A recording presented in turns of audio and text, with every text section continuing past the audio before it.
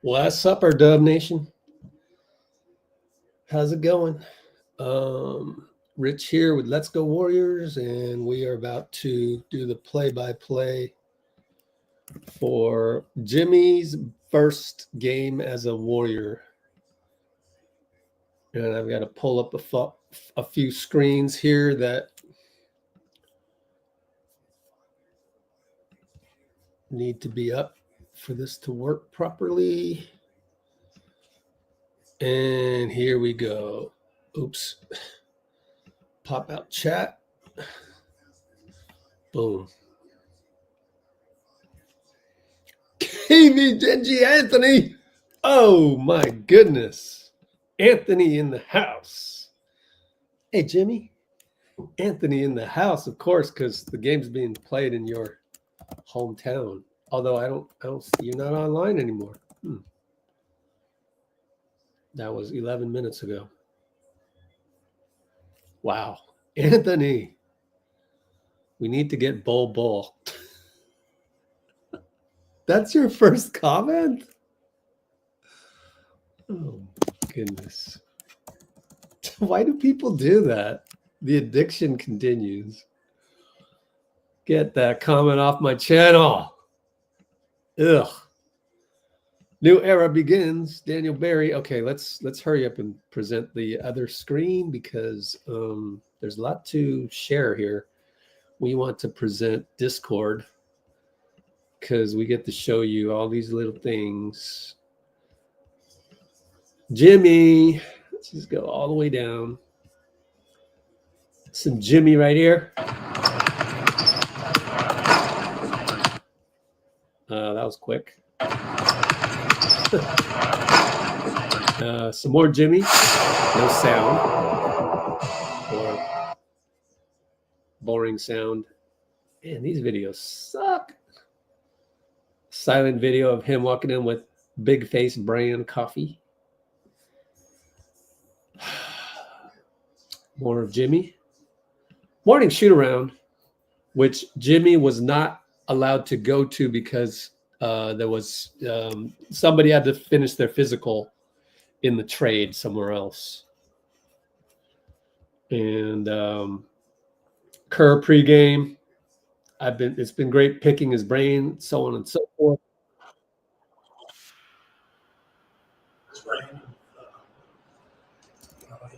Actually, let me play this in another window, but yeah, so that's kind of what's going on right now.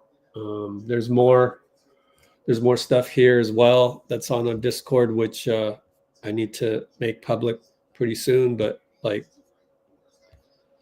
stuff you've seen before, and let's get the regular window up. So now I can go here and paste.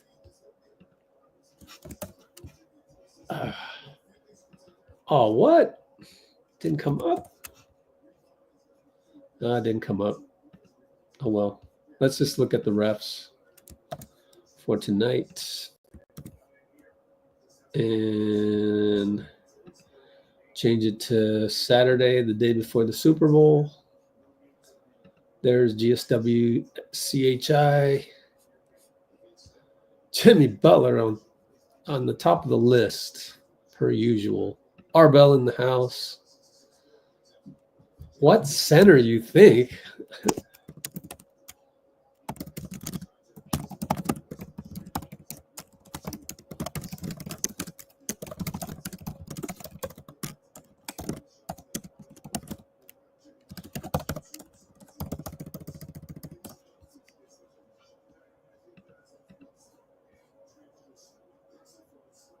You should have put Butler instead of JP for my real draft.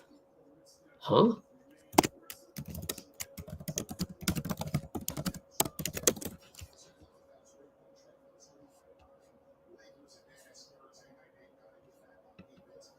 Yep, Brandon Pajemski. Brandon Pajemski will be playing in the Rising Stars, takes the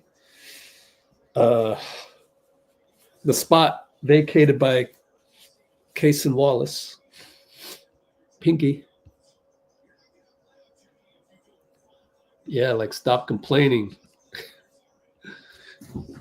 No complaining.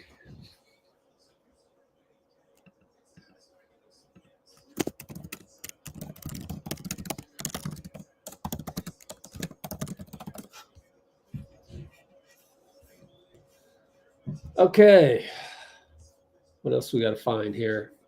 Do a little pregame. Let's go to the SoundCloud and listen in on Steve Kerr.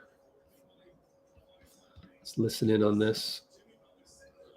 Like minute restriction or anything on you? Oh yeah, no minutes restriction. Actually, let's skip that. I forgot to introduce myself for those of you who are new here. We got a few extras. My name is Rich. I've been credentialed with the Warriors for a very, very long time.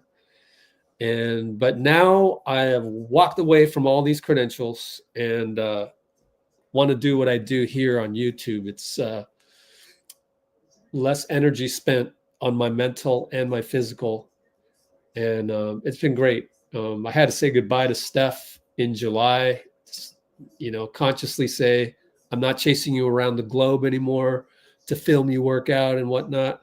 We're gonna do some things on Let's Go Warriors that's more inspirational, more based on joy, gratitude, being in a good mood about the Warriors, and using that paradigm to teach people how to do that in real life.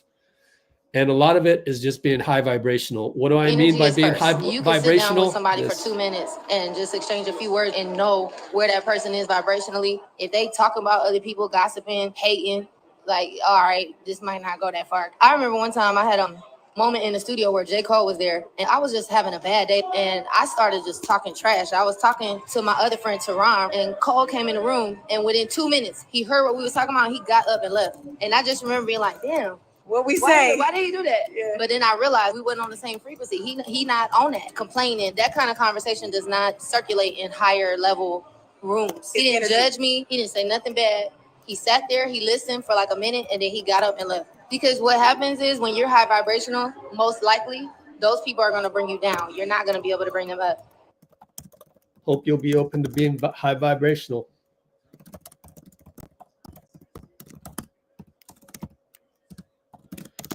Are you a person who lives in lack or abundance? It's a good lesson. I could teach you some life lessons here through the subject matter of, we need a big man. We need a big man. It must be the caffeine. I had a Starbucks.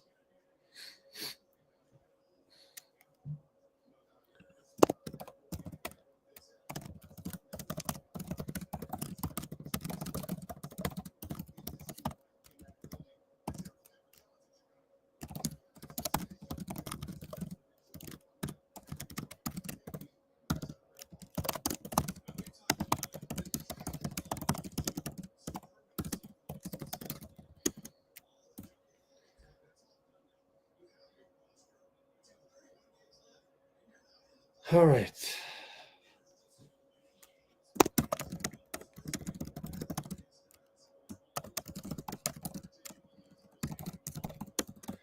Okay, so I would like to, here's a check of your intention.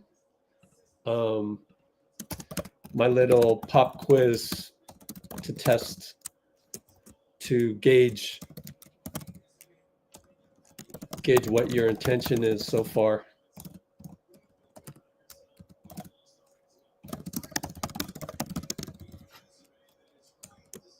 Let's see. Jimmy will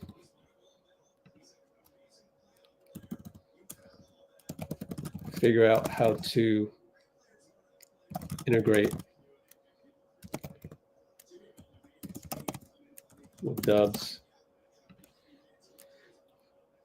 Will not mesh well.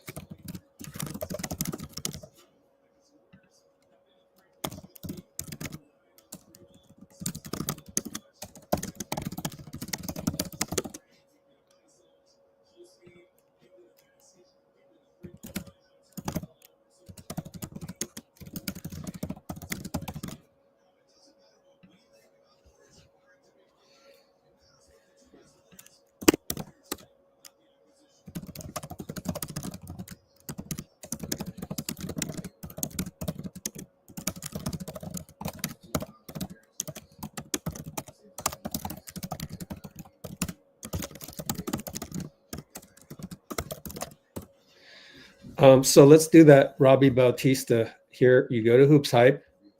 You pull up the team that Marcus Smart is on, or you just simply search. There's got to be a way to search. HoopsHype, search Marcus Smart. And let's see. Rumors, Marcus Smart to Washington. And Grizzlies are trading Marcus Smart.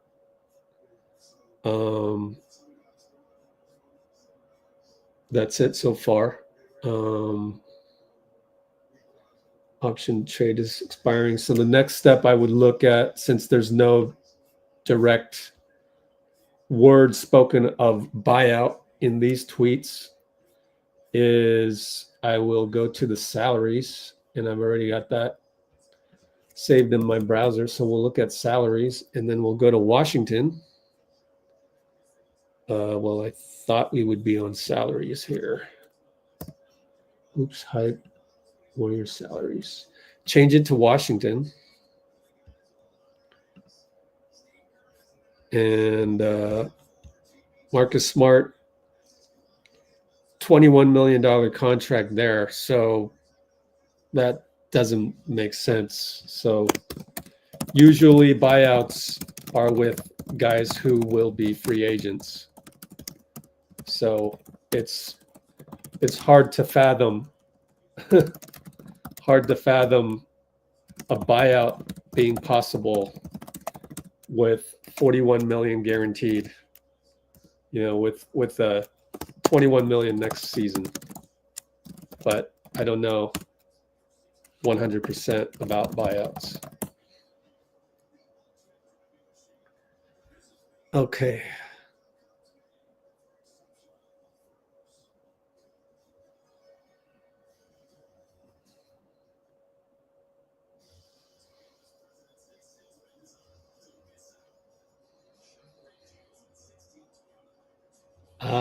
Watching on Leap Pass. Gotcha.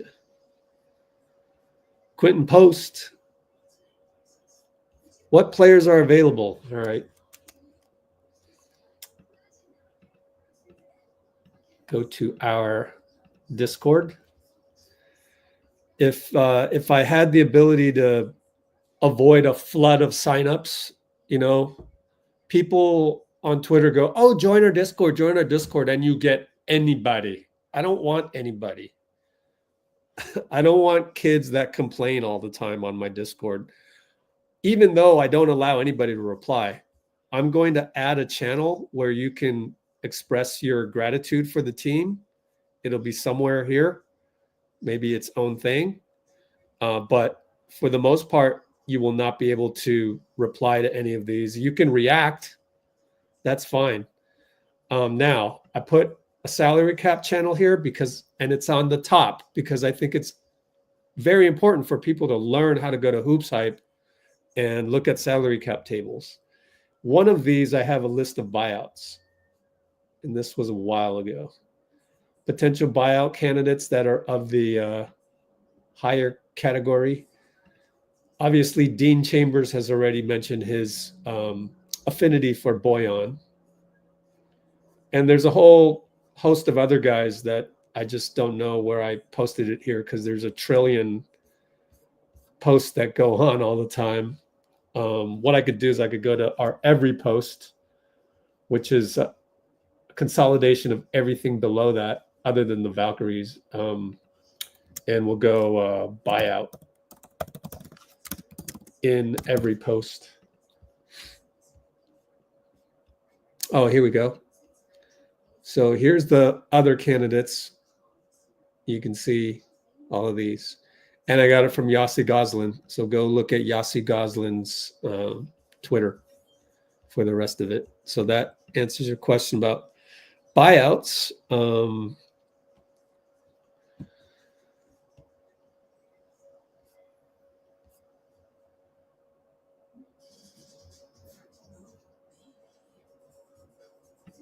Bruje, our native Dutch person.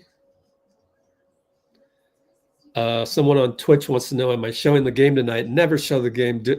The same question would be, do I want my channel to be blocked? The answer is no.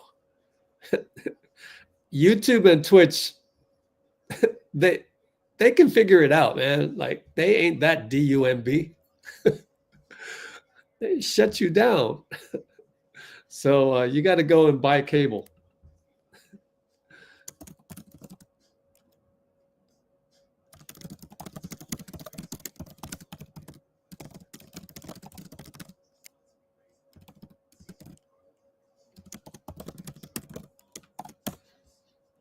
Or there's streaming sites out there.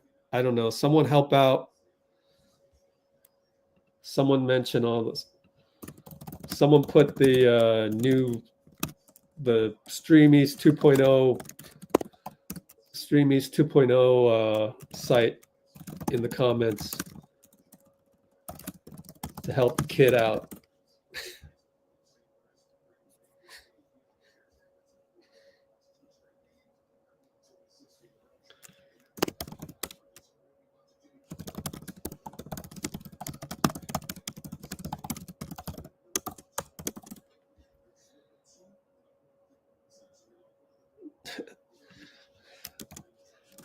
Me and Dean are possibly the only Warriors dudes on the internet who actually think we might have upgraded our point of attack defense, swapping out Wiggs for Jimmy. Join us.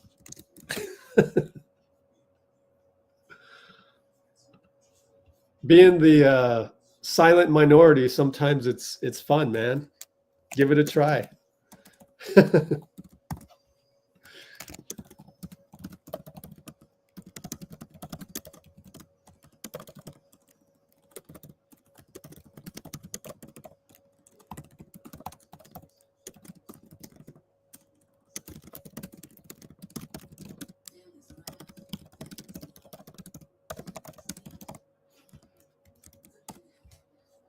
Okay, what else? Bruce. Yeah. Buy a coffee and we'll tell you the websites. I know. Yep, when JK's back, it'll look even better. Speaking of which, go check out the latest video. It has Steve Kerr pregame in Los Angeles talking about how tantalizing it is. Tantalizing. Kerr said, Steph, JB, JK, Dray post is tantalizing. And I agree. Totally agree. Or actually, no, he said, my fault. Dray at the 5. So who'd be at the 2? So I don't know who at the 2. But JK, Jimmy, JK, yeah, he said Jimmy at the 3. My fault on that one.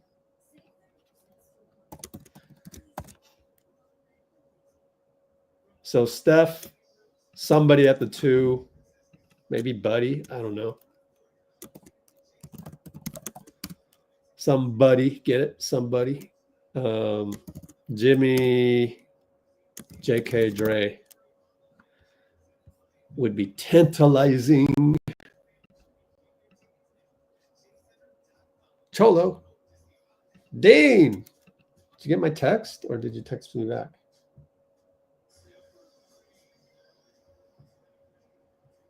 Oh, nice. Dean's going to hop on post game. Yay. Oh, big news. Big news. We will go live from an event, an All-Star Weekend event. I cannot reveal it yet. Next Sunday, the 9 plus 7 is 16. Next Sunday at 8 a.m. Pacific time. Dun, dun, dun. Let me send the link to Dean.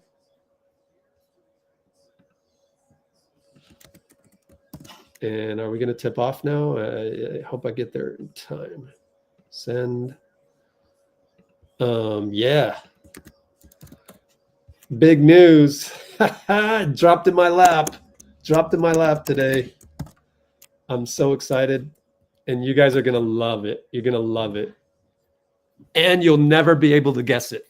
You'll never be able to guess it. And you'll love it. Here we go. We're going to tip off with Jimmy Butler in a black jersey with 10 on it. Jimmy Butler the third. Jimmy Butler. Himmy. Himmy.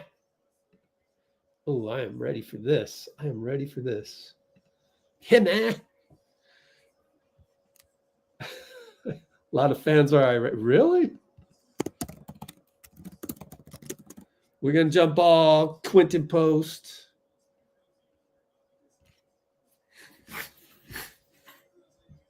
$69 concurrence. Let's get some more likes, please. Blue Wrenches, please ask for more likes because I don't have time. I got to do play-by-play. Vooch and Quinten. Quinten wins the tip. Oh, yeah, he does.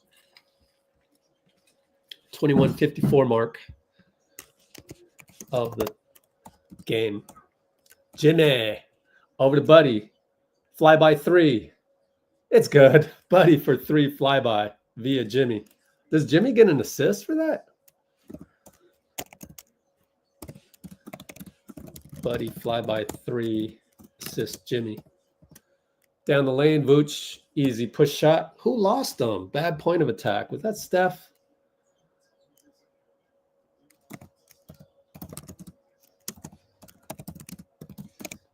Let me see. Hey, Jimmy scores. Oh, yeah, it was pick and roll on Steph. Man, I missed Jimmy's first bucket, man. They missed. Jimmy rebound.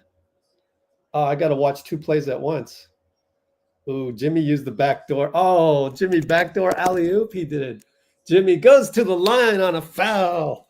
We get a free throw so early. Earliest free throw ever. Wow. We only got 79% high vibrationals. Wow. 28 votes.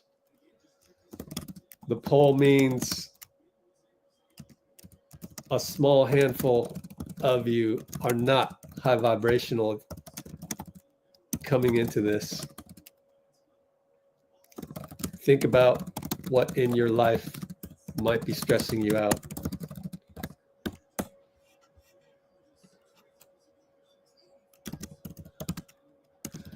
$84% from the line.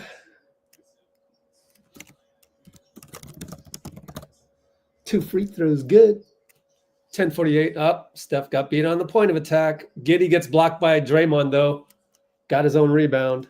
Way to go, Dray. Come on, Steph. Stay in front. Man, that's twice, although the first time was a Vucevic screen, so that's tough. Oh, Colby White just traveled. They called it late.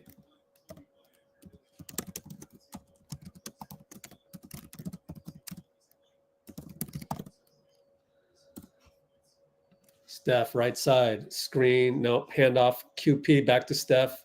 Handoff, Jimmy. He gets fouled by Josh, no call. Over to Healed. Healed fake. Go to Quinten. Push shot, good. There's your big man. Quinten post. Push shot. 3 ball. Oh, good. That guy's good. I like him. Forgot his name. Buzelis. He's going to be in the slam dunk contest.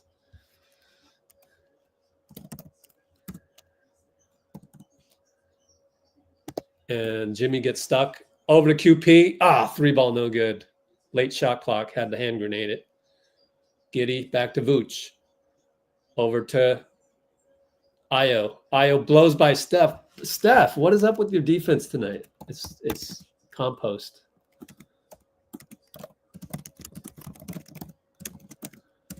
(9-7).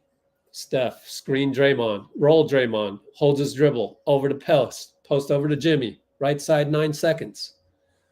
Jab step, goes in, finds Buddy blocked. They didn't call the foul again on Giddey.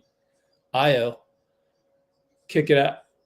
They swing twice to Vooch. Vooch breaks free, kick it. Io loses it, kick it back to Colby White. Got it.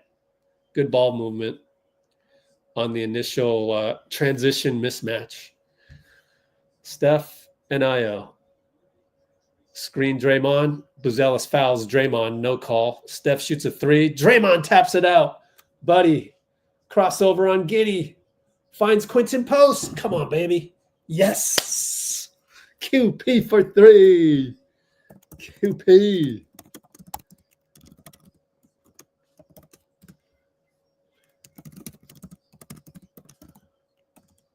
Three ball Buzelis, no good. Over Jimmy. Buddy rebound. We're so much like, Jimmy post against Giddey. Blocked by Giddey. Too bad. And Colby gets a screen from Vooch, crosses over on Jimmy. Kick it out. Io. Nope. Back out to Josh. Draymond recovers on Giddey. Push shot, no good. Buddy on the run. Goes to Jimmy. Back to Buddy. Doesn't fire. Finds Quinten post. He's not shy. No good. Good confidence, Quinten post. 3-ball Colby. No good. Buddy attacks. Look at Buddy go, man. And Josh reaches in and knocks the ball out of bounds. Good pace. I hope the old guys can keep up. And we got a timeout. We're up by 2, 12-10, 7:42. This is not going to be throw Andrew Wiggins under the bus day by any means. But the problem I had with Andrew had always been he's not a self-starter. Therefore, you already see Jimmy going to the hoop, Jimmy drawing a foul, Jimmy alley-oop before that, Jimmy attacking yet getting blocked by Josh Giddey, which is fine. But like you can see the power. Wiggins just didn't have that. And people keep talking. I saw some credential media today on our Discord, because it always goes, every tweet goes to Discord. And they're talking about, there's a chemistry in the locker room with Wiggs and everything. Oh, yeah, but there might be a better chemistry, which is another guy, a fierce guy, a guy who don't take no BS. Kind of like me. Like me, when you play basketball with me, you're going to hear me. Like, I think it's time. I mean, it's great. We won a championship doing it that way with Andrew, a rejuvenated Andrew. And maybe the team, he's gone through 2 straight years of dealing with his dad and the slow degrading health of his dad. So it's tough. But, the bottom line is, how are you performing on the court? And he's always not been a self-starter, which is not a knock, but it is a knock. But I'm not here to knock him. I'm just saying that Jimmy Butler, outside of any toxicity issues on the court, fully healthy, it's a no-brainer upgrade. It's like, of course, it's an upgrade for many more reasons than one.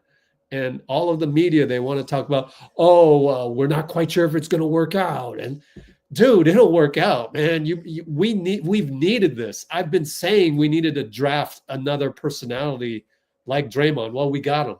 We don't need to draft another personality like Draymond anymore, although we probably do need to do this when those guys retire. So I think Jimmy's going to be great for us.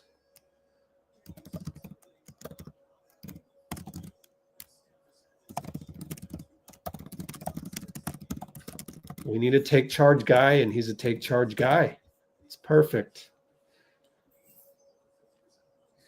And I haven't really even talked about it because I wanted to just clip all the important things that Dean Chambers said the first time we talked about Jimmy. He's Jimmy Butler. That's the best take ever. Gary's in the house, and he can't catch it again, but it was a weak pass by Draymond. Come on, guys. Just careless. Io goes all the way to the hoop on a mismatch, QP and 1. ATO, Draymond throws it too soft. Let me rewatch. Okay, I'll give it to Io. Io sniffed it out. I'm going to give it to Io.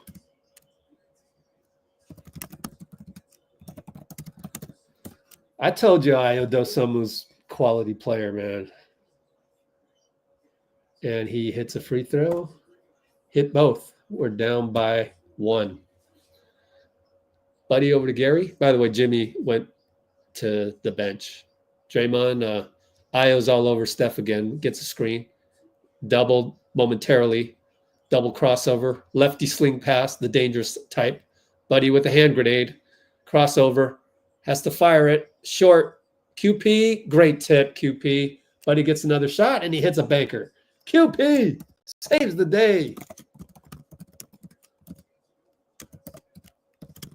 On the Buddy healed grenade.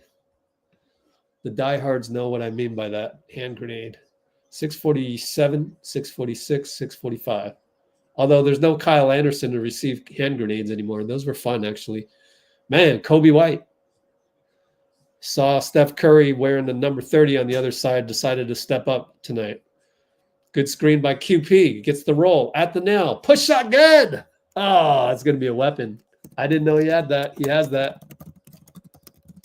Beautiful. 16 apiece.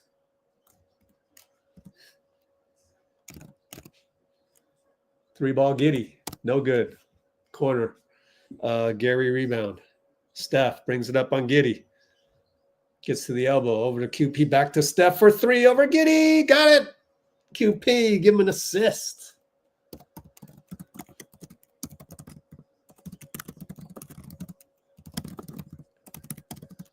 (1916) And Giddey late clock. He's got to attack left. Lefty sling. Buzelis. Foul on Gary. Okay, adjust, Gary. Please adjust. And don't do any brain farty things. Did you hear?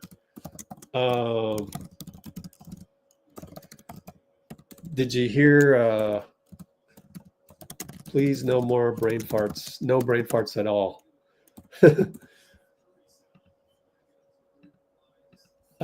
Steve called it brain cramp. Pretty close to my brain fart.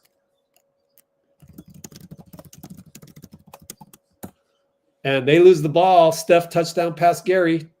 Dunk it. I wonder who got the steal or who got someone got a tap out. There's Guy Santos, by the way. Hope he's okay. He's been dealing with a knee issue. And Moody fouls. Crap. I didn't get to see who got the steal. Maybe it was Steph. GP fouls. Who was that guy? THT? Oh, Patrick Williams. Oh, Patrick Williams coming off the bench. And Herter. I missed the play one more time.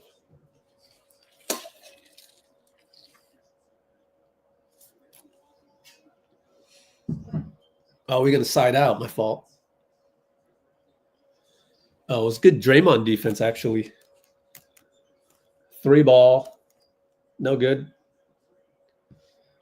5:38. Buddy pulls up from 3. No good.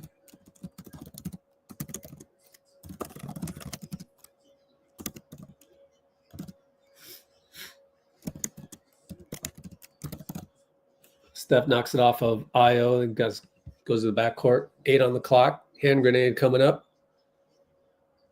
And Patrick Williams throws it to Buzelis. Late clock. He tries to dunk it. And Moody thought he got clean ball, but no. You know what I think would help Moody? I just thought of it. Posture. Oh, and so on the brain fart, so no ensuing brain fart from Gary, very important. And then also my observation, Moody got to get rid of the slouch. I think he slouches a bit.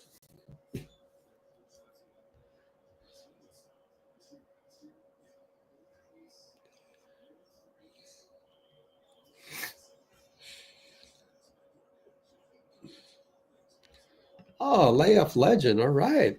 Good to have you. Screenshot time. I know there's going to be disagreement of Wiggs and Jimmy Butler, but I don't think you can disagree that Wiggs is not a self-starter. So he's great at everything else except being a self-starter. And by the way, that terminology didn't come from me. Draymond, oh, Gary, good job of getting the messed up pass. Moody, open three. Left a crack on the window. BP, nice tip, but they got it. Number 30. Who the heck is that? Trey Jones. Oh, Tyus brother. There's Trey. Gary's on him. Tip away by Moody. Good job. 11 on the clock. I hope Guy Santos is okay.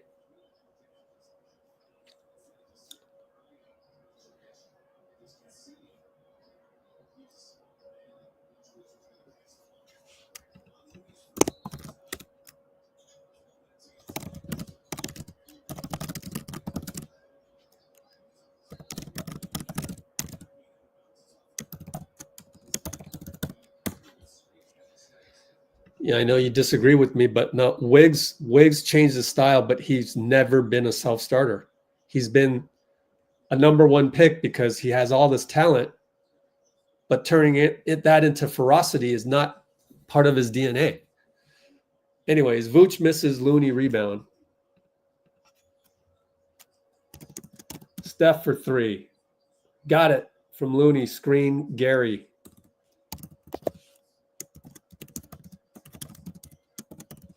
(24-18), we're up. They find Bazelis wide open. Over pods, as we don't like the spray out, so we're not going to help. That's just the new NBA for you. Steph loses the ball. God, Steph. Now you got to call timeout. Bazelis scores.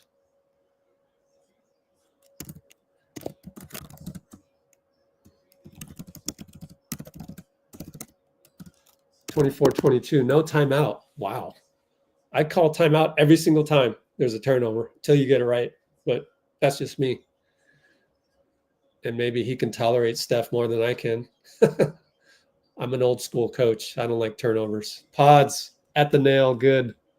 Good job, Pods, especially when Steph needed it. He needed a break. Up by 4. Patrick Williams, Moody, good matchup. Causes an air ball, and Looney can't catch it. That's an old turnover. Just can't do it.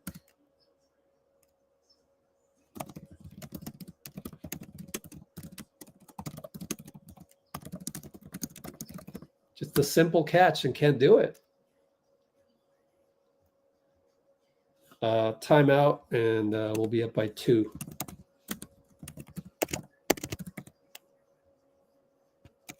.244. I guess out of curiosity, so let's just go straight up.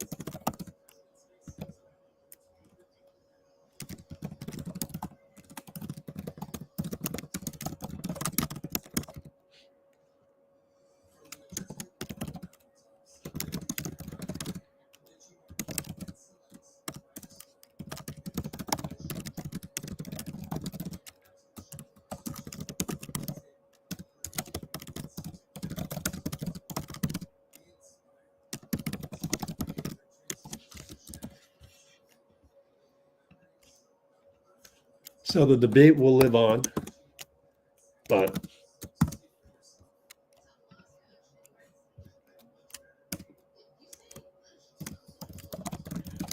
I wanted to say what I just typed, which is, people are going to label Jimmy.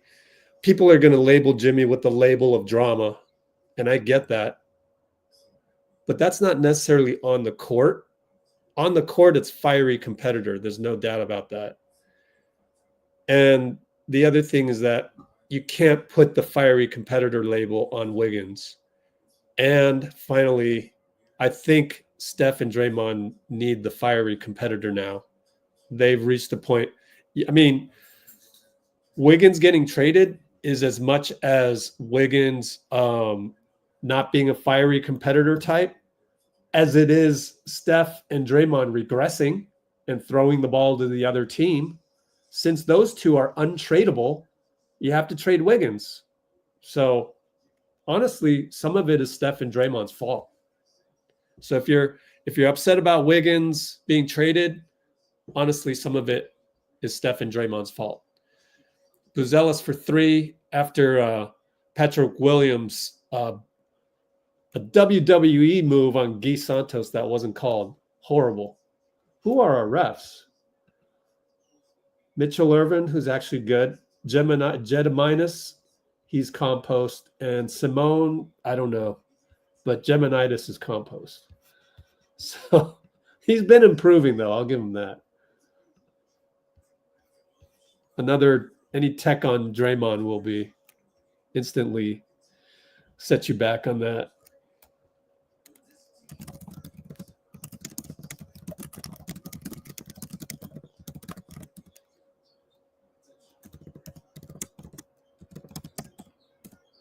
All right, Pods brings it up. Jimmy's in the game with them all. Moody.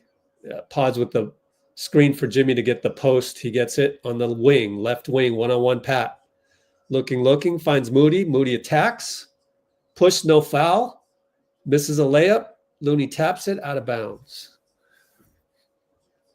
Well, when it's the Warriors, you have to get fouled in a more emphatic fashion before the whistle gets called. It's kind of frustrating.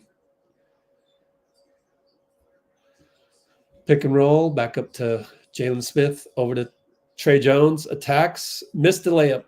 Looney looking for an outlet, has to dribble it himself. Don't have a lot of, no Steph or, Dennis Schroeder's not there to outlet anymore. Jimmy baseline, one-on-one, Colby White. Finds Gee. Great cut, foul. Good cut, Gee. Got open his own way.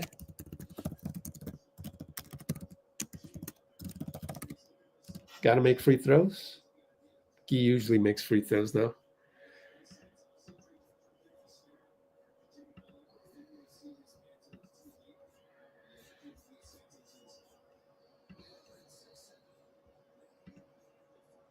He makes a free throw.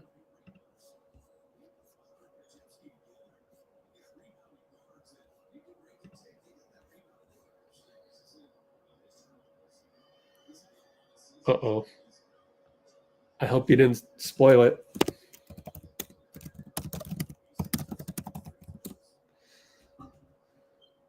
Gee makes both free throws. I literally can't go any faster than I'm going on the stream. Patrick Williams, right side. Gee will probably foul him at this point. No, he doesn't. Maybe you were way behind. I don't know. You did not spoil.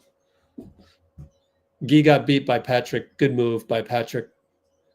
And there's a nice draw of a foul on Patrick by Jimmy. One of the things that he can do is draw attention, and he'll go to the line.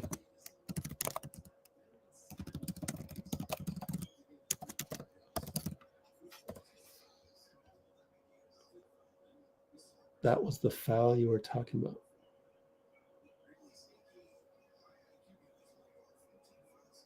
Oh, the one before where Patrick Williams pulled Gee to the ground. Yeah. Jimmy missed the free throw.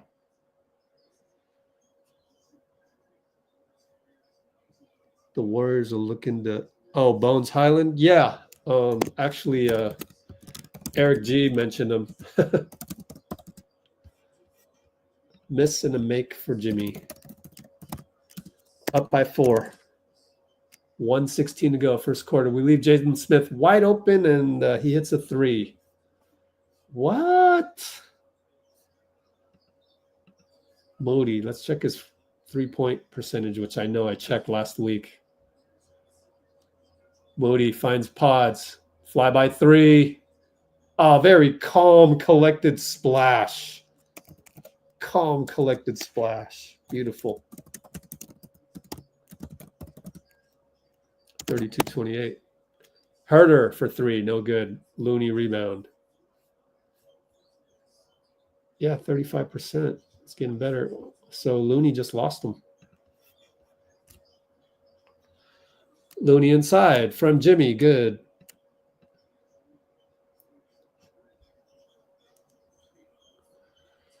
Jalen Smith again.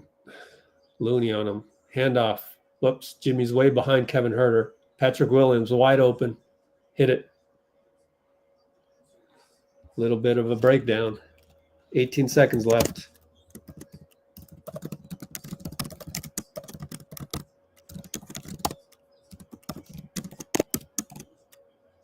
Jimmy with the ball. Splits the double. Nail. Over to Pods. Over to Moody. 3 ball. He's got to shoot it.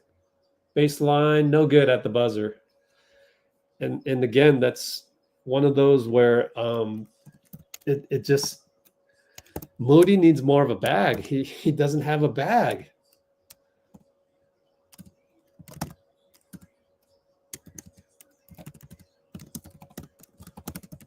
He's just not quick. He's just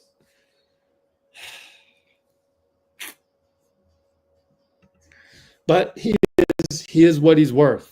And the $11 million contract, that's about an $11 million player right there. I don't know that there's anything you can do.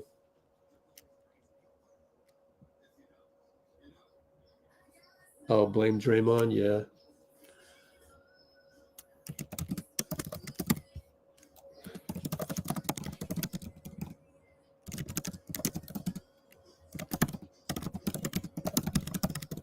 So, yeah, Bones Highland, yeah. Attitude is kind of a issue per Eric G, but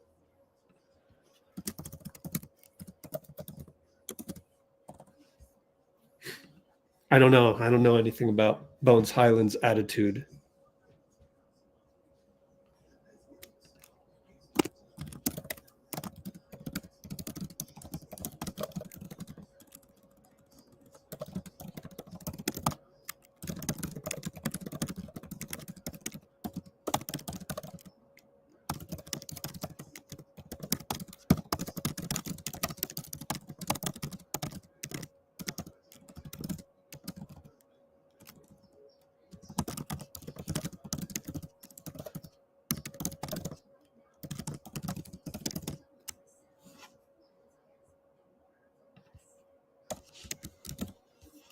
So I know you can blame Draymond.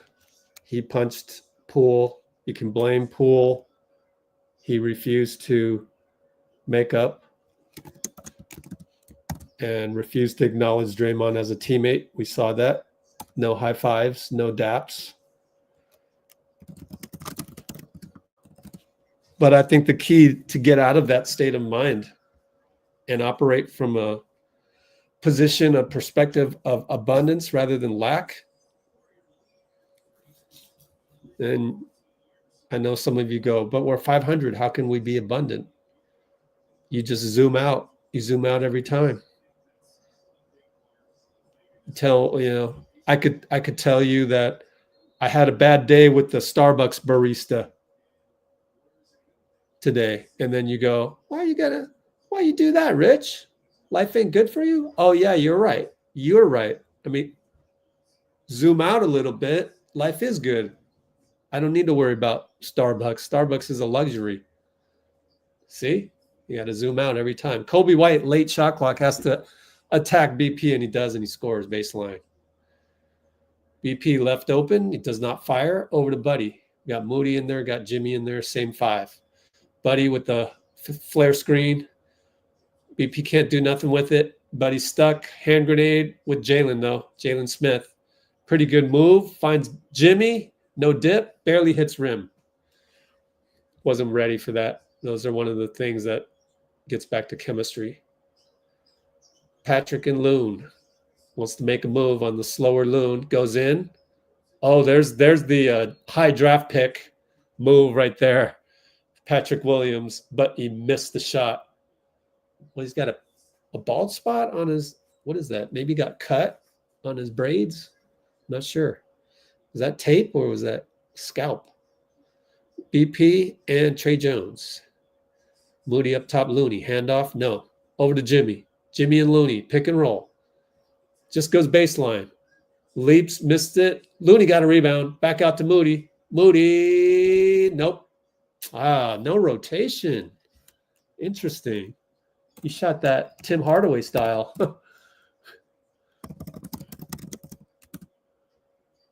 That was a knuckleball. They work it around a few times.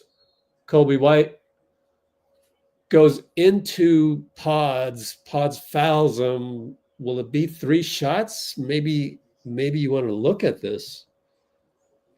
Let me rewatch. Oh, they're rewatching it. When you go in like that, I don't know.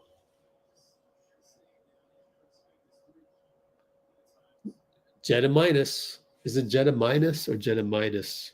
I don't know how to pronounce his name. That's a tough one to call.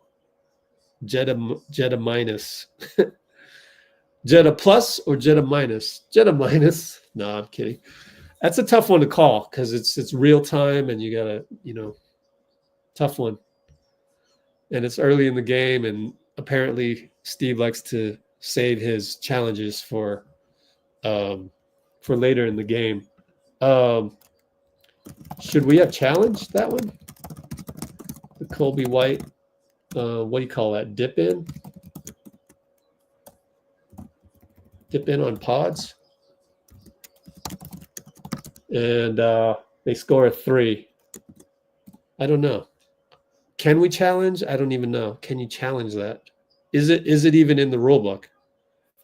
Jimmy swings it. Come on, Moody. Man, that's a knuckleball. Wow. I'm only noticing it now. Maybe he's always done knuckleballs. That's my other question to you. And Pat Williams, he also knuckleballs a barely grazed the rim one.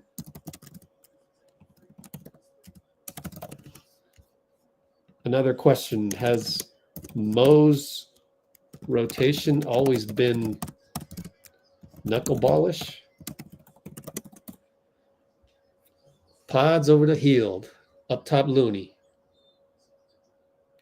Holding on Herder. Oh, Pajemski was fouled by Giddey. They call the foul for Pajemski. Can't do it when Steph's out there and Giddey's guarding him. Strange. Up by 4.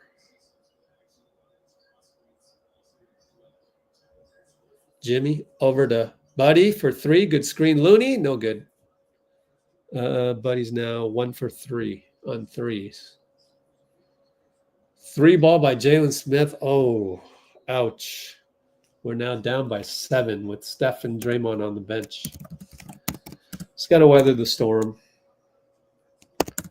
Q2, 9:34. Okay, let's see.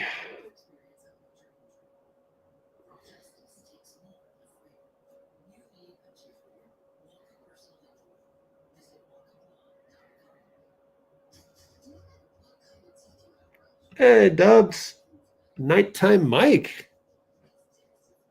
Ah, cool. Which mic is that? It's just great to see the ball going to Hope. Oh, exhibition games in Melbourne. Looney has to move faster. That's the thing, is he's not going to play faster. Draymond was holding his neck. Oh, great. Let's see if there's anything on Discord. Meaning, did Anthony Slater tweet anything?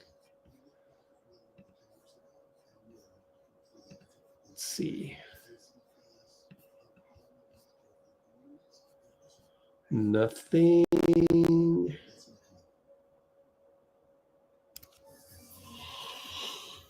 Curry subbing one time per half.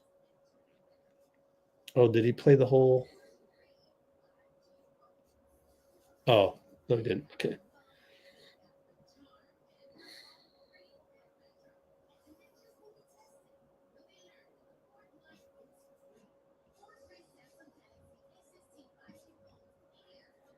Don't see anything on Draymond, so who knows? We'll see. We'll see. Hold off the speculation for now.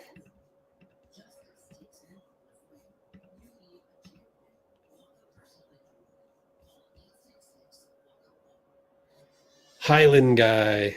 Yeah. I think he's from Denver. Started with Denver, then Clippers, maybe. Highland guy.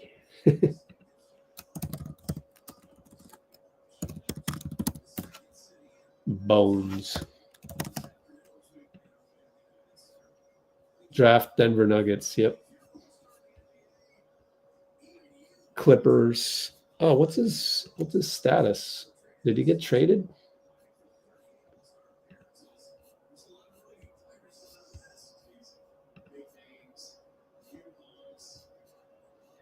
Yeah.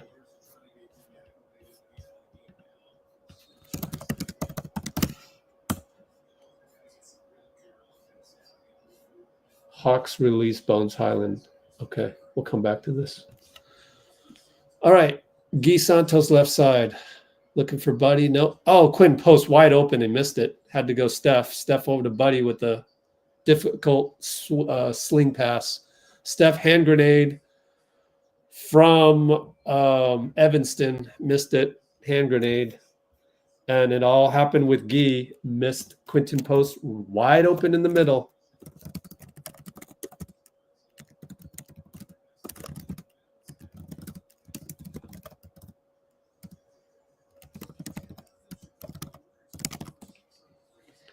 And Giddey against Guy. Up top, Jalen Smith attacks this time. Guy's there to help, and he scores. Too small, as they had to switch.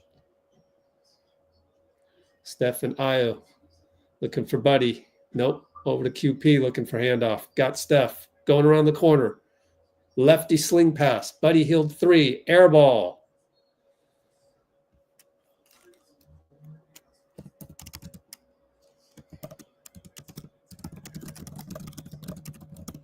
Okay, Steph. Next possession, gotta get to the hole. You need a layup. Jalen Smith again for 3. We leave him. Bad game plan. The pick and roll, leaving Jalen Smith for 3, so he's hot now, and it's going to be timeout.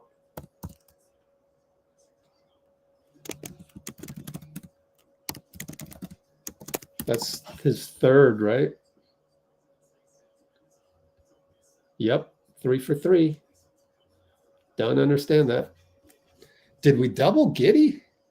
Who was it that got doubled? Yep, the communication, Guy and QP.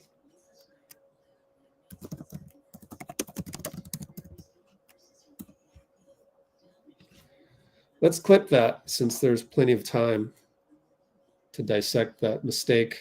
It's a communication mistake / decision.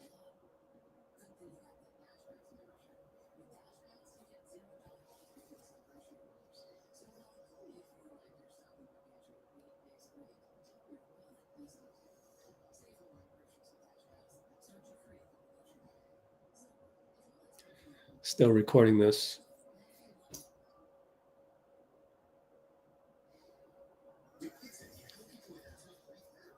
Yeah, that's Quinten post's mistake. Guy had him. There's really no reason to switch at all. 0 reason to do that. And it's Giddey. So, like, it's a rookie mistake. But no excuses as a rookie. Being a rookie isn't an excuse, said Draymond to Quinten post. That's on our channel if you ever want to check it out. Where is it? Last Quinten post one. Not an excuse.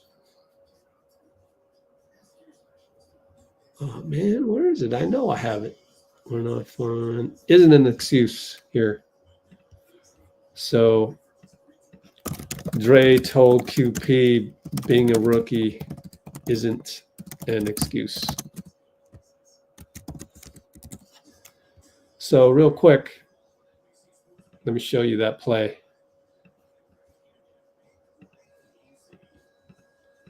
So analyzing the play.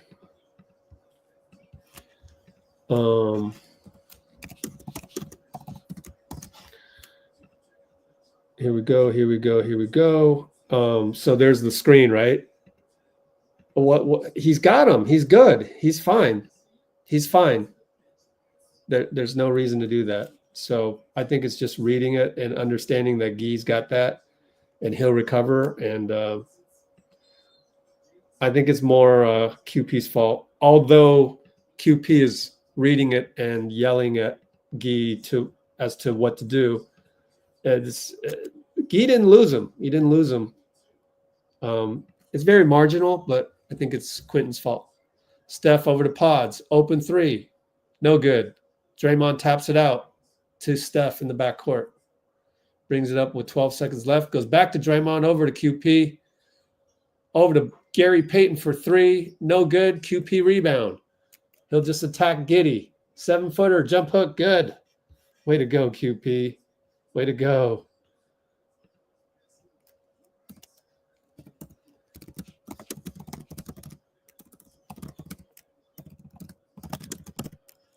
Down by 10.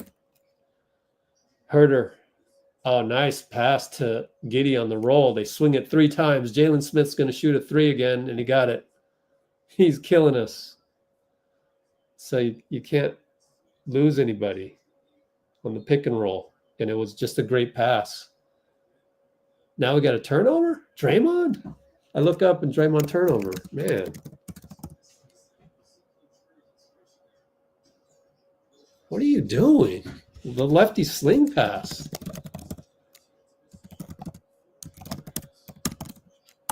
How many turnovers is that? 3 only. Above my quota, so not bad. Pajemski knocks it away. Steals it from Buzelis.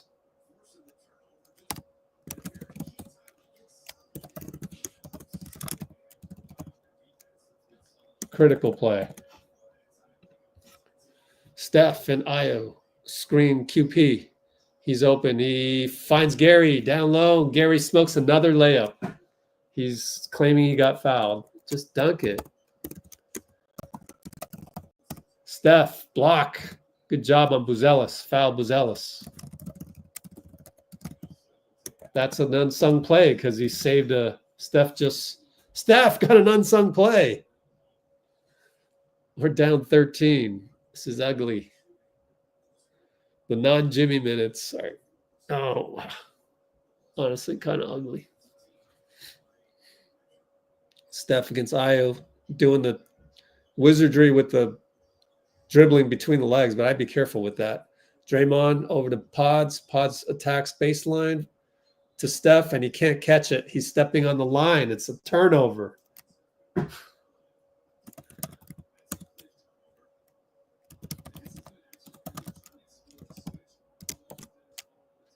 That's the 5th turnover? Oh, I read the wrong. No, that's the 4th turnover. Kalena, that's the 4th, not the 5th. Inside Buzelis, over QP, it's good. Might want to try Trace Jackson Davis because I feel like Looney and QP don't give us enough speed. But anyways, something to figure out later. Yep, I knew Geminitis was going to call it on Draymond.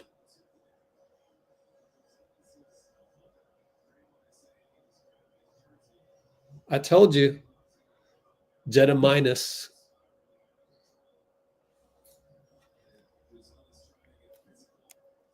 Maybe that'll wake him up a little bit.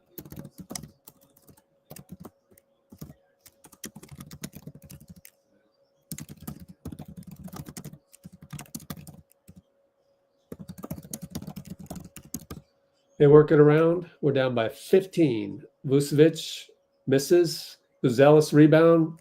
Steph stays with it. Missed the putback. GP with Jimmy supplying the pick, and he throws it right behind him. Buzelis all the way. Another turnover. That's a chemistry turnover. Steph goes in the lane, manufactures a trip to the line with a heavy body in there, Vucevic.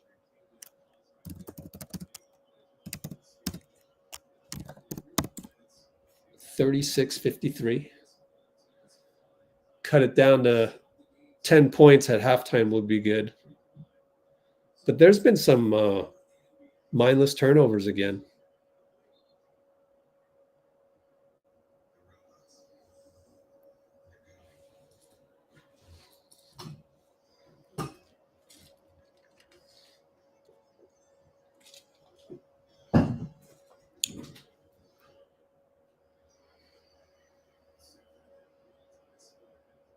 Misses a free throw. Steph missed a free throw.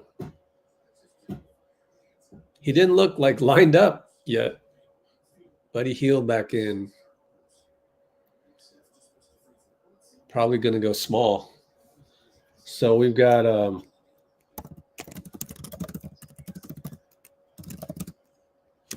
Buddy came in. We're small with Draymond. Yep. Super small. Dray at the 5 with playmakers and shooters. Io switched to Draymond. Steph's got Vucevic. Oh my goodness. And they turn it over. Thanks, Io. Vooch was not looking.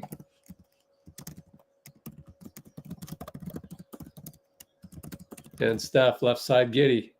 3 ball. Got it. Hero ball. Good. 40-53, down 13. Giddey gets past Steph. Come on, Steph. The point of attack is so bad by him tonight.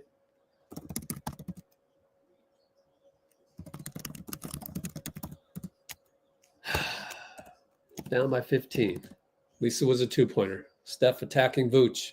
Finds Pods. Pods snuck open on the baseline. And Draymond knocks it off of Io. Down by 13. We went super small.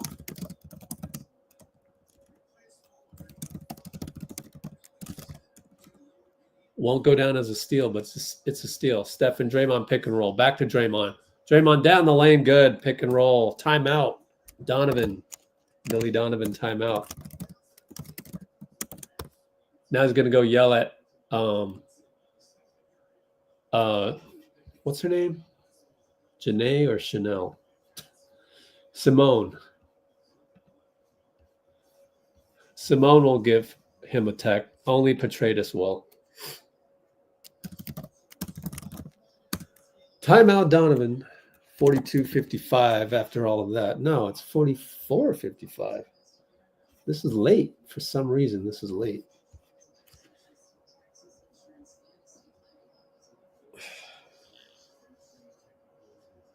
.407, so they're 14 seconds late.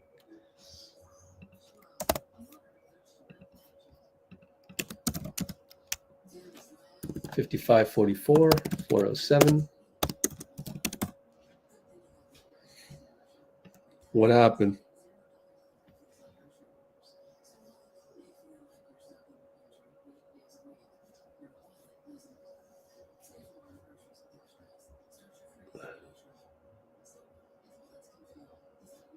We had a weirdo come on.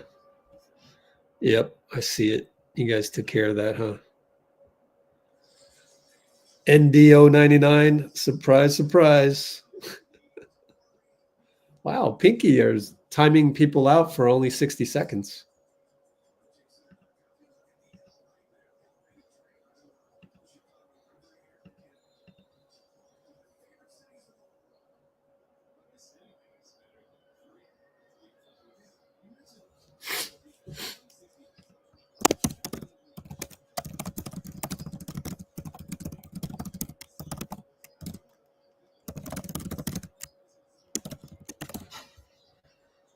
And Vooch blocked by Steph. Oh, they're going to call a foul.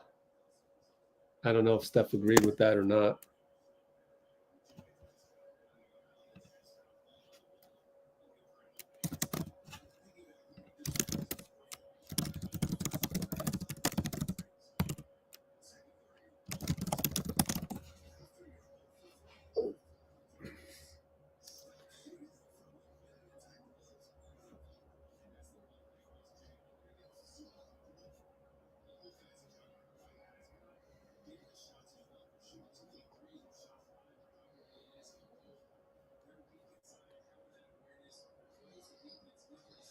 Vooch hits. So we're down 13 again. Steph brings it up. Screen Draymond. Got Vooch off his feet. Kick it to Buddy. Back to Draymond. Back to Buddy. Wide open for three. Great screen. Got it. Draymond setting Hall of Fame level screens there.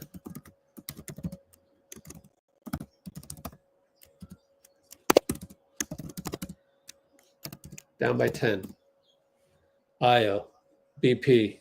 Takes the roll. Io hits a three. Steph screwed up. Cut the roll. But Io, you don't expect Io to hit that three, so I won't say Steph screwed up. Jimmy wide open down low. Got it and won. Pizzellis fell down, got up, and fouled him.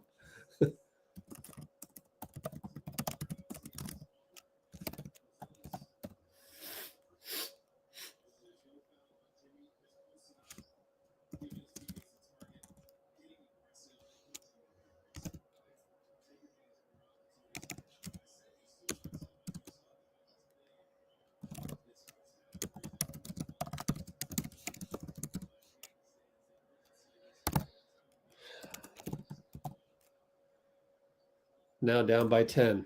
60-50. Great read by Jimmy on that last play.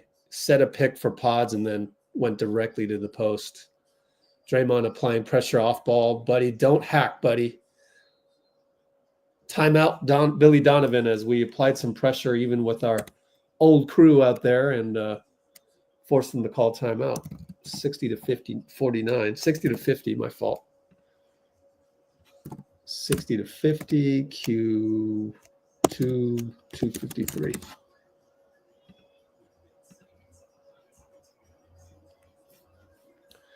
So I'll do the hard work for you, Carlos Murray.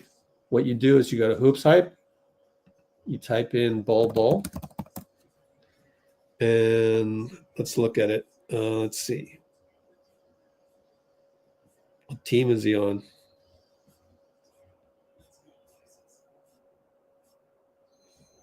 He's on Phoenix, right? Bull's on Phoenix. So we'll go to the Phoenix salary cap.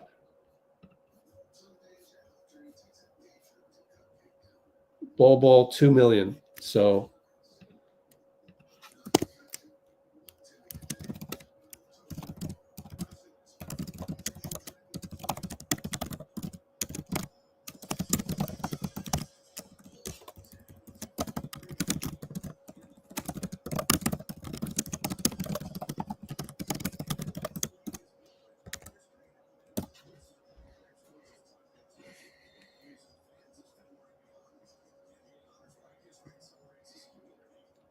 Dalton connect back to the Lakers? What does that mean?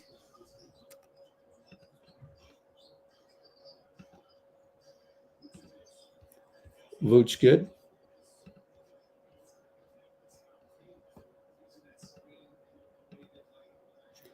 Trade fell through. Probably he fell in the medical.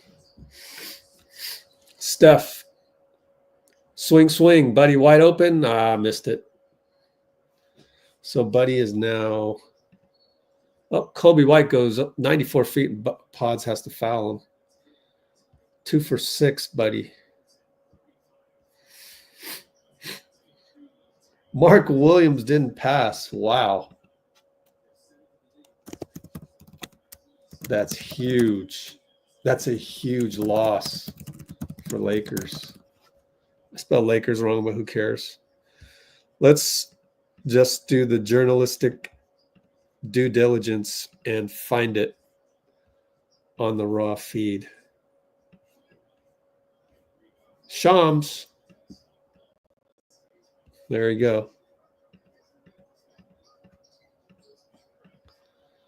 All right. They hit free throws, and we're down by 14 again. Get rid of the old score. Jimmy and Patrick. Steph inverted screen over to Buddy. Buddy wide open. Hits it. Way to go. Inverted screen.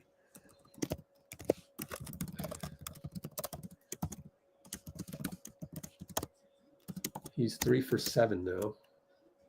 Well, 3 for 7. Patrick in the corner. Jimmy. Jimmy reaches in. Oh, foul called by, what's her name again? Janae? Can't remember her name. Simone. We get thrown off by the Jelks. Simone Jelks. Anyways, we're down by 11, possibly 13 with the free throws. There's a guy.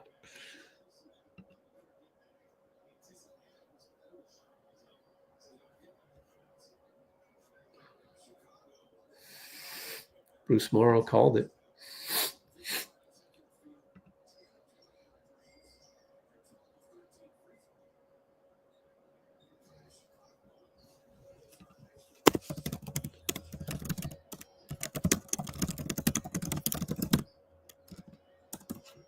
Okay, Steph and Vooch. Flare by heel. They didn't fall for it. Steph throws the ball to Ayo, gets it back, shoots it over Vooch, back rim. Jimmy leaps. Patrick pulls it down. That's a tough. Oh, Jimmy's going to, Pods is going to, Simone calls a jump ball. Way to go, Jimmy. Jimmy out-muscled the guy that's stronger. That's pretty impressive.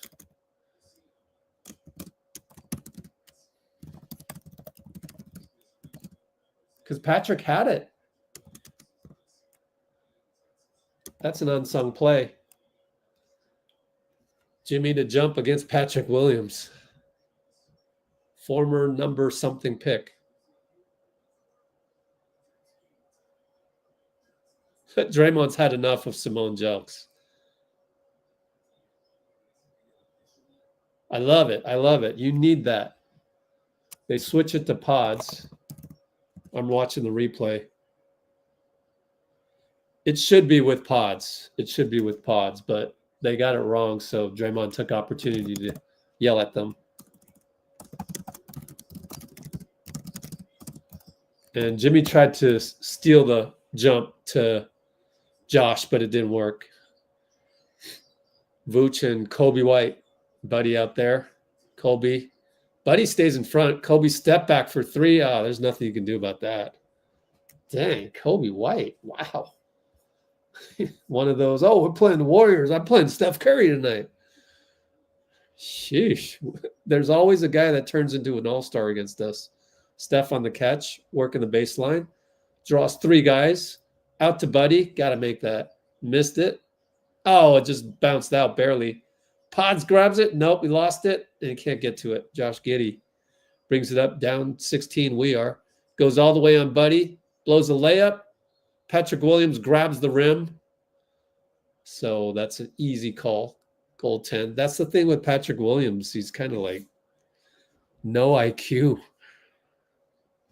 We can kill the poll at this point, I guess, unless new people come in. I'll just keep it up there until I think of another poll. Draymond, wide open down the lane. Oh, we got fouled. Vucevic can't believe it. Stop it. Missed the dunk, though. They're going to challenge it. Inverted screen for Steph. Oh, that's a foul. That's easily a foul. Thank you. Oh, man, are they going to screw this up? That's easily a foul. Oh, no. Will they screw this up?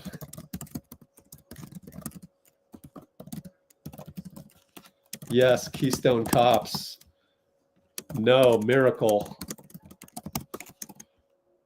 Or I don't know, maybe abstain, etc. They're going to screw this up. I already know it. If I could vote, I would vote for Keystone Cops, they're going to screw this up. No doubt in my mind they'll screw it up.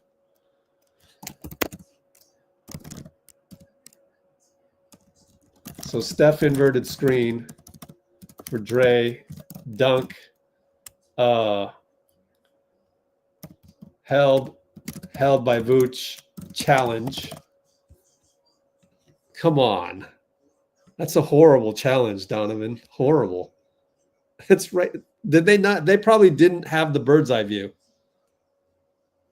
Literally this. It was push your arm out. Push your arm out, your opposite arm out.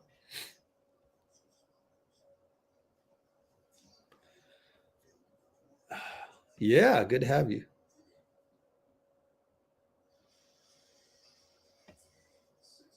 It's such an obvious foul. Such an obvious foul, right? He's complaining about it. I can't stand it when the guys foul you and then they complain to the ref. It totally adjusted his leap. He pushed him during the leap. It's not the shooting hand, but it doesn't matter. You pushed him. Oh, they're going to blow this. They're going to blow this.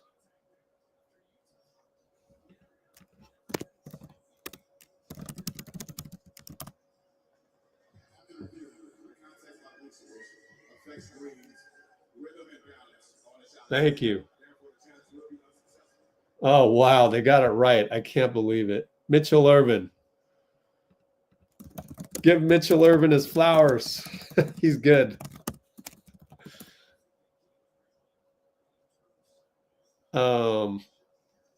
Anyways, what was I going to say? Yeah, lots of blue wrenches. Yeah, that was potentially dangerous foul.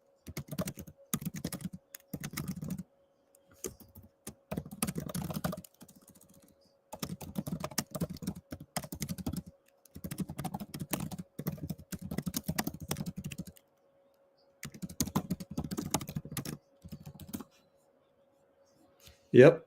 Appreciate Thor Finn joining us here. I gotta put both of his comments up. Did Draymond make both? I think he made both. Yay, hello. Oh, yes. Oh, cool, man. The baggy jerseys. Oh, so great to have you. Thank you. Yeah. Thor Finn. I'm going to think of you as Norwegian because you're Thor.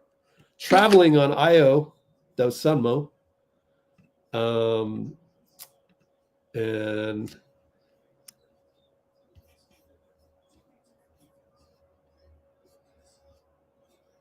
lots of blue wrenches in this chat. That's good. That's a good thing, right? That's a good thing.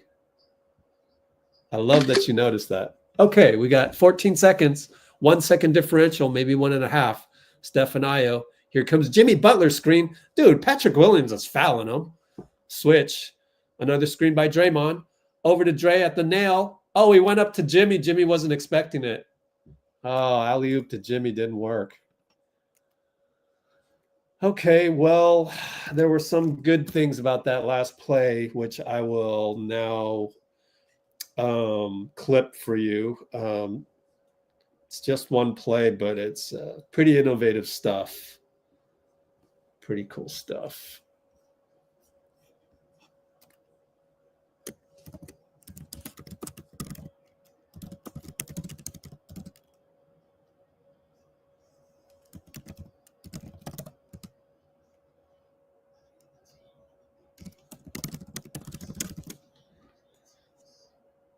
So let's do that one more time. All right, Thorfinn, this is one thing we're going to do right now that you probably not see in any other game live stream, even on TV. I love that fact. We're going to analyze the last play.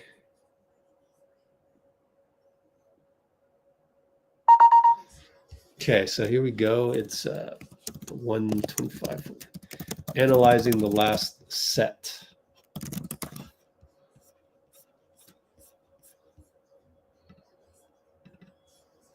But before we do that,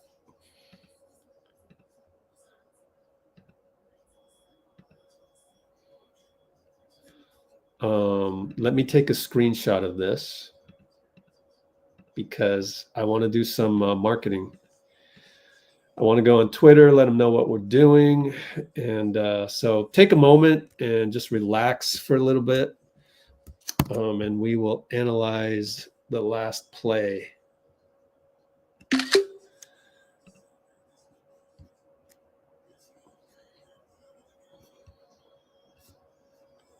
Analyzing the last set before halftime. The last Steph Jimmy Dray set.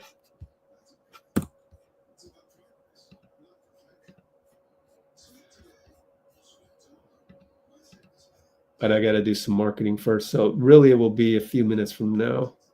Everybody take a break real quick as I go tweet this out.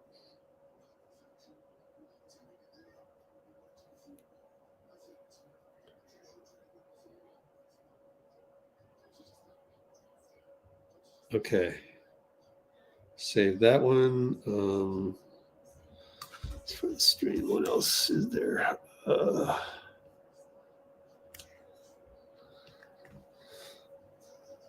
Anime fans. Okay.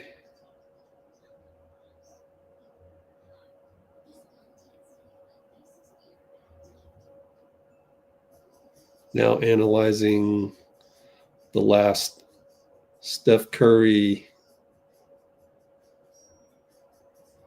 Jimmy Butler, Draymond set.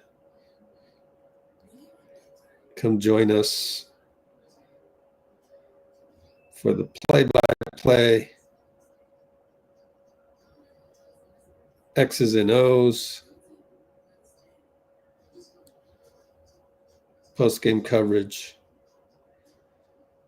where everybody knows your name.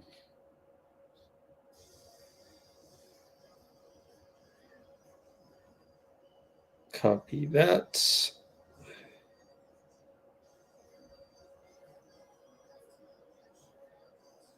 Okay, let me go to threads real quick.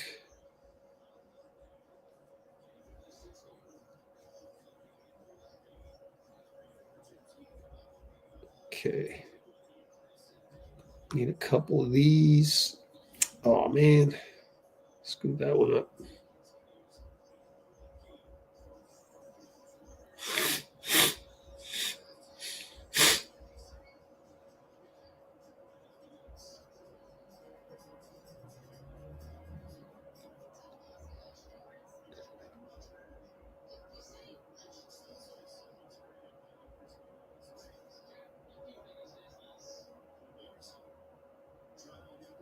Send that one.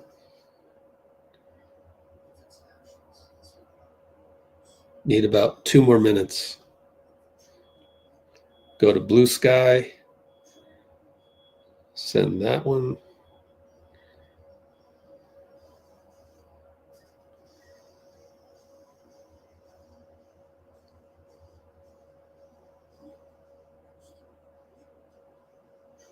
Twitter,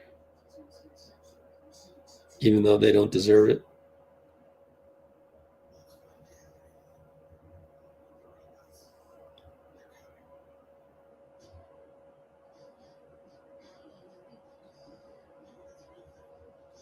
Whoops.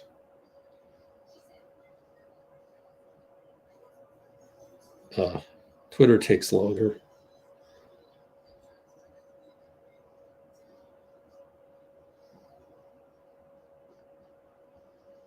All right. 1, 2, 3.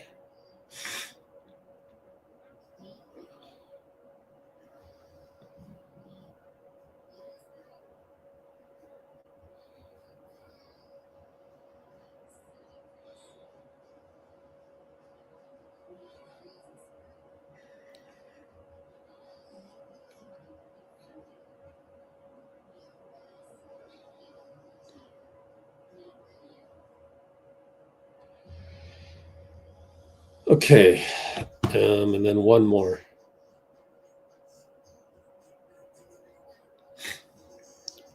Actually, I meant 4 more minutes when I said 2 more minutes. 1, 2, 3.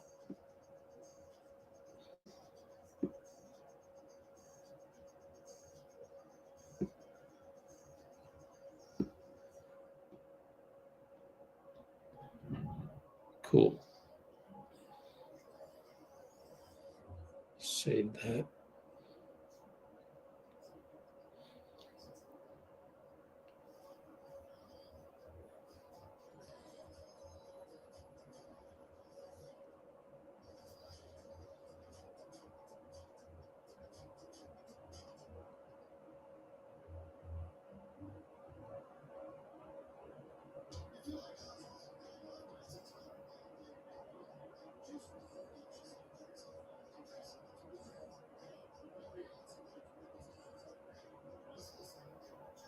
Okay. Actually, I forget because Instagram always takes me forever. Because it's a little bit more difficult to do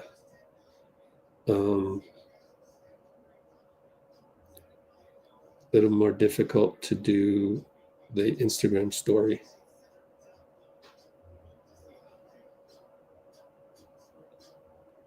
There we go.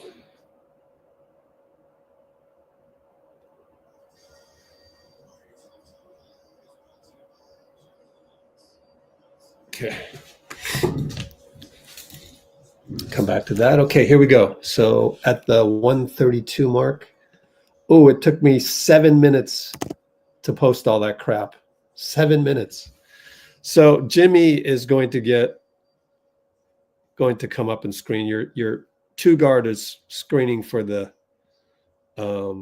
actually pods is the 2. So your small forward is coming up the screen. And there's a lot of contact by Patrick Williams. Screen is set. Goes down, and here's the secondary one, Draymond, with Vooch on him. Sets the pick. He rolls to the nail. Steph hits him. And then Draymond blows the pass, honestly, is what happened. And he'll take accountability. Just threw it a little bit too high, and good defense by Josh Giddey, and said my fault. So that is the play. Unfortunately, it didn't work. Let's check the score. I forgot what the score is. It is down by 14.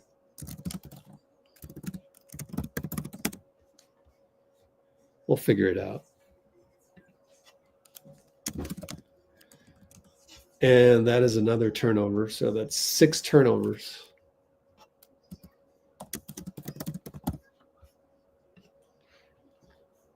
Unfortunately, 6 turnovers. Let's check the comments.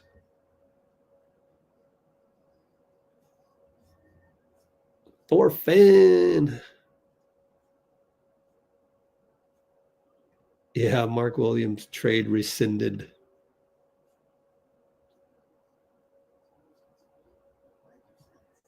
Uh-oh. Who is Pinky? Who is Pinky slapping the wrist of? Grew up in Iceland. Wow.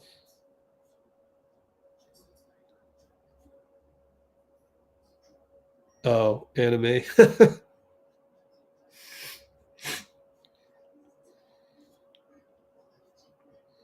Oh, way to explain it, Robbie.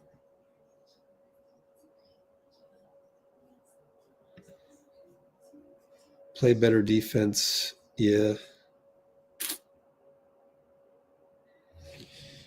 Yeah.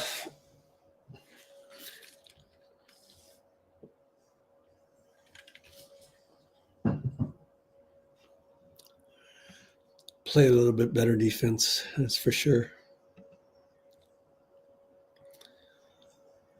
Play more QP. It's because the pace was killing us. Slow pace was killing us.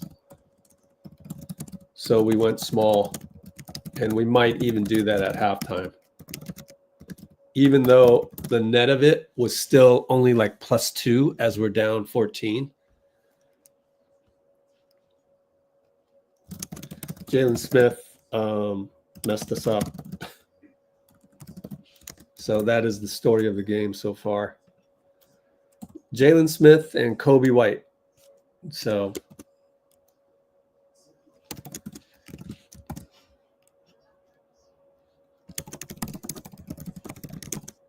we got to stop those guys.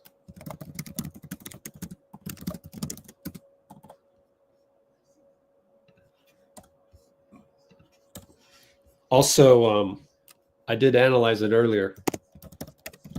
If you look in the description,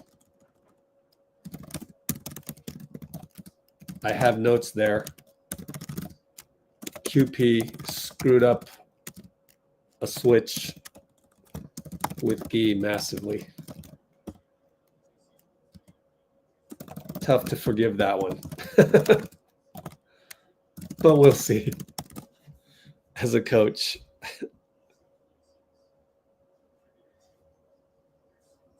Yeah. How did you find us? That's the question.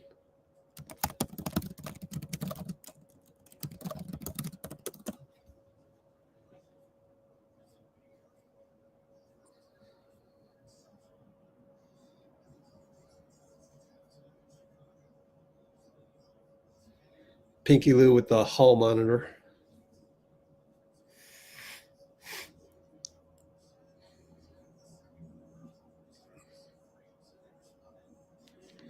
Iceland.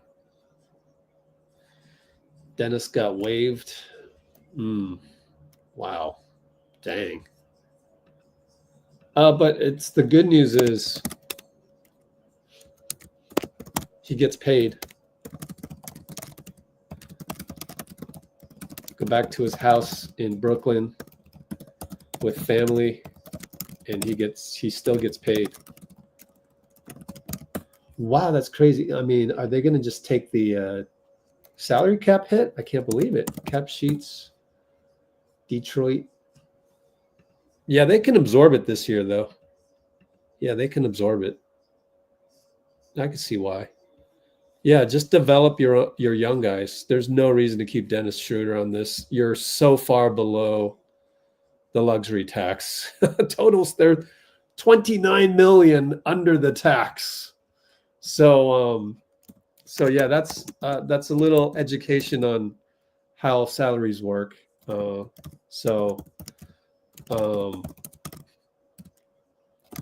Dennis got waived. But actually, he gets paid the whole salary, gets to go home with his family back to the house in Brooklyn. I don't know that his YouTube channel is going to be all that attractive anymore because he's not playing anymore. And maybe he'll just get picked up by somebody in the playoffs. Officially a free agent. And no reason for $129 million cap, but for Detroit being $29 million under the luxury tax.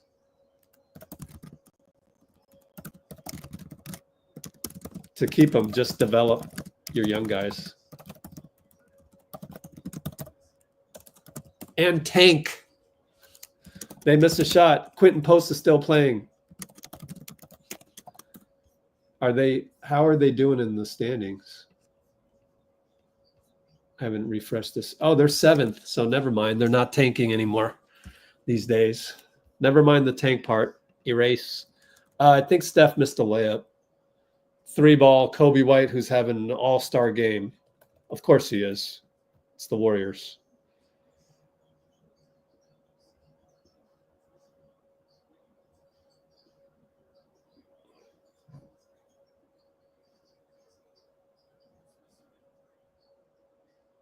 We miss again? Sheesh. It's getting bad. Down by 17. My damn YouTube is just not playing well. Oh, Jimmy missed the layup against Vooch. Oh, we.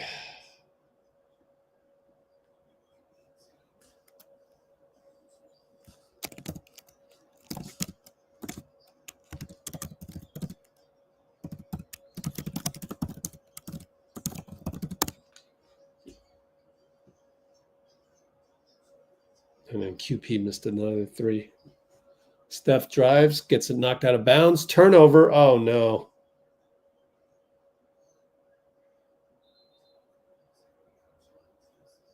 Steph says challenge it, and Steve immediately challenges it. He never does that, so you can feel a little bit safe doing that. Calling a challenge when necessary. 72-55. Let me rewatch.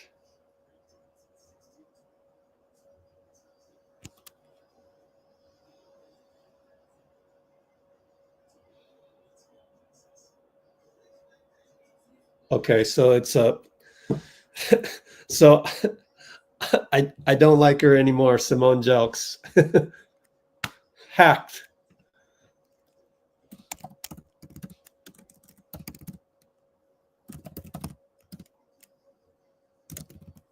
Simone no call Steph versus Giddey hack. I mean, I can't really see it that close, obviously on the TV angle, but I have to assume that he did get hacked. I hope we get a close-up of it. We believe era. Oh, did you say how you saw us? How you found us?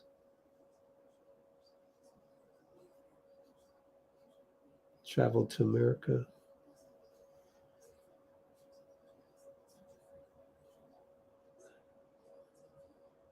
I'm from Iceland. Wait, how did you find us? That's what I'm curious about.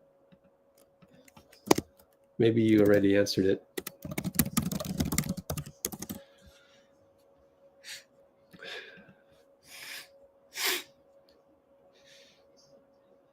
Geez, stop complaining.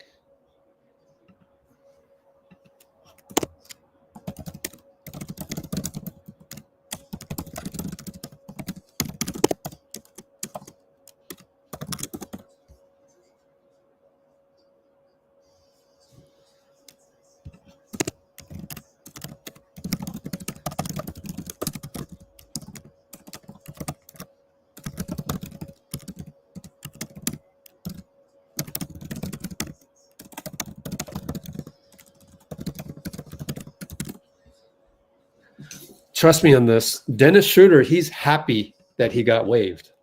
He gets to go home, spend time with his family, doesn't have to go anywhere. He's free.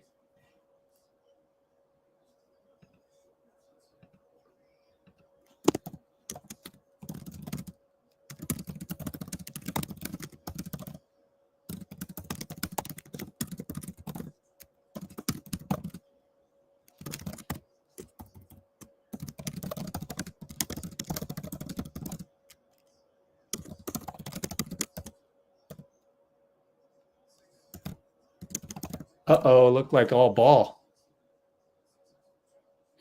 Steph didn't get hacked. So Simone's off the hook. Wow. Come on, Steph. What is wrong? And then scored inside. I think it was Vooch. Steph and Jimmy. Steph behind the back to Jimmy, which was unnecessary. Over to Buddy. Over to Draymond, over to Quinten in the corner, looking, nearly fell down. He's stuck.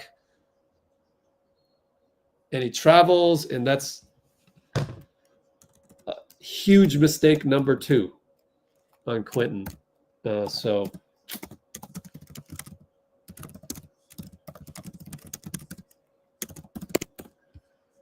it doesn't look that good today. Giddey using his body against Steph. Jimmy steals it. Way to go, Jimmy. Just keep it, Jimmy. Jimmy dribbling. Quinten rolls over to Steph. Hero ball 3, no good.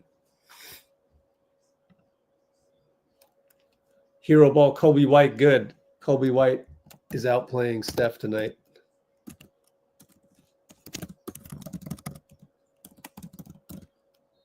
And Steph finally gets to the line on a drive. We're down 22.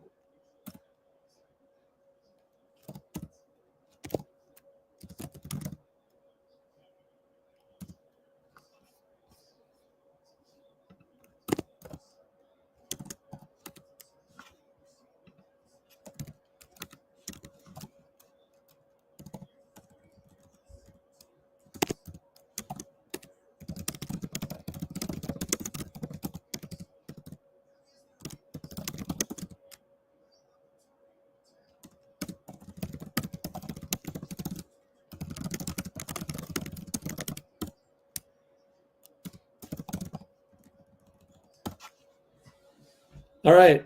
Io brings it up. Moody on him. Please stay in front, Moody. Io does not, can't stay in front of him, but he kicks it out, and Moody is now on Buzelis, and now Colby will fire from Evanston, and he got it. Well, that was a broken play, so you can't really blame Moody on it. But anyway, Draymond goes up on Vooch. Vooch admits the foul.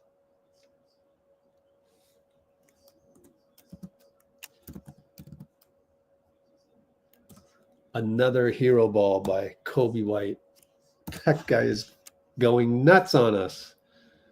24 points on 6 for 7 from threes. This guy doesn't do that all the time.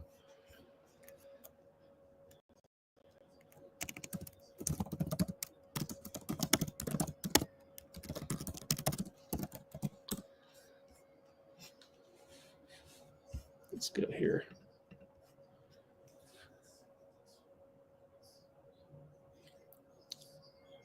And it's Io on Moody. Stay in front, Moody. He's got on Buzelis now. Over to Vooch. Over to Colby White. Jimmy on him. Over to Io. Switch. Jimmy. Nope. Over to Booz. Buzelis on Moody. Travels probably. Didn't call it. Giddey. Can grenade 3. Short and drops in. Of course it does. Man. A Giddey 3 drops in. Inside to Jimmy. Foul. Nearly on one, but no. Down 24. Golly.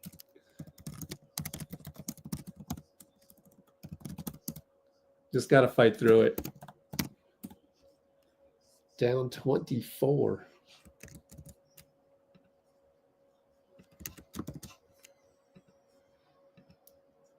Jimmy hits. My mother cooked some plackfisker. Love it. Love it. Go enjoy your plackfisker. Wow. Plackfisker. Wow, we got to look that up. What is plackfisker? Colby White, hero ball, air ball. He comes back down to earth amazingly. Ooh, that looks pretty good. Oops, one of my pictures. It won't scroll down on pictures. Oh, well. Moody in the corner, looking for Steph. Steph and Vooch. Shoots it from Evanston. Got it. Steph, Evanston 3. Over Vooch. Down by 19. Over to Giddey. Short. Good rebound, Draymond, or box out Draymond, and Buddy was there. Steph attacks. Finds Moody. Finds Draymond. Jimmy's in the corner. Back to Steph. 3 ball. Fouled. And 1. Steph doing hero things.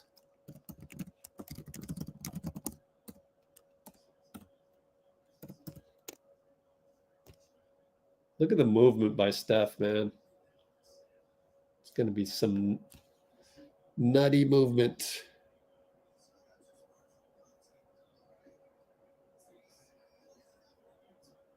Good job by Moody to screen. Moody, good screen.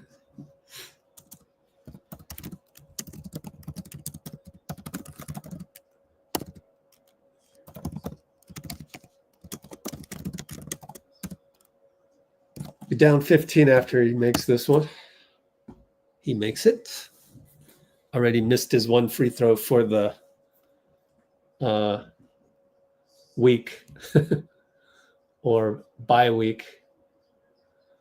And Io working on Buddy. Switch. Throws it away. Go get him. Oh, yep. Stepped on the line. Thank you, Io. Good job, Buddy. Buddy and Draymond should get credit for good communication.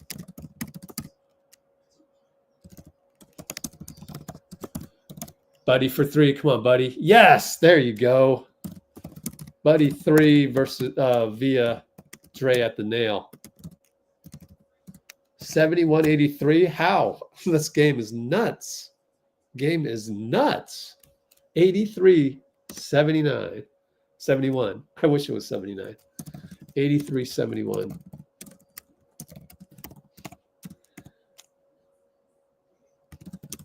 Who cares? We were just down 24.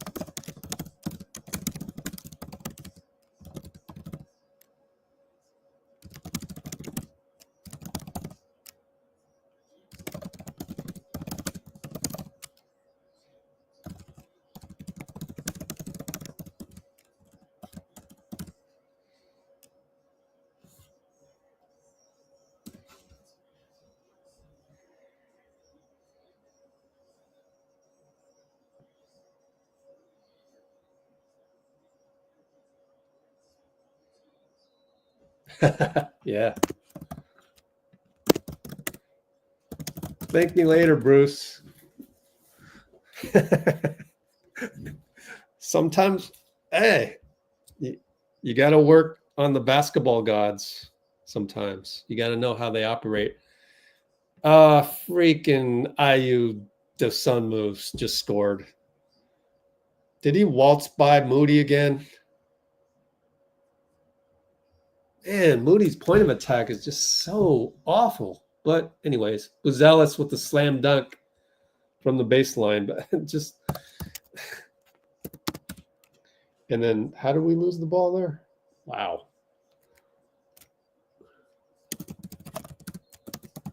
Got to call a foul on Vooch on Steph got tripped up. Yep, that was a Steph turnover before that. And then dunk. That's what happens when you give the ball to the other team.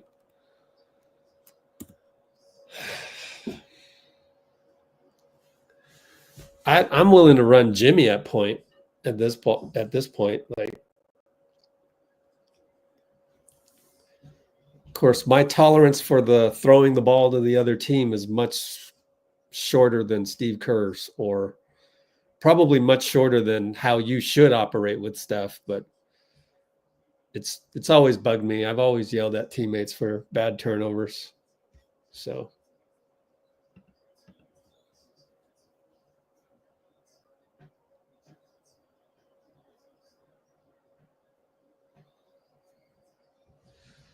Steph hits. Wouldn't it be great if we won the game?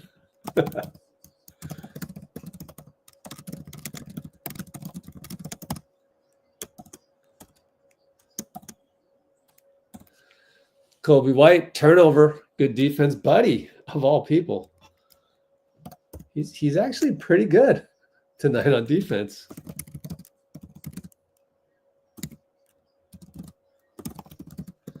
Draymond over to Steph. Corner three. Late foul call as Jimmy hit the deck. We're in the bonus, so that's good news with 5:52 down 14.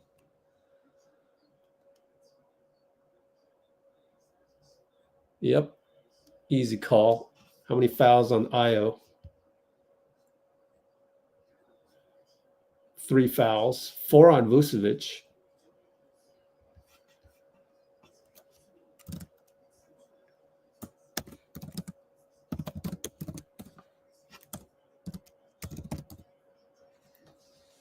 Somehow we're only down 13.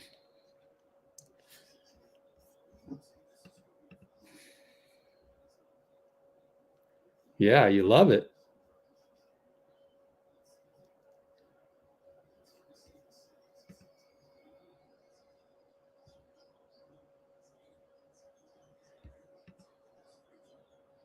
And Draymond got a rebound on the miss. Down low to Jimmy. Scores lefty against Buzelis.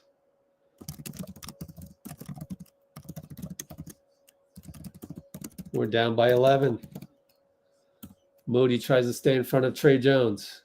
Handoff over to Buddy. Herter against Steph. Switch to Dray. Oh, it's late. Jalen Smith. Good job, Moody. Oh, late call. Oh, and we can't challenge it. Oh, man. Let me see if that was a foul.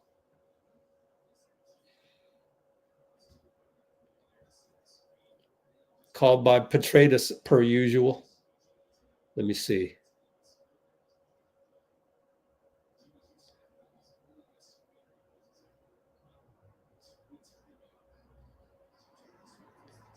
I couldn't tell, but it kind of did look like a foul. I think is that partly Steph's fault? Yeah, partly Steph's fault.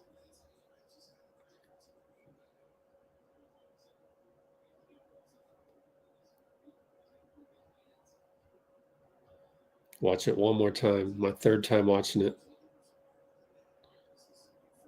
Wow, a lot of flopping there by Jalen Smith, but I guess there was enough contact by Moody. Steph now switched onto by Jalen. 9 on the clock over to Moody. Kick it, Draymond. 3 ball off. Guy Santos scores on the putback. Guy in the right place per usual. Down 10. Mid post, Patrick and Moody. Double by Draymond.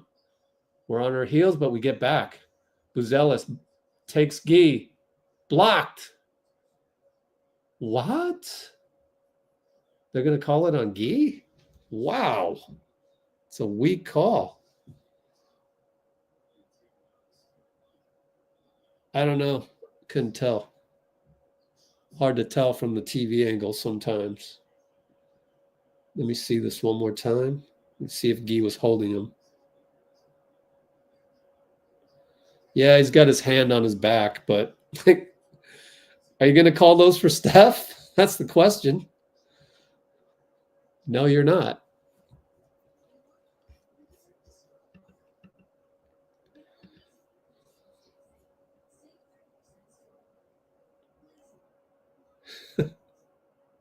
Yeah, man. We're down by 11 again. Steph brings it up on Trey Jones. Over to Gee. Left side Dray. Post up Pods. Jimmy's out of the game, by the way. Over to Steph. Steph goes into the paint. Uses his body. Jalen converges. Moody wide open. Back rimmed it. Gee with another rebound. Finds Steph. No, back rimmed it. Gee with another rebound. Looking for Steph. No. Pods. Works it around. Attacks. Pods scores against Patrick Williams. Beautiful. Oh, they should have hurt her. Blocked by Draymond.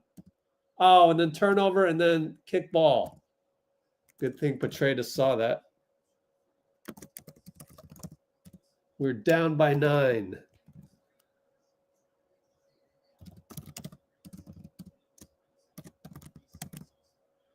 Yeah, Dray. 3:58 to go. What a sequence. Huge sequence. That's an offhand by Pods. Steph will bring it up. High screen Looney. Steph and Jalen Smith. Over to Moody's on the run. Jump hook. Good. And he flexes.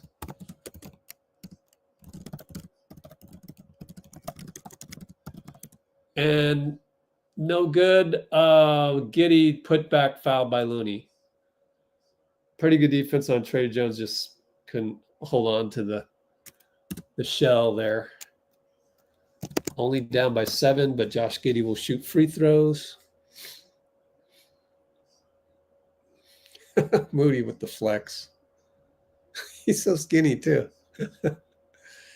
Josh Giddey at the line. Hits the first.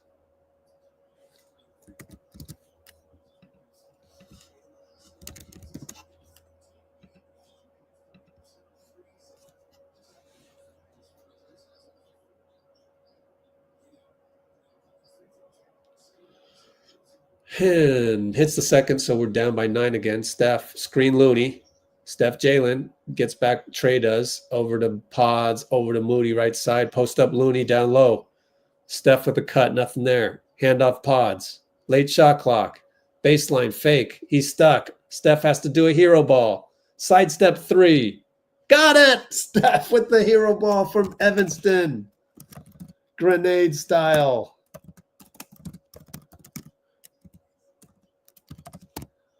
Down by 6. Pat, doubled by Steph, loses the ball. Pods sits on the ball and steals it. Pat with the turnover. Thanks, Pat. Steph and Pat Williams. Crossover. Down the lane. Scoopage. Got it. Timeout. Timeout. No timeout. We're down 4. No timeout. Wow. Billy Donovan with the, kick ball. Pods and Looney. Oh, Mitchell Irvin. No, don't do that, Brandon. Don't bounce the ball like that.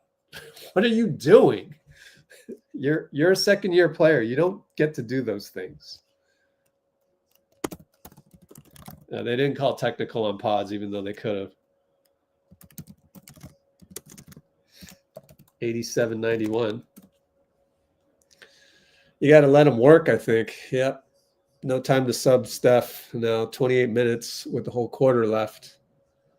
Jimmy on the bench, so I think you just got to go. Just his Energizer Bunny is going, so just let him go.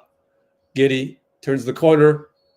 Late call by Petraitis again, way out there. What is he calling way out there?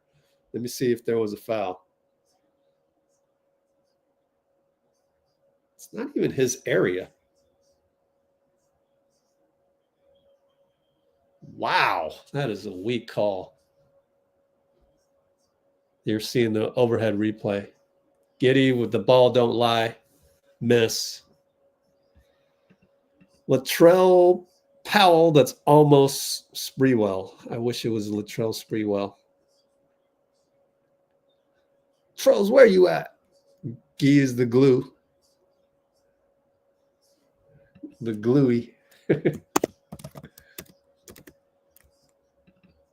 Hits the second.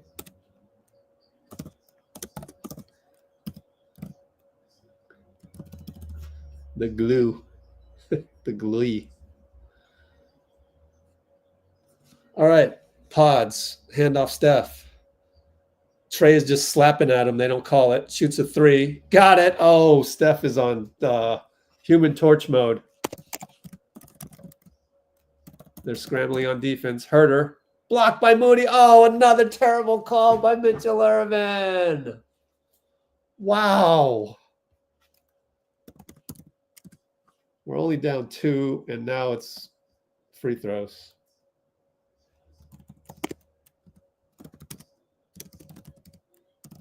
Steph decided to shoot that because Trey Jones started slapping him, trying to. I guess that's a foul on Moody. It's so very. Oh, we got a ball don't lie miss. Olympic Curry.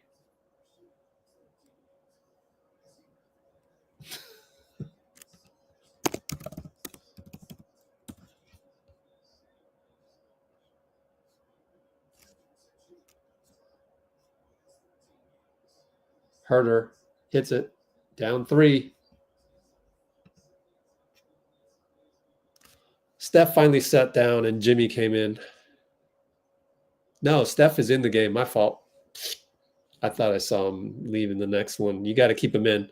Steph sidestep. Human Torch. Nope. Looney rebound. Looking for Steph. Nope. Moody forgot to cut, so he's not open. Pods. Moody. Come on. Not a good game by Moody. Okay game. Not great.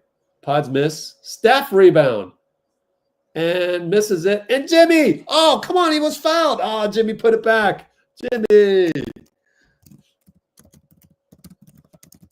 And Jimmy blocks Carter. And he trips Steph. That's going to be a technical. That should be a T.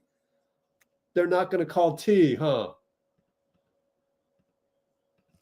Will they even review Herter's on-purpose trip?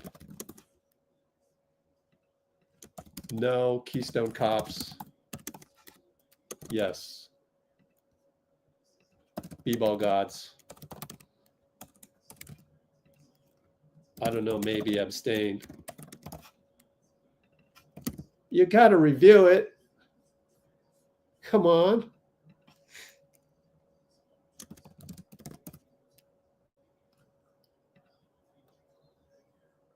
Yep, call it. They're going to review it. Are they going to get it right? That's the problem. So that goes into the poll as well. We're only down 1. Wow, Jimmy swatted the hell out of Herter, man. The hell out of him.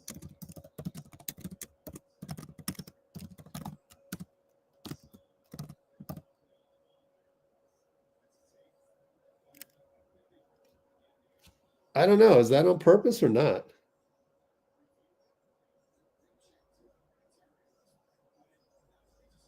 I think he didn't do anything to avoid it.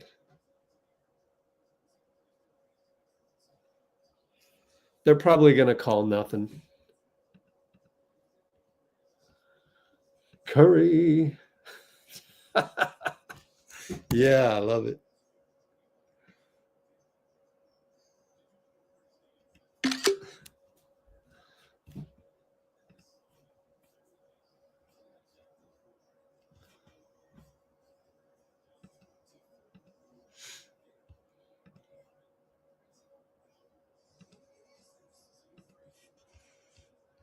Steph came out of nowhere. Yeah, Steph. We're waiting on the review. I actually have a feeling it's not going to be a flagrant. There we go, Thandeka. Yeah, I don't think it was on purpose, honestly. Now we can end the poll. But it's another reinforcement that we don't trust these refs for anything.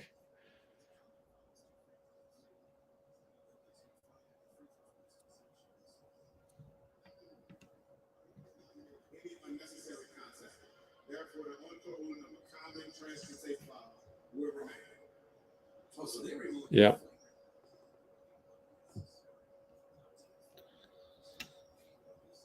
Jimmy.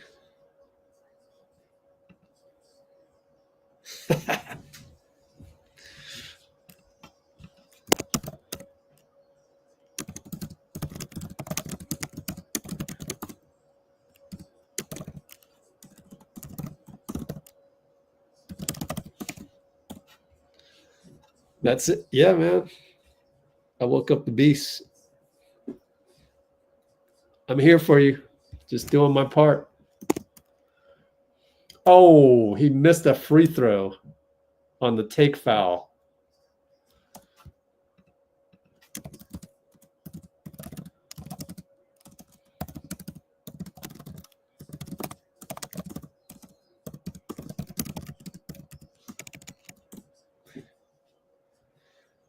All right. Over to Looney. Over to Pods. Left side. Finding Steph. He was open. Didn't get it to him. At the nail. Fadeaway tube. MJ style. You guys like 2-pointers? We are leading by 1, guys.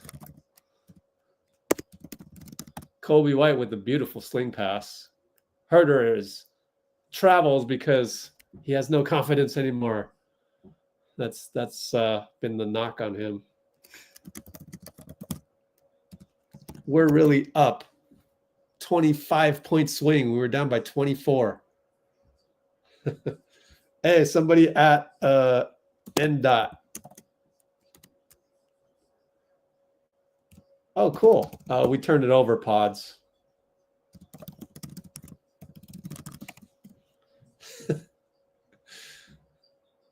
Giddey for 3. Missed it. Yay. Giddey came down to earth. Looney rebound now. Steph brings it up with 28 seconds, but there's about a 10-second differential. So shot clock's at 13, 12, 11. Pick and roll. Jimmy. Kick it to Pods. Doesn't fire. Back to Steph. He's late on it, though. Steph for 3. Still got it. Steph in human torch mode. He still got it. Pods late pass, even. United Center getting a treat. Colby in the lane. Good job by Moody, not the foul. And Pods couldn't grab the rebound. He's mad at himself. 0.4 only, though. Be careful, guys. No back doors. Take out Steph right now with, take out Steph to get a little bit of a breather before. And, oh, Looney. Oh, Pods was mad at Looney. Oh, interesting. Watching the replay. And Looney went. Looney did the Steve Wozniak.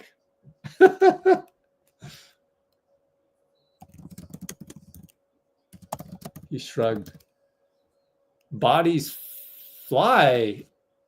Is it a foul on Moody or Herder? It's going to be a bad foul if it's on us. You just can't do that. Is it Gary again? Let me watch. Oh, here we go. That's flopping. Oh, wow.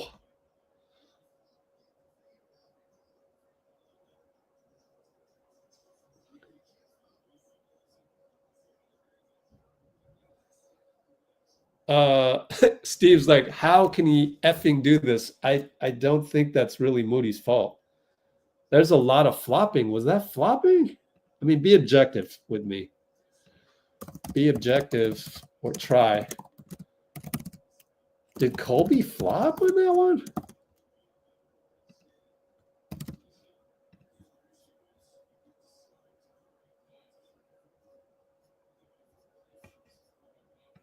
That was a weird one. That's like a basketball god's play. Nothing you can do.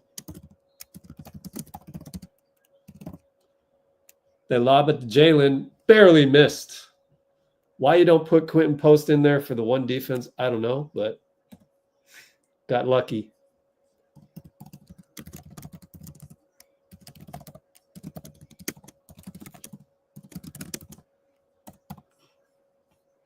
$24 points by Steph. That's incredible. Well, we're up by 3. So I mean, isn't it a lesson learned? You go thumb type negativity, thumb type negativity, thumb type negativity. You didn't even have to do that the whole time. All these negative thoughts went to your brain. You didn't have to thumb type it and spread it.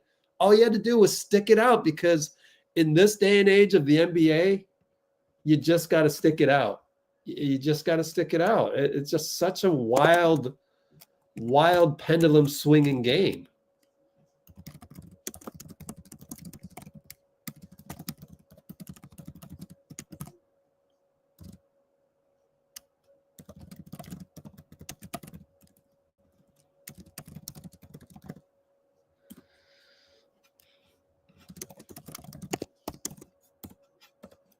What a treat for United Center to see Steph go nuclear.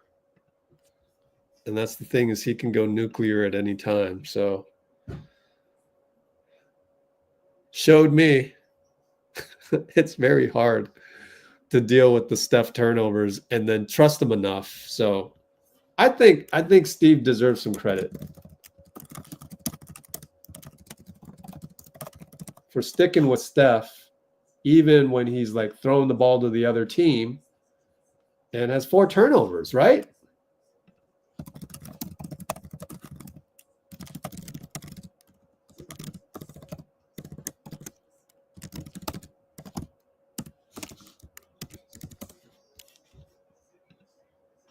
It's freaking amazing how he does that. It defies all of our OG instincts. So we have to adjust our attitude. So this is what I learned. You have to adjust your doubt or your support, whatever, when it comes to Steph and his penchant for turnovers, because Human Torch can be right around the corner.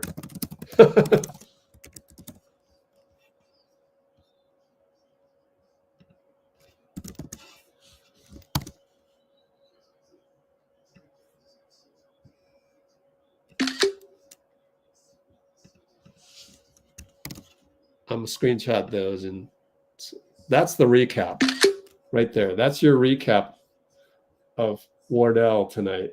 Just the behind the scenes video is going to be incredible. Jimmy over to Buddy in the paint. Oh, blew a 13-footer. Sometimes those are harder than to shoot a 3 in somebody's face. Vooch up top. Quinten's back in the game. Pretty good defense. He snuffs him out. Oh, Vooch got the rebound. But Draymond doubles him and tells QP to go away, and then he throws it away. Great defense, Draymond. He's directing traffic while guarding Vucevic. Wow.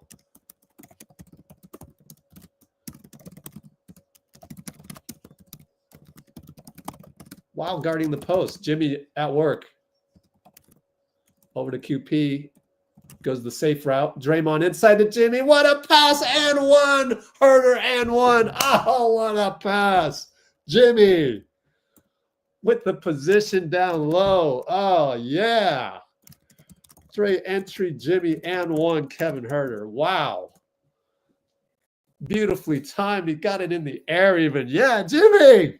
Jimmy's yelling on the floor. Timmy. Oh, whoa, vintage. Oh, man, let's translate this into regular season wins, because I ain't afraid of no playoffs. I ain't afraid of no playoffs. We got to translate these into regular season wins, though.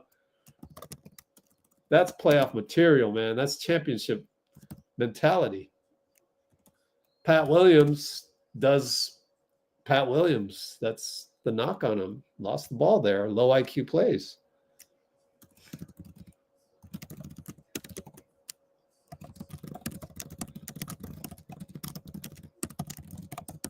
This is winning basketball, Jimmy. All right. Pause brings it up. Oh, we haven't felt this good about the Warriors in a long time.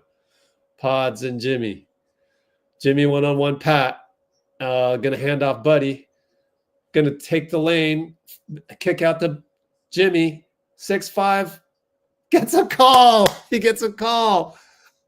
Replace Jimmy with Steph on that one, and Steph doesn't get the call. It's nuts. It's nuts. I love it. I love it. This is beautiful.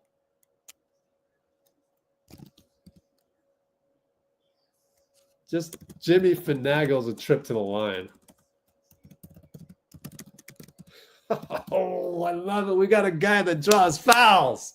Look at Steve. He's so happy. He's as happy as I am. We have a guy that draws fouls. Not named JK. Oh, Steve and Terry Stott's so happy.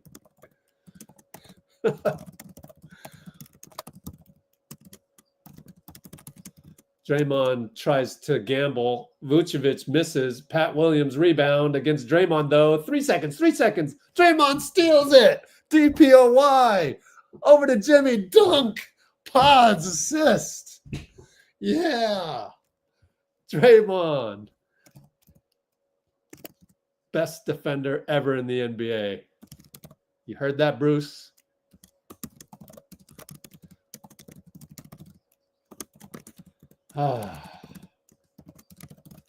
We're up by 10. How do we get up by 10? We outscored him by 34 points. Wow. Vooch and QP.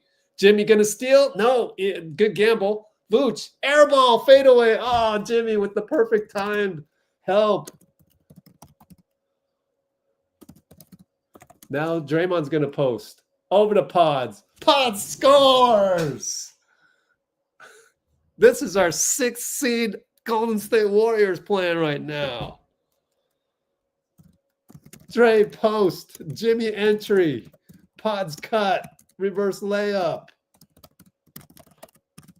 This is the new identity of the Golden State Warriors, which has one more identity coming with JK back. I have not felt this good about the team in a long time. This is incredible.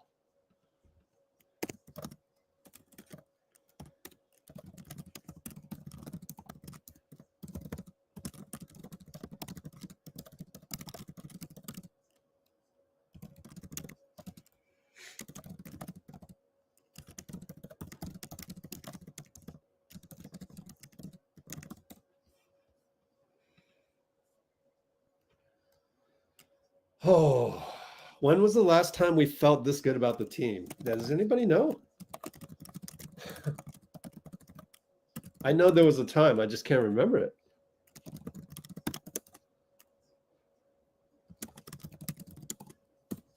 It's been a while. It's been a while. Oh, gosh. Jimmy, a quiet 22. My favorite number, by the way. That was classy of Jimmy not to take the number 22. Speaking of which.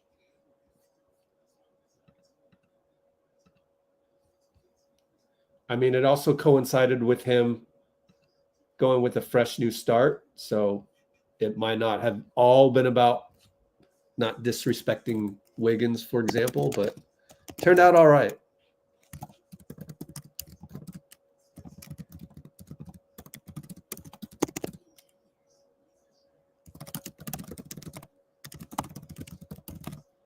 By the way, we should say also the other fact.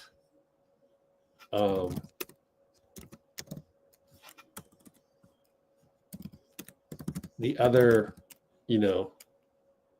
very likely probability is that Wiggs is going to make the Heat very dangerous in the East. So don't forget that.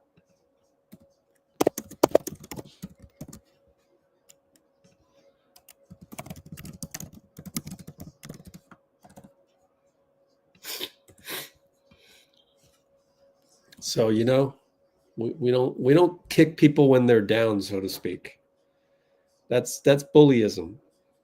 So that's bullyism.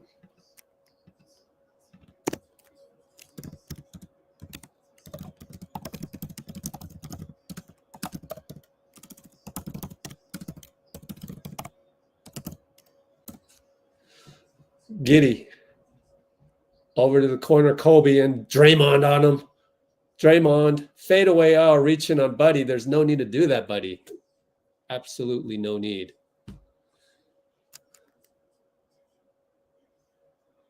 Yep, Draymond telling Buddy, you got to recognize that's the best defender ever, Bruce. Bruce is Buddy. He doesn't recognize that Draymond is the best defender ever, therefore he reaches in.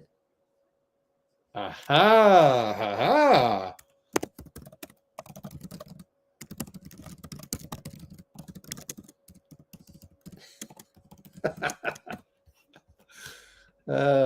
Buddy, needless reach. Dray had Colby covered. Oh, but we're up by 10, so that's okay. It was 12 when the foul happened. Pods and Jimmy. Jimmy post. Give it to him. Good job, Pods. Jimmy and Colby. Draws 2. Quinten post. 3-ball. Yes. Oh, yeah. Our team is balanced. QP doing a great job containing Vooch. Draymond, great job containing Buzelis, and he steals it. Greatest defender in the history of the NBA stole it. Jimmy, reverse layup, and one opposite hand. Unbelievable bucket. Jimmy buckets. He's pointing and smiling at the bench. I love it. I love it. What a play. Draws the foul and one on Giddey. He duped Giddey into an and one. Incredible play. Reverse offhand and one. 112.96. Yes. Yes. This is without JK. Oh, man. Hit me. 3-ball Colby White comes back down to earth. Draymond, touchdown pass a little too ambitious for Jimmy. Not even Jimmy has the Megatron height to catch that one. He had to be Megatron to get that one.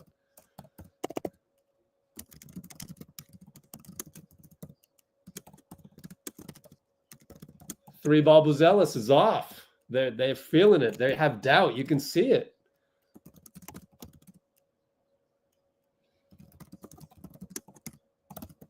Inside to Jimmy, doubled, looking, baseline jumper, not fouled, but Pods is there for the rebound. 5 seconds, hand grenade, 3-ball, got it!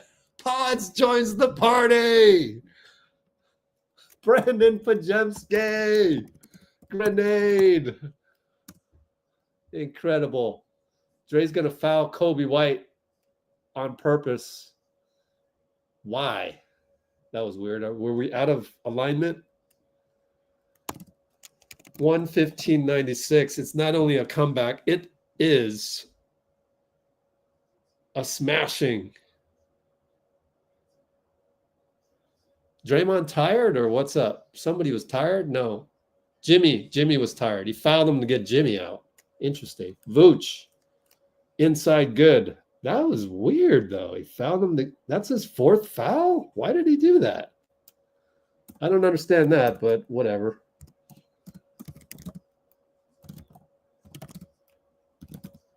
Timeout Steve as Draymond found a guy backdoor, and they laugh about it.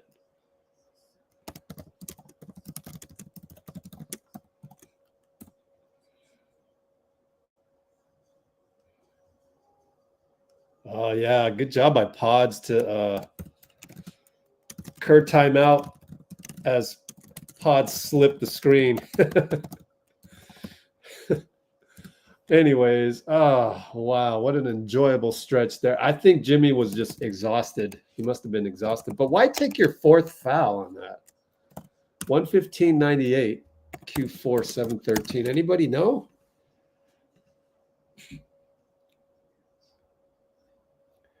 Man, when JK comes back, it's tantalizing, says Steve Kerr. Go to our YouTube channel. Not here. That's Andre Iguodala right here. Tantalizing 9.1K views. Let's get that up when JK comes back.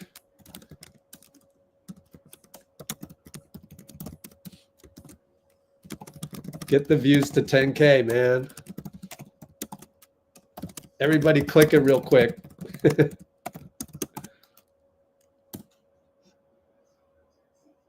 Oh, give us all the free throws.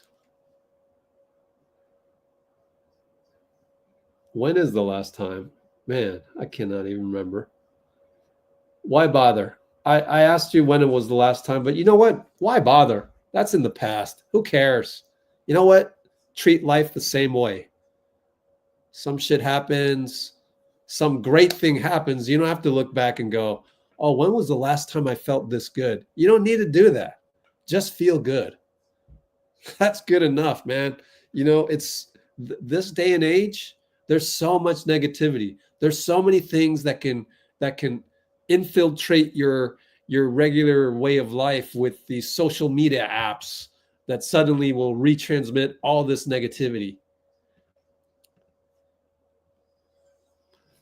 Forget it. You know, don't worry about that. That's in the past. All that's in the past. We move on, and we're moving on, and we're looking for moments of joy, moments of gratitude, moments of love. You got to look for it and go to those. This is an example. This is an example. Don't go to the past to drag down your present. What you have is the present. The generous present moment is what we all have and what we all are given by the universe, by God, or the universe if you're scientific. It's the moment. Enjoy this moment. It's how you're supposed to live life. Post up Draymond, over to Steph, flyby, kick it, pods, 3-ball, no good. Vooch rebound. It's okay, Pods. It looked good. Pods will be overambitious on the charge attempt. All good.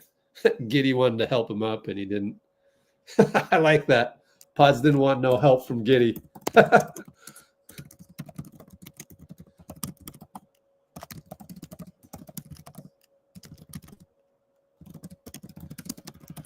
Pods and Colby White. I mean, that's a good calculated charge attempt. QP, look at him backpedal.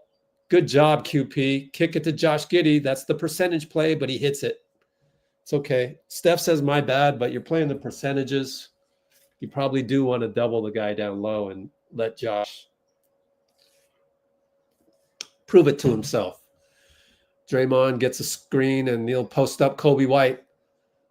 Split action, finds QP. 3-ball good. Our team is so balanced. It's so balanced right now. Dray post to QP corner. Oh, Josh Giddey does what Josh Giddey does, and he blows a layup. Giddey rebound, finds Steph. Steph uses a QP screen. He's open. Pick and pop. Good. We're so awesome. You cannot stop us. QP pick and pop Steph. What are you going to do? What are you going to do? You can't do nothing. 3-ball IO. No good. Rebound Gee. Outlet. No. Knocked away. Draymond brings it up. Steph trails. Slip cut by BP. Finds Gee. Over to Steph. What a pass from the logo. No good. Would have been a dagger. Would have blown the roof off of United Center. But Colby White finds Ayo Dosunmu. Draymond lets him shoot. It's a miss. Pods rebound. Draymond's exhausted. Draymond, where are you? 4-on-5. Pods weaves in. Slow-mo. Euro Steph. Man, we are killing. We are killing. This is beautiful. This is beautiful. This is a new Warriors brand of basketball. Up by 22. Colby White blows a layup with QP disrupting. Touchdown pass. Draymond, Steph, 3-ball. Dagger, no good. Man, I just... QP stops another layup. Oh, another one.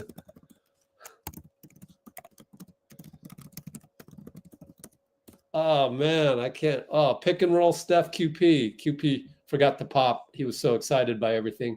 Pods. Finds Gee. Gee, join the party. Yes, he joins the party. Splash. Gee, splash. Catch and shoot pods. Ah, this is beautiful. So beautiful. We're up by 25. Buzelis for 3. Clank.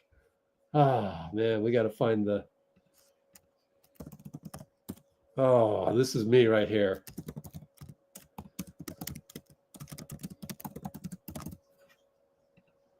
Three ball Gee. No good. Yeah, this is me right now, guys. Oh, yeah. Oh, yeah. Banderas meme.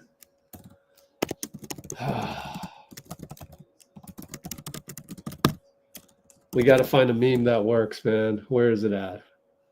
I need it. Tenor.com. There it is. Oh, we got a squad. We got a squad. We got a squad. Oh, yeah. Oh, this is beautiful. Beautiful, beautiful.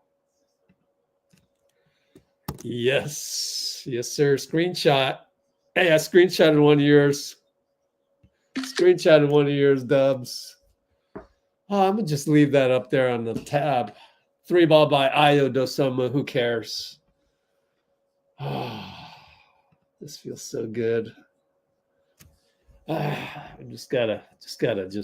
Moody has the ball, by the way. I gotta send the screenshot to myself. Jackson Rose in the house. So is Trace Jackson Davis. So is Pat Spencer. Trace throws the ball to the other team. That's okay.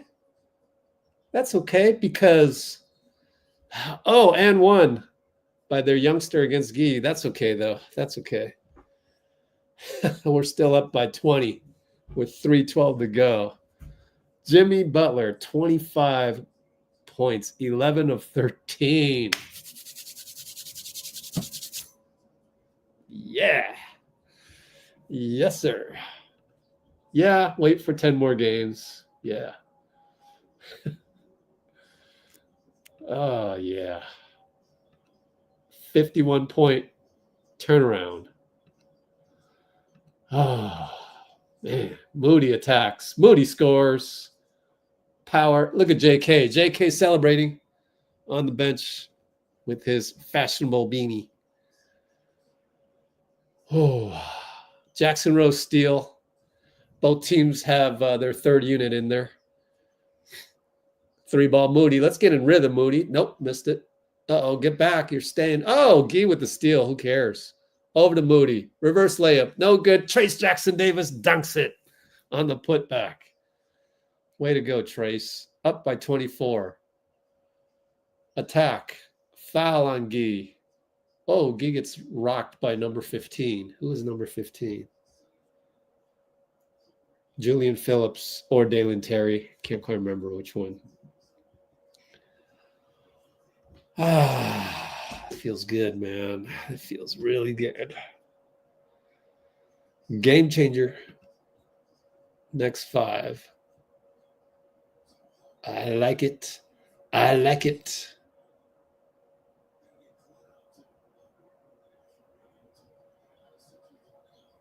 Oh. Oh, yep. Got to stay even keeled. We will. We will. Oh, man. So, ball gets knocked out of bounds. We got 2:08 to go before we can celebrate the win.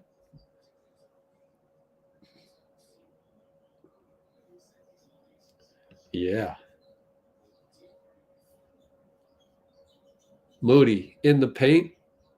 Nearly travels, but maintains his balance. Missed over Jalen Smith. Not an easy one because Jalen is tall. Good job by Gee. Sidestep 3. No good. That's Javon Carter. Tip out by Jalen. Trey Jones. Jalen Smith 3 again. No good. Man, what is his contract? Let's go look up Jalen Smith. He missed a 3, but I mean, he's in rhythm and all of that. I'm so curious. Oh, okay. 9 million. Yeah. Oh, wow.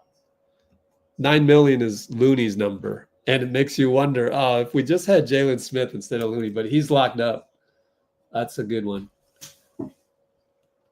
If we were going to trade for Vooch, I'd be like, nah, we traded for Vooch, you better include Jalen Smith. That's what I would have done. Man. Jalen Smith, 8.5 million, then 9 million, then 9.4. Similar to Looney contract amount.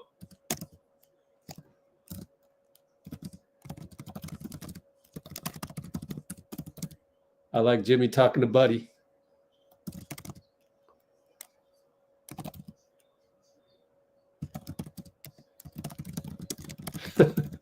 That'd be hilarious. They're trying to trade Jalen. They're trying to trade Vucevic to us, and we're like, okay, you got to throw in Jalen Smith.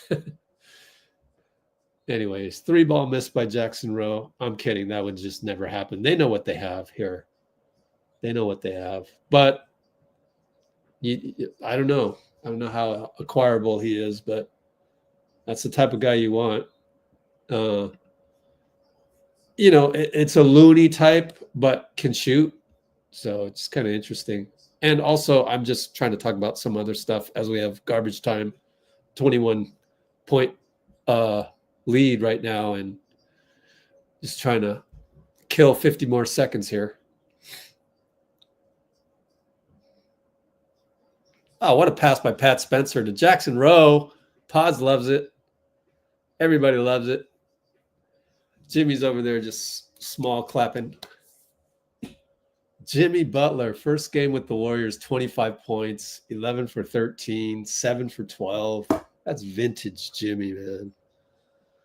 You called it. You called it, Dean. We got to give Dean his flowers. Okay, I know it's only one game.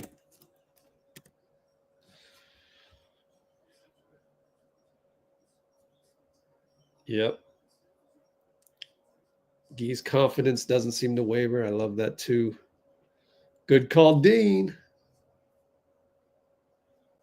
I remember Dean going, he's Jimmy Butler. Post is better than Vucevic. Yep. So glad we didn't do the trade.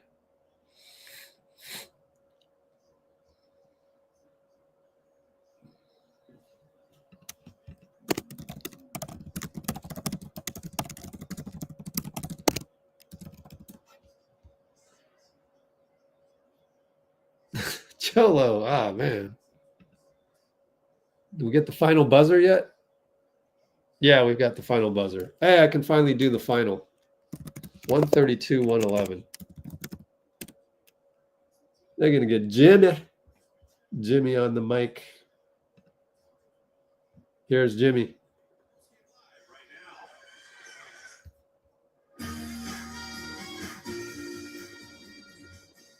What's the final? Is it 132, 111? Yeah.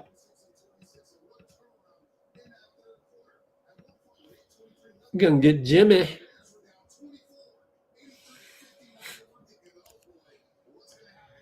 We got to call Dean Jimmy Chambers.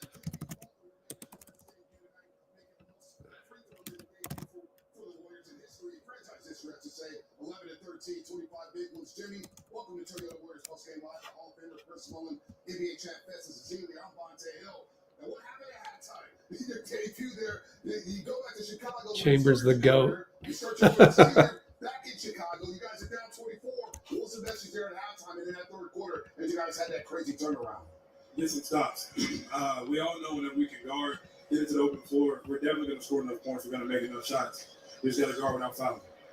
Jimmy Butler, congratulations on a great game. Welcome to the Golden State Warriors. My question is, this team has been a prolific three-point shooting. They put Gary. To play in the paint, play in the mid-range, you get to the free throw line. Do you feel like that's going to balance things out on the offensive end? I think so. As soon as I got here, everybody was telling me to be myself, play my style of basketball, and we'll make it work. I'll fit in just fine. So I went out there, did that to the best of my ability. Don't touch me. And don't touch me, the buddy. Jimmy, what is it like to play with Steph Curry? One thing to see and play against him. What's it been like for you so far playing with his first game back? It's fun to watch whenever I was extremely exhausted, gasping for air over here on the bench. But just to play with him, how smart he is, how unselfish he is, and how he makes the most incredible shots and he wants his teammates to be great. There's nothing like it.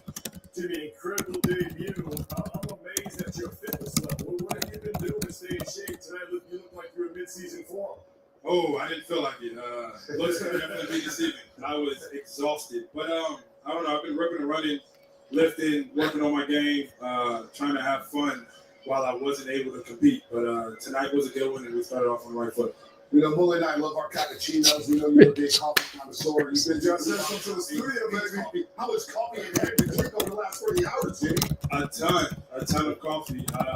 Me and Steph got a lot of coffee to get over these next few days. So I'm excited, and I'm super glad to be here. And if you can't tell, I'm very, very grateful. Jimmy, nice talking to you. We see you when you get out to the Bay Area. Good luck Monday against Milwaukee. Thank you. Oh yeah. Oh yeah. This is just yeah. This feels so good. Warriors. Nikki in the house. Oh. I gotta set up the post game here. Hope we got one. That I don't know for sure until you click on it. All right, we got one. And let me check my memory. It's always something to juggle. 21 gigs. That should be enough, but who knows? Jimmy Chambers. Oh, all right, Nikki with the new profile pic. Jimmy Chambers.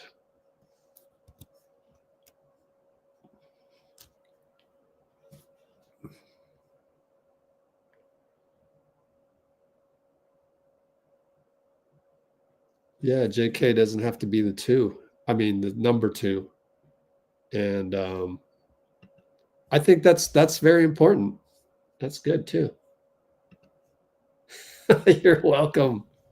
But actually, I do think Wiggs is a great fit for Miami. So tell him you're welcome back.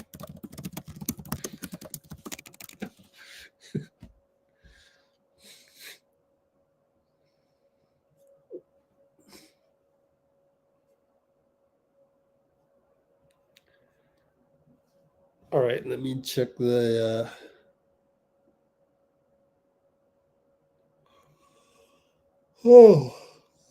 the feed. QP. QP. Well, let's look at his numbers. 4 for 7. Wow, I didn't even know it was that. 4 for 7 on threes. 19 for 48, which is still 40%. 19 for 48 overall. Oh, man, we got to look up QP's stats for the year now that he's got a 4 for 7 a notch out there. BKRef.com.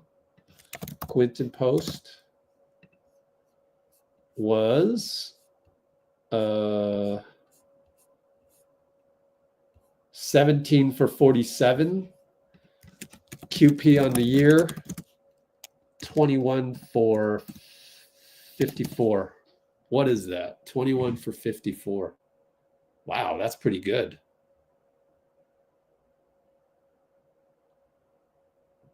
Ooh, 38%. Regular. How many big men shoot 40% though? That's pretty good. Dean, where are you, man? I got to use the restroom. Well, I'll use the restroom when Steve goes on the podium, which is hopefully soon. Oh, Jimmy Butler has leanings. Oh, cool. Sandow. Oh, nice. Get to see Wiggs. I'll confirm that tomorrow.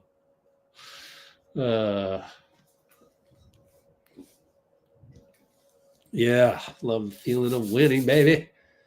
Guillermo says, don't forget about Guy. Don't forget about Guillermo, says Guillermo. Let's check Guillermo's numbers. Guillermo, 7.7 rebounds, 5 fouls, 7.7 rebounds, 4 offensive. Yes, Guillermo.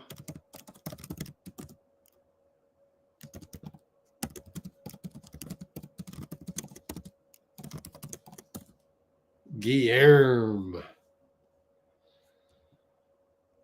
Oh, yeah. This feels good.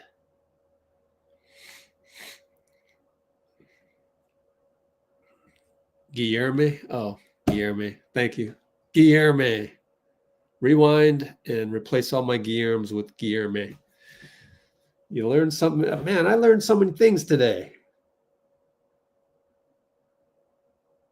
Number one thing I learned.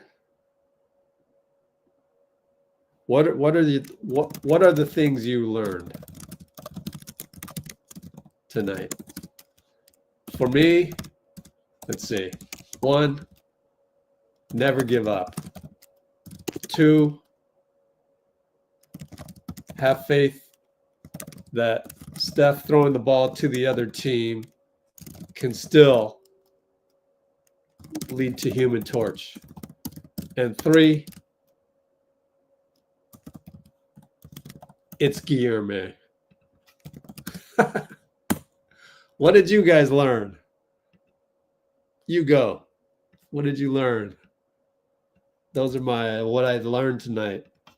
Man, what a game. The NBA game is nuts.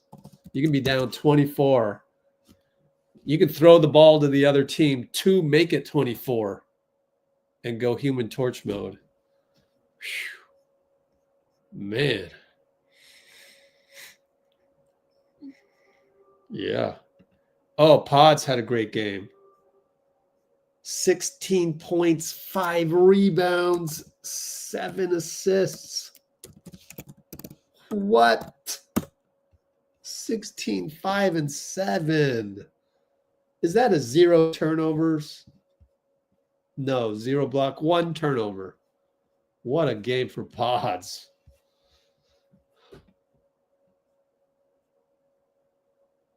Not to watch anymore. D'Anthony Melton position has been fine loved.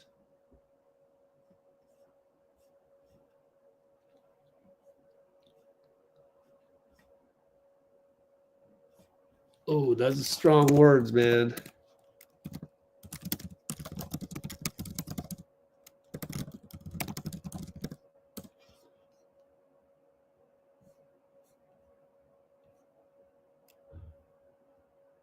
Oh, D'Anthony Melton position has been filled. Dean Chambers. What's up, Rich? Dean Jimmy Chambers. Flowers. I was not expecting that in the first half, man. Not expecting that at all. But let's go. He's Yes, Dean sir. Jimmy Chambers. In the Dean Chambers voice of saying he's Jimmy Butler. I'll never forget that. He is, though, man. You know. Here's me. So, Dean, what do you like about Jimmy Butler, though? Because this is like a month and a half ago when the rumors started. He's Jimmy Butler. I love it. This is great. Unbelievable, man. And it just feels like the team was renewed energetically, too, you know? Yeah. Steph took 66 shots against the Jazz and Lakers, and he looked tired. And tonight, he did not. He looked energized, man. You know? Yeah. Because he's not having to come back in going uphill, you know? And I think that was just huge. And Nikki said she's going to go see our guy, Andrew Wiggins, now on the Heat, getting coached by one of the best coaches out there. Much The love. GOAT Dean Chambers. Oh, we got to screenshot this. You guys. Ready? 1. And I'm going to do this. The GOAT. The GOAT. Oh, man. I know it's only one game, but I'm going to enjoy this because we've gone through so much. Man. Oh, now I remember the last good game. It was OKC, right? Yeah, that was fun. That was very fun. Mm-hmm. Yep. Everybody stepped up. People played to their ceiling. Kuminga is evaluated on Monday.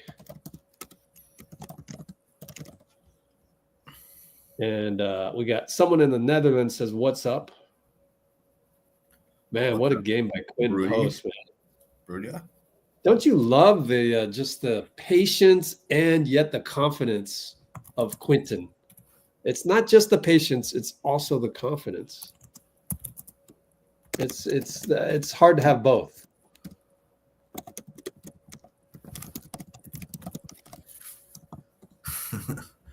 I looked up what that means in Dutch. It's sandwich with toppings, apparently. Hmm. Oh, that was you, Cody. Well done, man. Command pause, Kerr and Jimmy keep scoring for 15 more in most games. Yeah. Mm-hmm. Yeah. I looked it up. Butler was averaging about 18, 19 points on like 13 shots, you know. So if need be, I think we can fairly easily get that up to 16 or 18, you know. Didn't need it tonight. He hit 11 buckets and 13 shots. And what was he, 11, 13 from the line or something like that as well? Yeah. Oh, it's a meme there. Okay. Night. Yeah. Night, Dubs Johnson. I love that he's wearing Butler the third too. yeah. Yeah. I didn't even know that. He was the Butler the third. Yeah. I looked that up yesterday because I like to know our guys' middle names if I can, you know. What is his middle name? He doesn't have one. Jimmy Butler the third.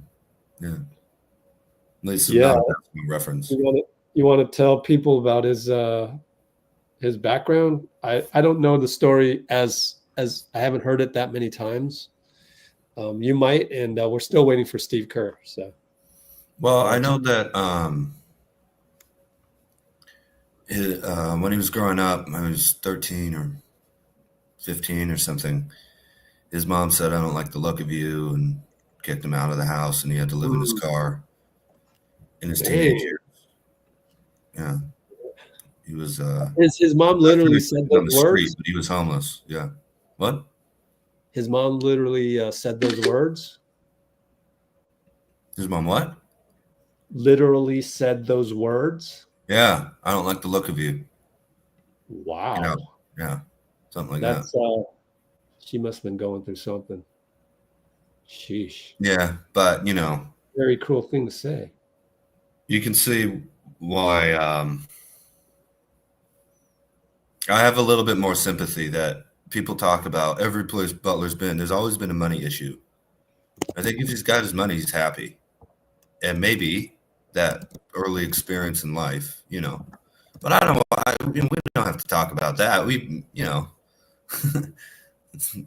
Man, Draymond was a little bit more free to talk because, you know, if he gets attacked, you know, it's not great, but we got another guy out there who can back him up defensively, you know. So he's a little bit more free, and I thought Draymond looked just psyched. It's just a great feeling, you know, watching a team that I always thought was talented, but just, you know, stuck in second gear, like the Friends song, right? Always uphill every game. That just gets tiring after a while. And Butler is the exact opposite of that. Everything he does is downhill, right? Going downhill, you know, his personality is, you know, smash through it, right? And I'm just happy. Yeah. All right, Steve's at the podium. Oh, Here anime. you go. Steve, I'm going to go use the restroom during the first part.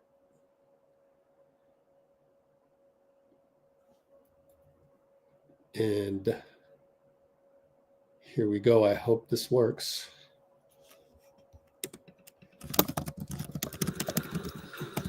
Jimmy. Pretty fun having Jimmy on our team. Yeah, he's an amazing player. The ability to get fouled, it just settles the games for us at key times. But I'm most impressed with his passing. I just think his passing changes everything, connects the game. And he does it from anywhere. He'll dive down to the post, catch it down there, or he'll pass off the dribble, or he'll just make the quick swing. So the skill, the strength, the ability to get to the free throw line, and then in the end goes beyond that. It's his just his presence out there. He's a lion out there. He is a force. You played Steph the whole, third. How much is that because of, having Jimmy in your back pocket to start the fourth? It just kind of looked like that old school formula. Well, it was more just because Steph was rolling. I mean, I don't love playing him 12 straight, but he was just on fire. Obviously, he just completely flipped the game. There was no way I was going to take him out. The big change, I think, in the fourth quarter was keeping Draymond out there and putting Quinten with Draymond and Jimmy and BP and Buddy, and that lineup was able to carry on that third quarter momentum.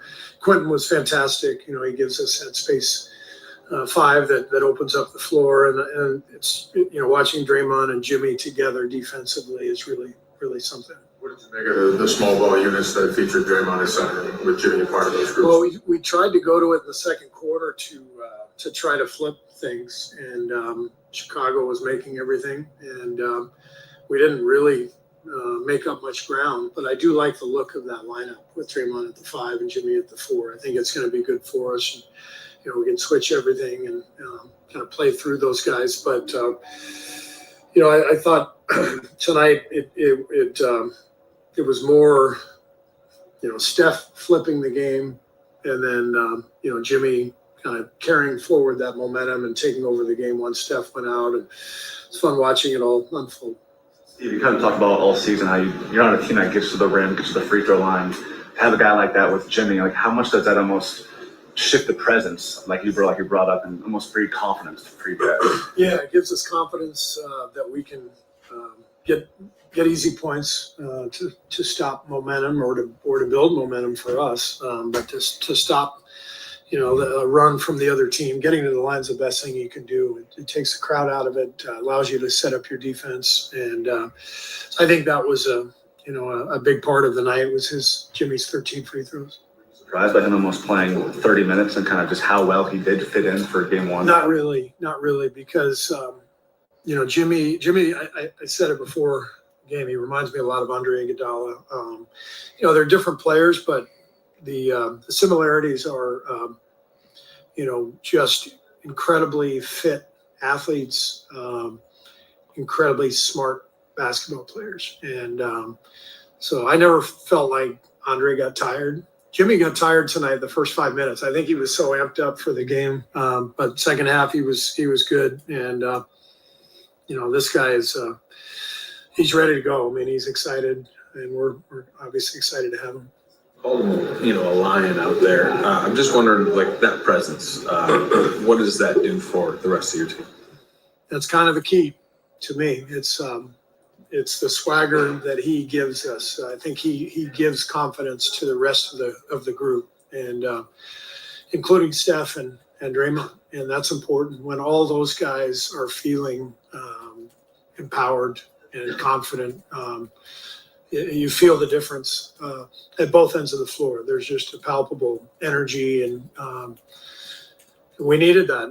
For most of the season, we've just been kind of treading water, and we haven't been able to generate that vibe. And so, this is the whole point of the deal, is to try to, inject that confidence and that presence that Jimmy brings. Brandon, 16, 5, and 7. How does the trade impact his role? Is he presumably more backup point guard for him? Jimmy is an extremely smart player, and BP is a smart player. So you put smart guys together, generally good stuff happens. They really looked like they had a good combination out there because of their IQ and their feel for the game. And we started kind of discovering stuff, with the two of them out there running some actions that we hadn't really planned on. But Jimmy's so smart, he just feels that, and VP's similar. And so it's a really good combination. I imagine they'll spend a lot of time on the floor together. It's one game, really one half, but how important is it to just show everybody, for the group to show themselves very quickly what the ceiling can be for this new group? Yeah, it's important for the vibe, it's important for the confidence, and it's important in the standings. We came in 11th place. So, the goal is to get up to 6th. That's it may be possible, may not be. We probably have to get really hot to get to 6th. But we got 30 games left, and so we can't mess around. We gotta get going. You said, I think coming in, he only knew like 3 plays, right? Yeah, we put in, I think, we didn't even put any new plays. We just, gave Jimmy 3 of our current plays, and before the game, and then a couple of side out of bounds. But it's pretty standard stuff. We're not doing anything, that's out of the ordinary. And he's been playing in the league a long time. And as I said earlier, Miami plays a similar style to us, and so I think it's a very easy fit for him. Thanks.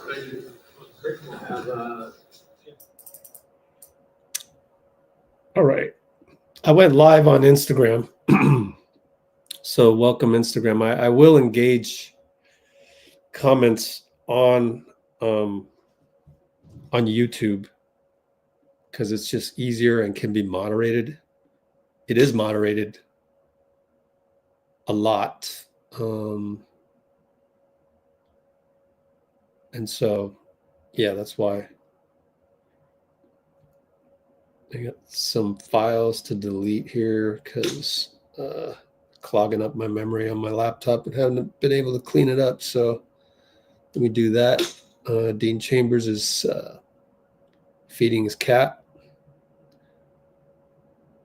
And I've got the reason why I'm running out of memory on the laptop is because I actually have a couple of edits of Quinten Post and Guy Santos videos coming shortly.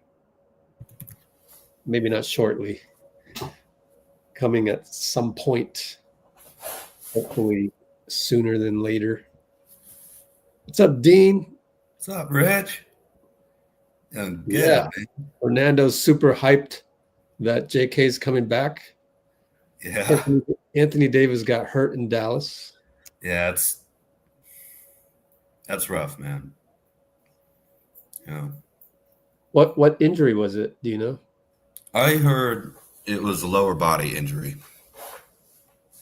I'm not sure what it was. We'll try and look that up. Yeah. Okay. I think we're caught up on comments there. Oh, yeah. So let's see. Well, engage with commenters on YouTube. See link in IG stories. Oh, event has ended. Man, you're kidding me. How did it? Wait, Cholo and Dean.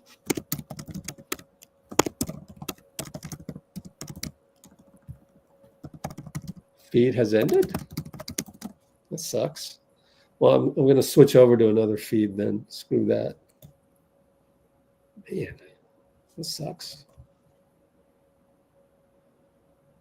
When's the next game? Seeing maybe it was a groin injury Perhaps. Looks like it was non-contact. Non-contact. Ooh. And I'm surprised. Someone told me that they did not boo him in the intros. I guess it's been too many days. It's already been a week. Boo Anthony Davis? Yeah, I thought they would boo him. I don't. Nah, that's not. It's not Davis's fault. He's a great player. Just, Yeah. But it's not Davis's fault, but he's the one that's buddy-buddy with Nico Harrison. So. Yeah. So next game is let's see, Milwaukee Monday versus the Bucks. Yeah, 5 o'clock. Yeah. So That's wait a minute. yeah, Lakers trade is rescinded. Yep. That's crazy, man. I wonder what happened. I guess he was damaged goods. Yeah. If you're on Instagram and you missed a lot of my celebrations and my Antonio Banderas meme. There you go. So I've come down from that now. Overall, we're still 1-0 in the Jimmy Butler era. So yes, sir. Back to 500 too. Even keeled. Yeah, let's take a look at the standings real quick. Although the back screen has Discord on it and it has Steve Kerr, which we just saw or heard. It's amazing. Bruce is here and Bloomer is not. Huh? Yeah, where did Bloomer go? Yeah. Huh. And Amy too, Somebody spelled Jimmy your way, Dean. Yeah. AIMI. Should also be rested for the rest of the season. No, yo, let me knock on wood. Ken Priest, let me introduce you to basketball gods. They're just it's like saying he is well rested though. But it is like saying, "Oh, Steph's made 32 in a row on the free throw line." Just that's a bit tonight. That's all right. They had protests going on outside Mavs facility. Yeah, 41 20-point quarters for Steph in his career, all time. Number one in the history of the game since 96, 97, when they started tracking that. What did you say? I missed it. I was reading some. Since 96, 97, when they started tracking points per quarter, Steph has the most 20-point quarters in the history of the NBA. Oh, that's sick. Yeah. Second is Kobe. Yeah.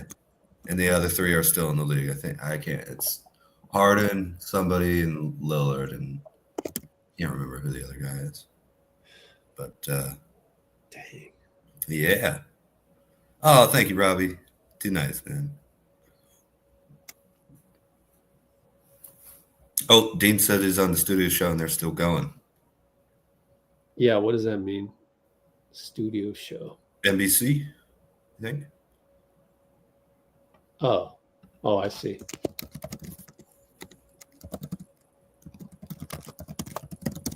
Yeah, League Pass is 2 streams, in studio and in arena for both teams.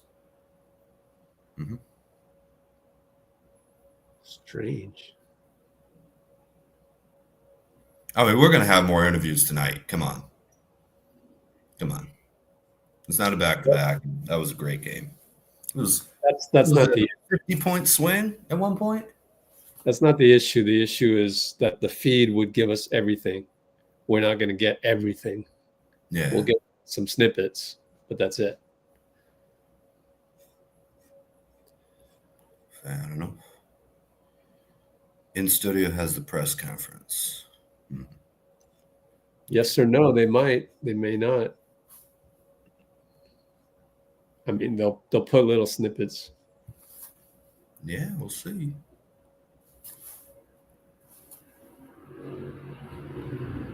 Okay. Well, got a all main trade guys and teams won today. Oh, the Mavs. Okay. Lakers won. We won. Cool. Nice. Who else? Warriors, Mavs, and Lakers. Oh, okay. Jeez.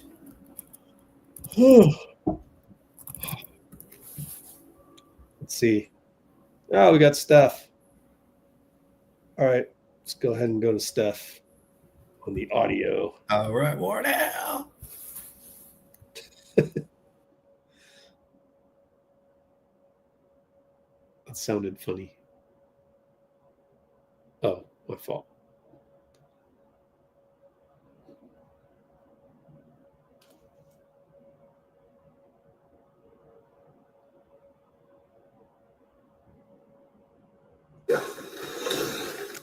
Both the third and then Jimmy kind of took over to start the fourth. Is that, I mean, the formula in your mind that you're hoping between you two? Yeah, I went back to a more traditional kind of rotation, playing a full spread in the first quarter, having a block rest, and he's on the floor for those minutes, and then we're taking turns because he's obviously a guy you can run an offense through and can demand attention, create advantages, obviously get to the line. So one game, a lot to build on. The first half was kind of a weird filling out process, and Chicago got hot, but our composure, in that second half was great to see. And just the idea that we were very intentional about everything we were trying to do in the second half, and it obviously worked. What did you just think of him overall, his game?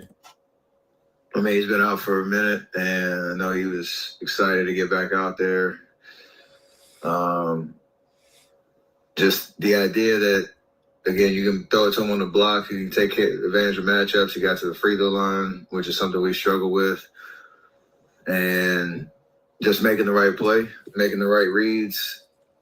At the end of the day, like the way that we play, we do have to kind of adjust a little bit to slowing down and understanding where he's going to be, get him in his comfort zone. But then most of the time throughout the game, if you get stops, you run.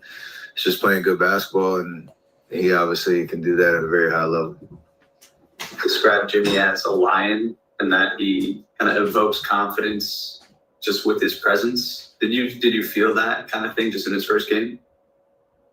Yeah, you play against him, like he's a guy that you have to worry about at all times, and he can dominate a game in a lot of different ways.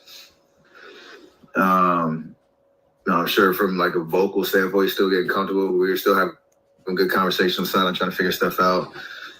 Not trying to overcomplicate it either, but for him, like he made his presence felt across the board. And having played against him, seeing the success that he has had as a winner, there's a reason he's been in 2 finals. There's a reason, he has the reputation that he has. And again, one game, great start. I just like the different look he provided for sure. Particularly, I mean, gets to the line 13 times. Something you guys don't do. How big is that aspect of the game? It's huge, and as we keep going, game by game, you'd hope to have a flurry like that where you open it up. But if the game's, possession here, possession there, the momentum's not going your way, like that should be able to help us. Whether he's either getting to the line or finishing in the paint, again, he draws attention. And so if we're decisive and organized, it's hard to kind of take away everything. And I think the idea he's like the exact opposite player of me, which is kind of funny. Like I'm shooting 16 threes. He shot 1, got to the free throw line a lot. He's dominating the paint. I'm dominating the outside and the perimeter. Guys working around us has a potential to be really, really fun. All right. So that's a little snippet, obviously, of Steph.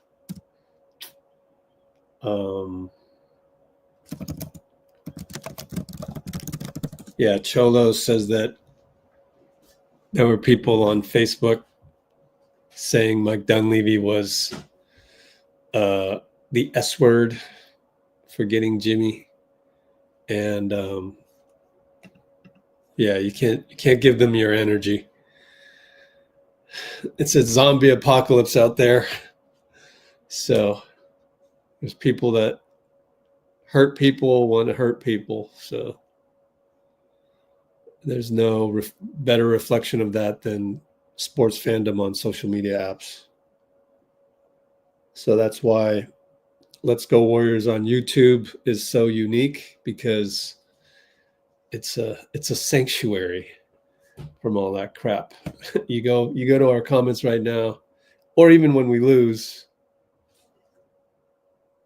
Whenever we lose, that's when it gets interesting. All right, Arbel sent me on Instagram Andrew Wiggins being introduced to the Heat. Let me see.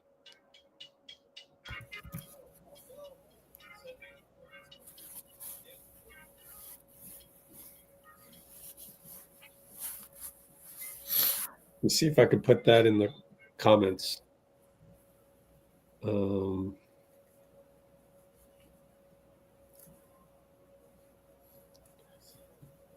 right, Dean. What's up, Rich? So, any comments on the game as I go look for this link?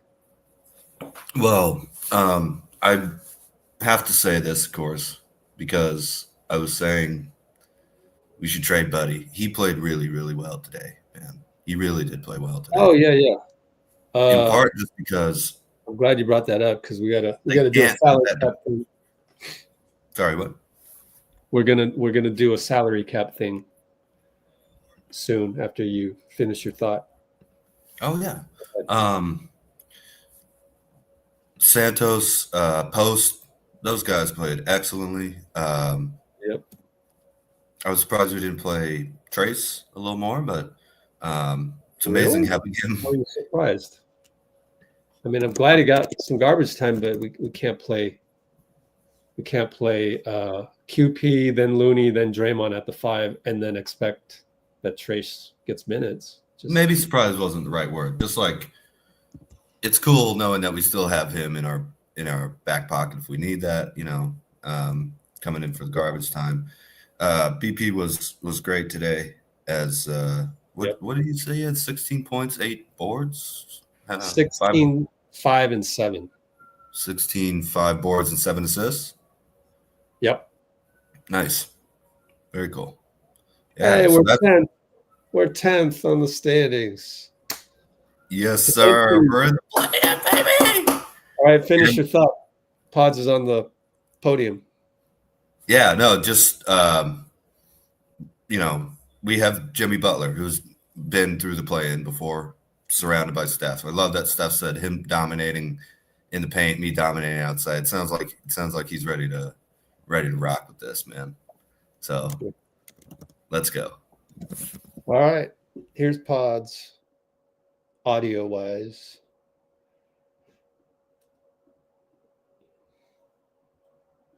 Chicago.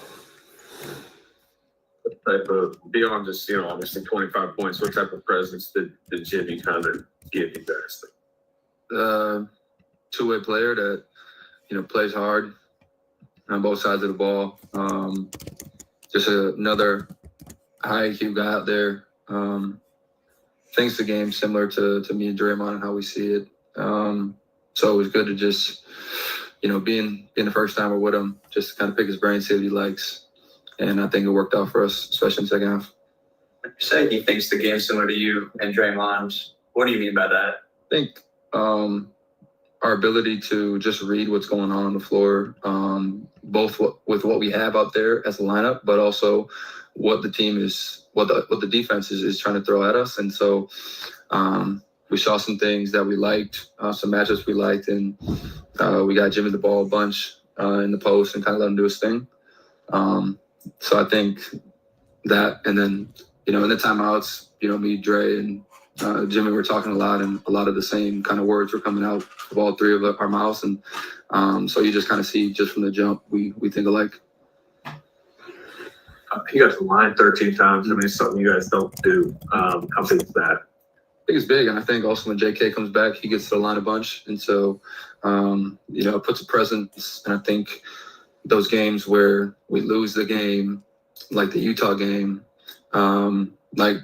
for me, if I get fouled on a ball that got stripped for me, that kind of calms the crowd and lets us set our defense. And so I think it helps us, especially late game, if we're close, if we're up 3 and we need a bucket or something like that, and the crowd's really into it. I think, him getting to the free throw line, being able to make 2 shots, and then us being able to set up our defense, I think that's really where it helps.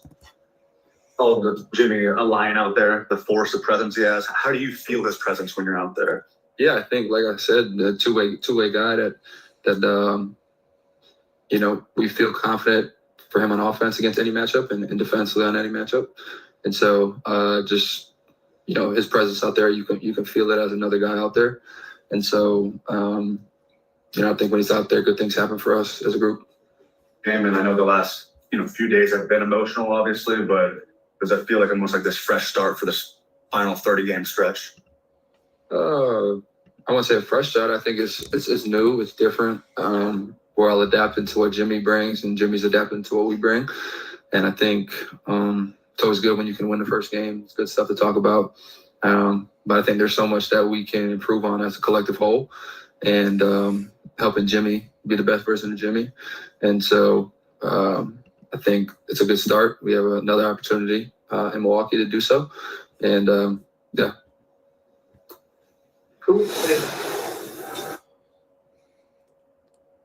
Cool.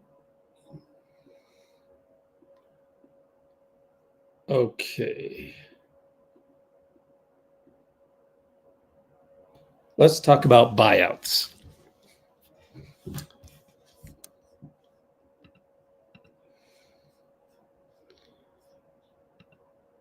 Okay, everybody's saying, is it possible to get guys at the vet min? That's what buyouts is all about, is getting guys at the vet min. You could pay them more if you had room, but usually all the teams that's in the playoffs do not have the ability to pay more than the vet min. So going back to the other night when I thought that there wasn't enough space on the cap to fit Buddy Hield, but I reversed the ratios. So I did the calculation wrong. Instead of, we were at 50 games out of 82, I accidentally took the reverse of that, which is the prorated salary was, I took the ratio of 50 divided by 82 rather than the remaining 32 divided by 82. When you take, I'm glad it happened, because when you take the remaining prorated salary, 32 divided by 82, oddly enough, you end up with approximately veterans minimums. That's not by accident, okay? When you sign Jimmy Butler to exactly that amount, he also gave back his trade kicker. He waived it. And what you do there is when you waive it, let's pull up HoopsHype to see the out years. You're just paying it back somewhere in here, okay? It's no big deal. And the other thing you're telling them is you're saying, well, this is what we got to pay you to make this work. We still got to add 3 more guys at some point in the rest of the season. So you do the math and you figure out, I've got capsheets.com up right now. You figure out how much you can spend on these, and you give yourself a little wiggle room under the first apron, which we're hard capped at. And we're hard capped at the first apron because we went under the tax by not opting in on Chris Paul. We went under the tax. We signed DeAnthony Melton with that $13 million exception being under the tax. It's called the non-taxpayer mid-level exception. We signed Melton.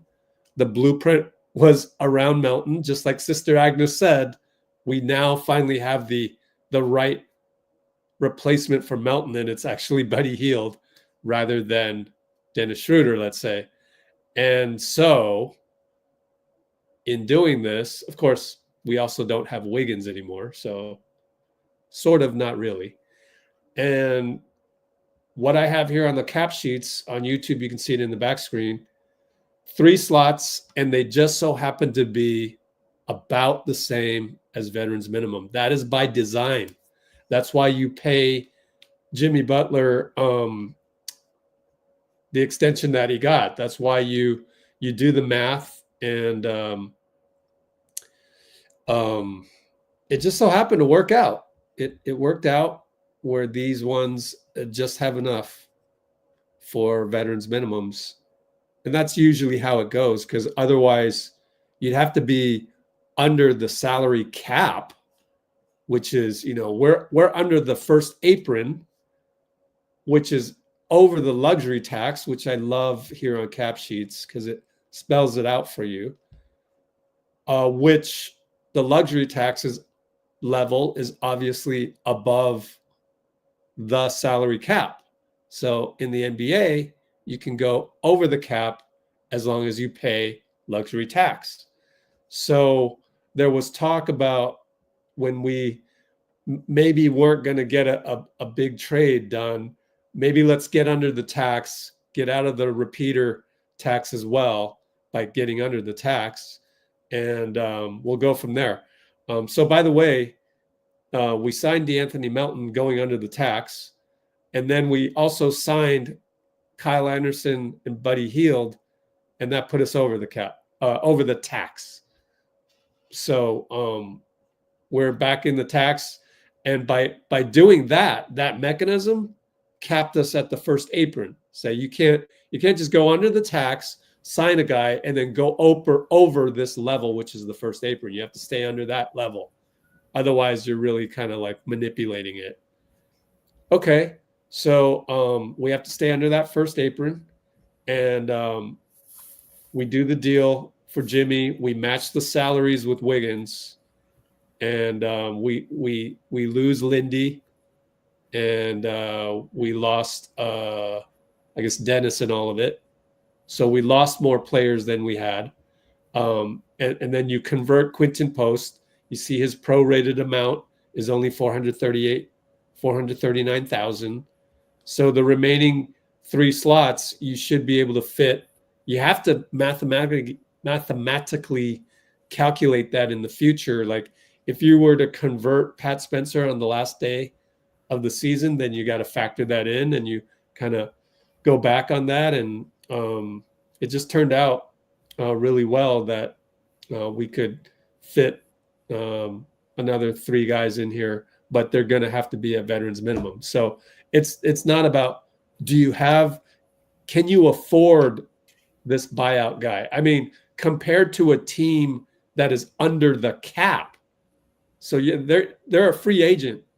So under the cap, it's the Nets and the Wizards, and nobody's going to get bought out and go to the Nets or the Wizards.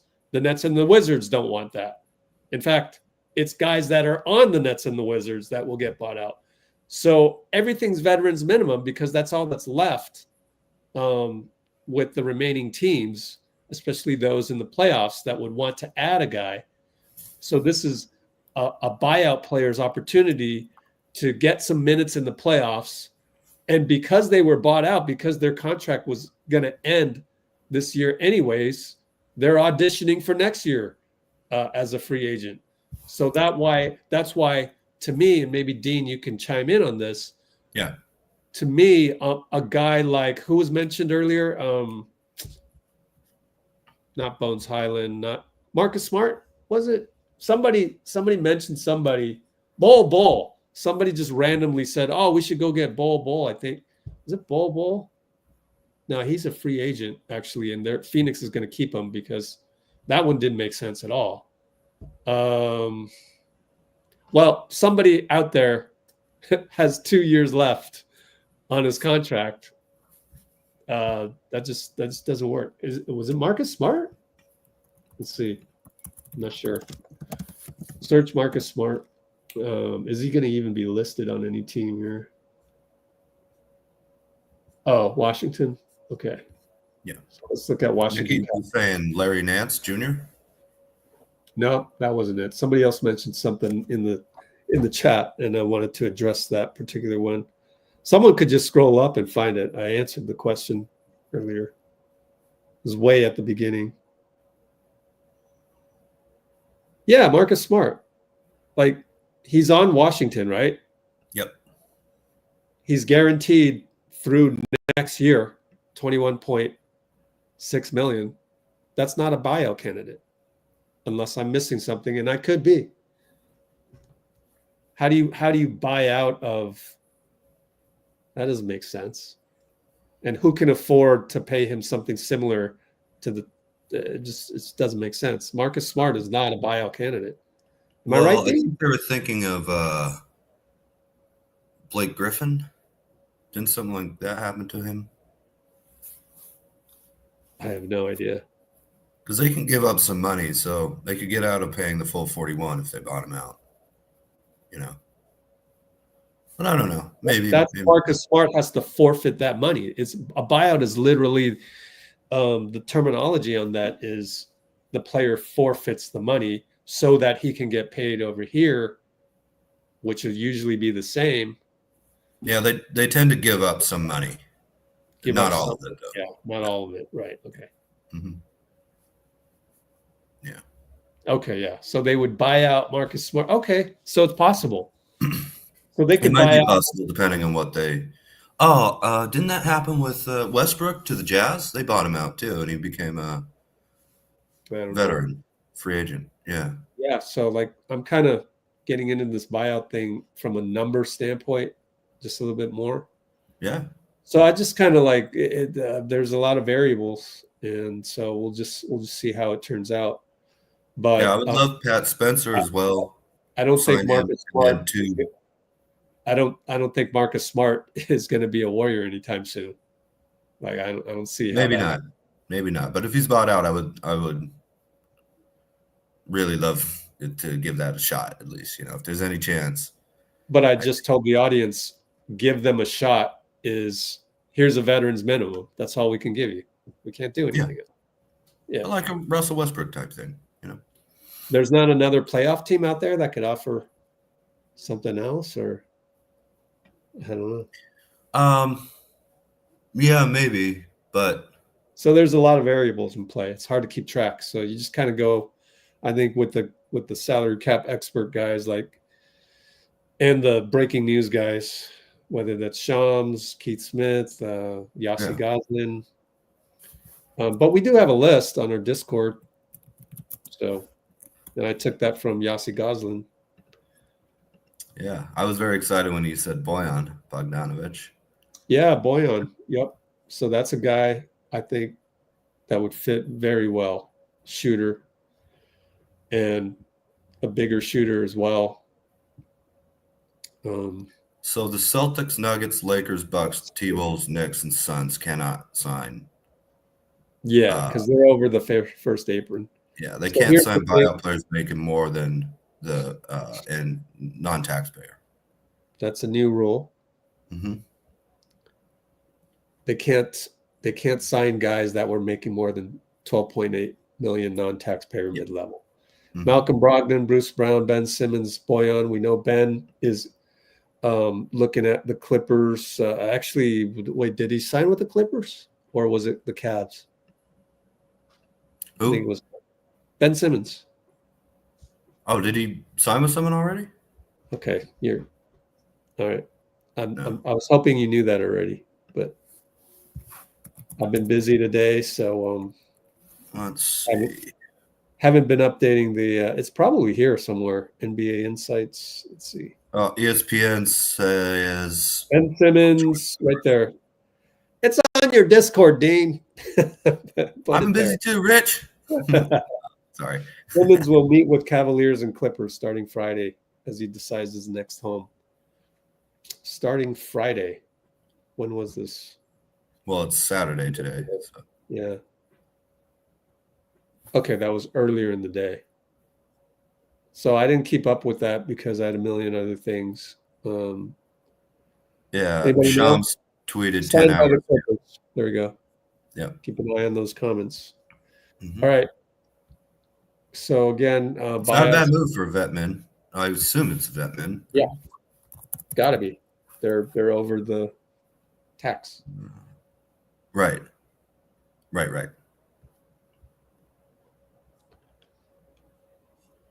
Okay. Man, Ben Simmons, crazy. Where's the longer list? It had a longer list. Brogdon. Oh, I have one here on Spot Track. Oh, good. You want me to send the link? Put it in the comments. Yes, sir, I will. I'll mute the site real quick. Man, I had a long list. I don't know what happened to it. Maybe I didn't put it in this. Maybe it's in here. Mike Dunleavy section. Hey, 71 watching, 60 likes. It's not too bad. Could be better. Oh, darn. I don't know what I did with that. I know. I put it in here and I just didn't duplicate it in the other one. So buyout, search on buyout in every post. There's the list. Seth Curry, Cam Reddish, Josh Richardson, Jaden Springer, Patty Mills, Daniel Tice, PJ Tucker, Reggie Jackson, Johnny Davis, Jalen Hood-Schifino, Torrey Craig, who signed with somebody. Celtics. Wait, thank you. How can he sign with Celtics? Oh, he was only making $2.8 million before. Right. It's a vet min. But he was only making 2.8 before, so that's why they were able to get him. No, you buy him out and then you sign him for vet min, or whoever bought him out. It's the Bulls. There's no way Boston is paying his full salary. They can only legally take him in at a vet min. No, he was making 2.8 before. That's why they were able to get him. These other guys, maybe not. Oh, man, if we got Seth Curry and Boyan Bogdanovic. I'm nitpicking, Dean. I'm saying the proper terminology on that is, as a buyout guy, he's going to get signed at a veteran's minimum. But I wasn't disagreeing with you on that. Who cares what he was making? 2.8, 10 million? Because they're a second apron team. I was like, how did they get him? But he was only making, because it's a veteran's minimum. Oh, a second apron. Yeah, so he was under 12.8. Yeah. So he wasn't making more than 12.8 million. So that's how Boston got him. Yeah. Torrey Craig making 12.8 would have shocked me. Well, I just I thought actually before the trade deadline that they couldn't sign anybody at all, second apron teams. But that wasn't the case. I got that wrong. So like, wait, how did oh yeah. Not a terrible pickup for Boston. I've liked Torrey Craig for a while. He's 34 years old. Only 2.1. Lonnie Walker the fourth. Lonnie Walker just exploded in the NBA to kick us out of Game 4 against the Lakers. And now he's in Lithuania. Oh man. Oh, you know, Nicky, you know what I mean. Yeah. Oh, only 2.8 million a year. Yeah.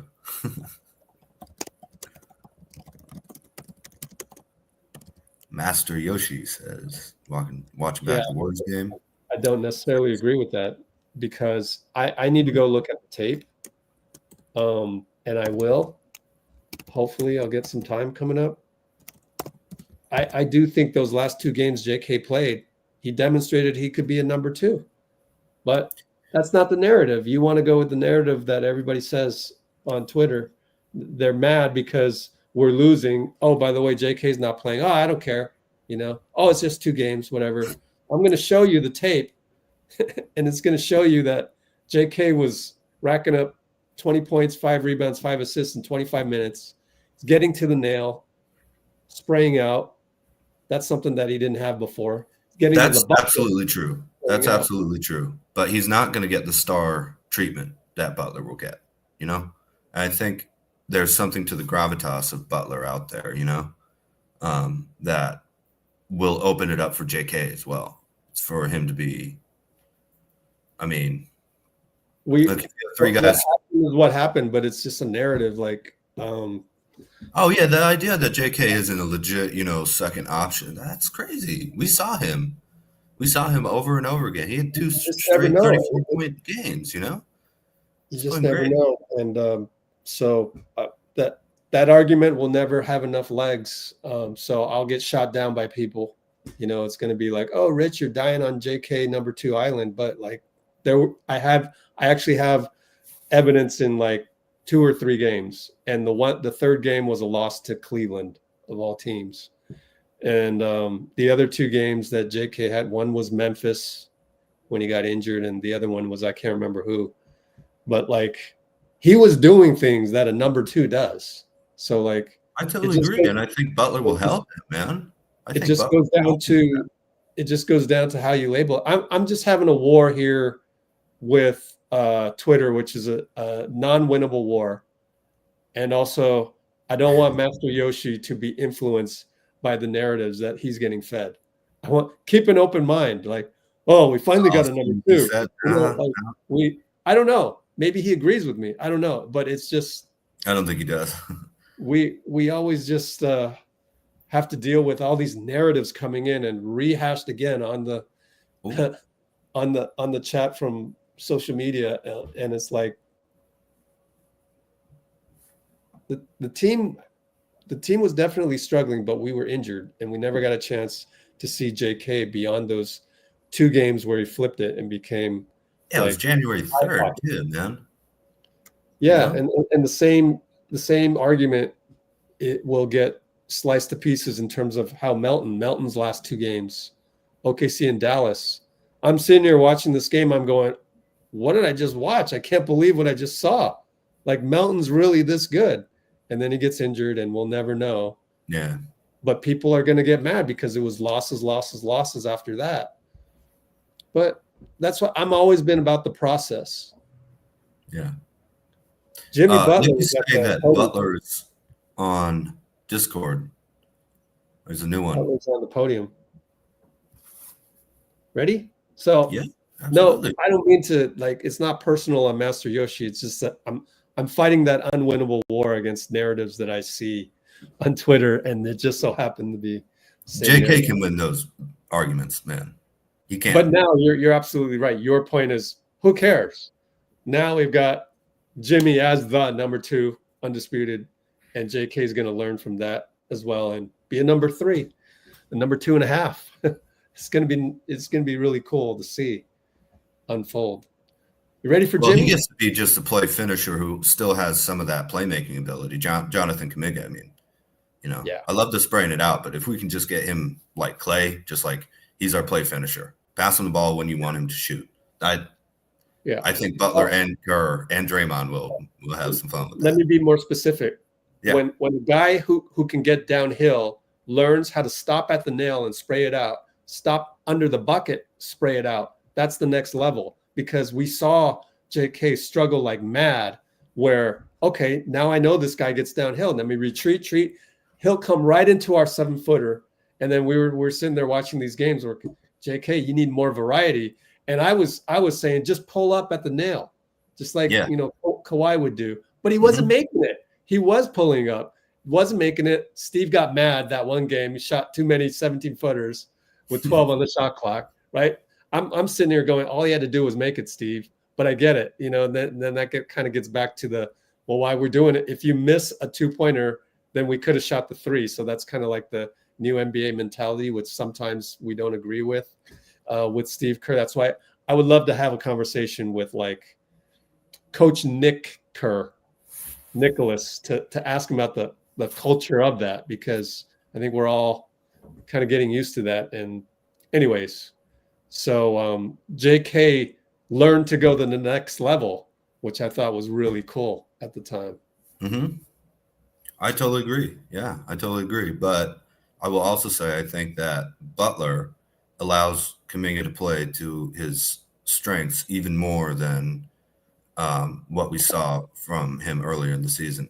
While it's obvious that if he wants to be that Kawhi Leonard, who seems to be the best physical comparison type, that, Kawhi really became a superstar when he started hitting threes and being an excellent passer. You know, you look at 2014 versus the Heat versus 2019 versus us, and it's really Kawhi's passing game that just went absolutely berserk, you know, and I totally agree with that. And you're putting him next to Jimmy Butler to learn how to do that. That's unbelievable, man. Let's if you got it ready, I'll give Jimmy, man. Let's go, Jimmy. Okay, Jimmy audio coming up. And he's on the podium for a while, so this is good.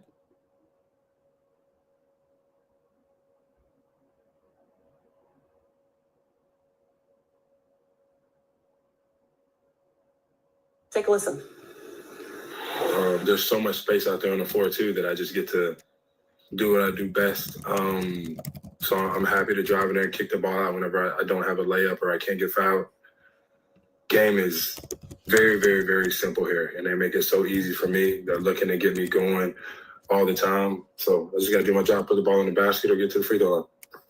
Steph said that you guys are almost the opposite type of players. He was like looking at the stat sheet with the amount of threes, free throws, all that, and how that could be a good mix. I mean, I'm just curious. You played one game with him, but do you feel that almost like the opposite nature? You know, they say opposites attract in a lot of ways in life, and I don't think I could be a better complement to him and vice versa, in the sense that they're not leaving him ever. Probably two people would never leave him. So there's so much space for everybody else. And I get the easy job. You know, I'm playing one-on-one or I'm playing in so much space. And then everybody's looking for him and everybody's looking to get him open. And at the same time, he's looking for everybody else. So it's so great to play with somebody like that. Steve called you a lion tonight, said that you're such a presence, you could feel it. Just your reaction to being called a lion and how you kind of just embody your presence out on the court. I appreciate it, but I think we got a lot of those lines. Draymond probably being the biggest one. He's always barking at somebody in a good way because he wants to win, and he wants to win every possession, and he wants to win every single game. Home, road, doesn't matter. And I like that. I like that fireness that everybody has. Tonight was one of many, so we want to get it rolling. The free throws, you could see you and Draymond kind of talking to each other. What was that like as far as feeding off of that and almost learning on the fly with Draymond? Yeah, I mean, he's telling me what he sees, and I'm telling him what I see. Hell, I don't know too many of the plays right now anyway, so he's definitely telling me where to go on the floor. I'm grateful. He's shown me so much grace and understanding that I am new here, even though I've been around the league for so long. He's showing me the way, and I'm very thankful for Draymond. I think Steve said he gave you like 3 plays. You weren't able to go through shoot around because the physicals weren't done yet. Like, how much do you actually know of the offense and defense while you were out there today? I know, but, you know, I've been in Miami for, 6 years damn near. So it's kind of like I know what I'm supposed to be doing, but I kind of go back to what we were doing over there, and I got to get that out of my mind very, very quickly. But they understand, and they're, you know, barking at me, hey, no, this is how we do it. This is how you got to do it. It'll come with time. Hopefully that time is Monday, that I don't make as many mistakes. But I will say that I am trying. Still able to do what you do, though. You got to the line as many times as you did. You still were able to drive and kick. Still kind of be able to find your spots. Like, do you feel like it's only going to get that much better once you learn the system? And they were saying that the Heat system and the Golden State system are kind of similar, too. It's one and the same, but it always helps whenever you have everybody on the roster, everybody on the coaching staff continually telling me to be who I am, be myself, and it'll work out just fine. So, you know, I was trying to do what I thought was right, and then it was like, oh, well, everybody's telling me to be me, so go do it. And then I think we played a little bit better because I was out there being myself. You're actually trying to show that. Interesting to hear, Jim.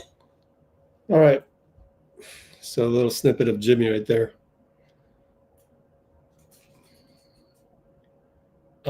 When Dean comes back, we should just go down the list of buyout candidates because I do not want another small guy in Reggie Jackson on defense running around there. I mean, Buddy looks small out there. Paz looks small out there. And they're way taller than Reggie. So, and if you're going to go after Reggie Jackson, why not go after Boyan? So I'd want to make sure we had a legit chance to get Boyan first.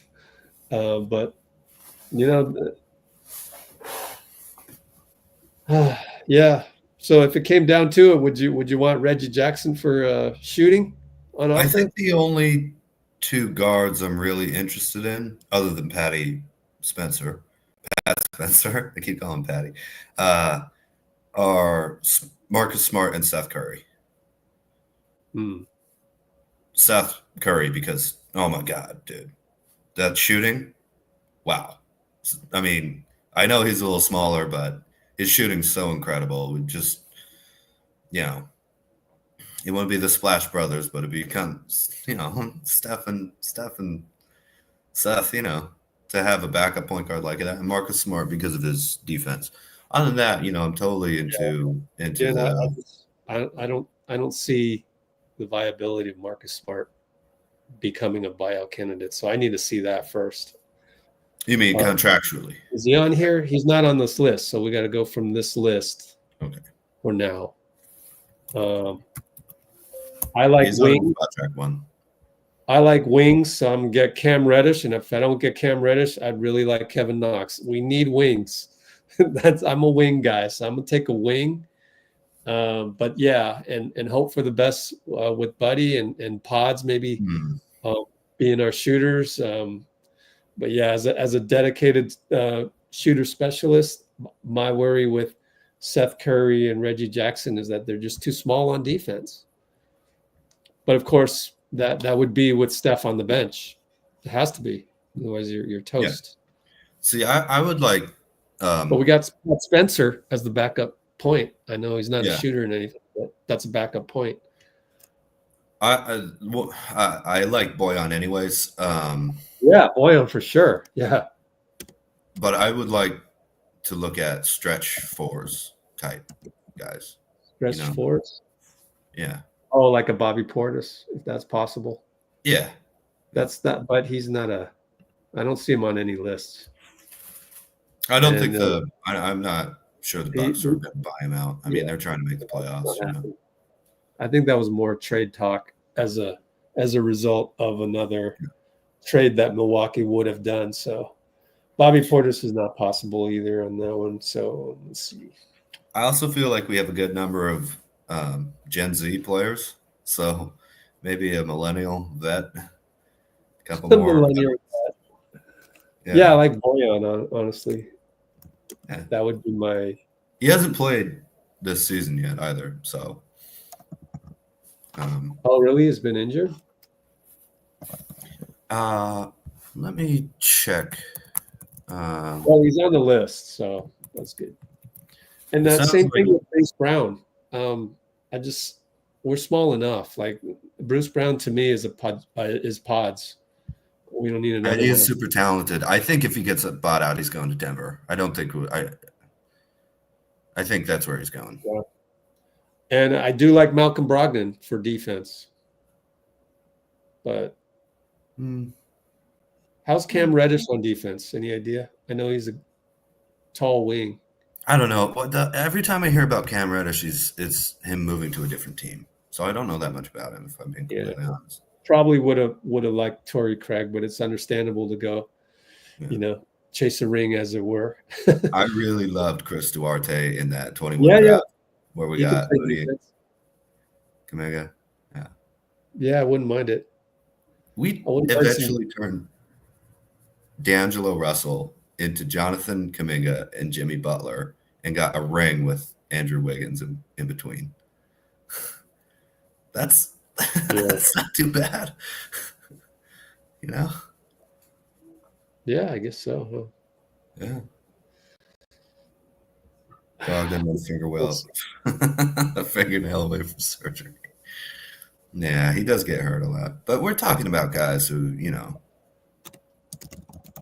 they're probably not going to be like starters that we get on the buyout market. So as long as they can play a solid role off the bench, I'm happy with that. Why do we need guards? We have enough defense. Huh? I don't even understand the question. Yeah. I think I'm good on most players who aren't tall, except Seth, because he's just a lightning bolt from three. And we could use a shooter like that.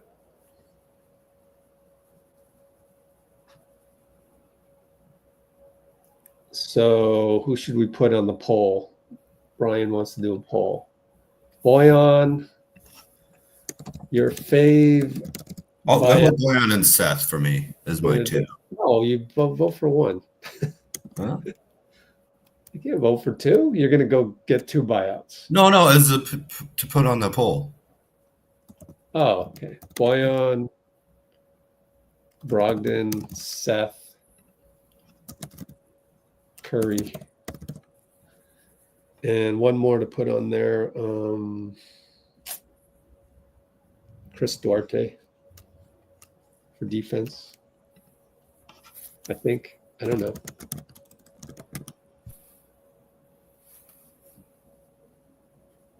I can't believe we have 3 roster spots open now financially. Yeah. Do you think they'll do that? I think Lacob's going to do it, man. I think he's going to pay 3 guys. Well, we'll wait. The 15th will happen on the last day. It'll be converting Pat Spencer.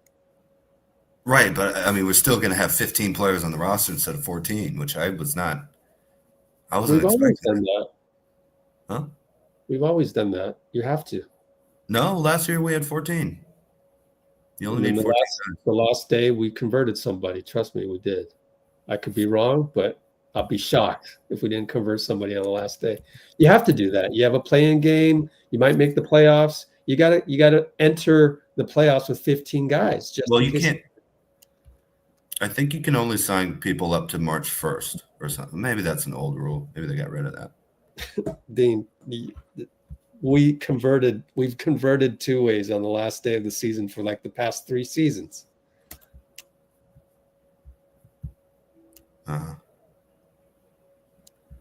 Oh yeah, 2-way, baby. Oh, I can't find it. And going back to capshoots.com, how many slots do we have left? We have 2 left, even after Quinten Post got converted. Yeah, he's the 12th guy. By rule, you have to have 12. So we had to do that.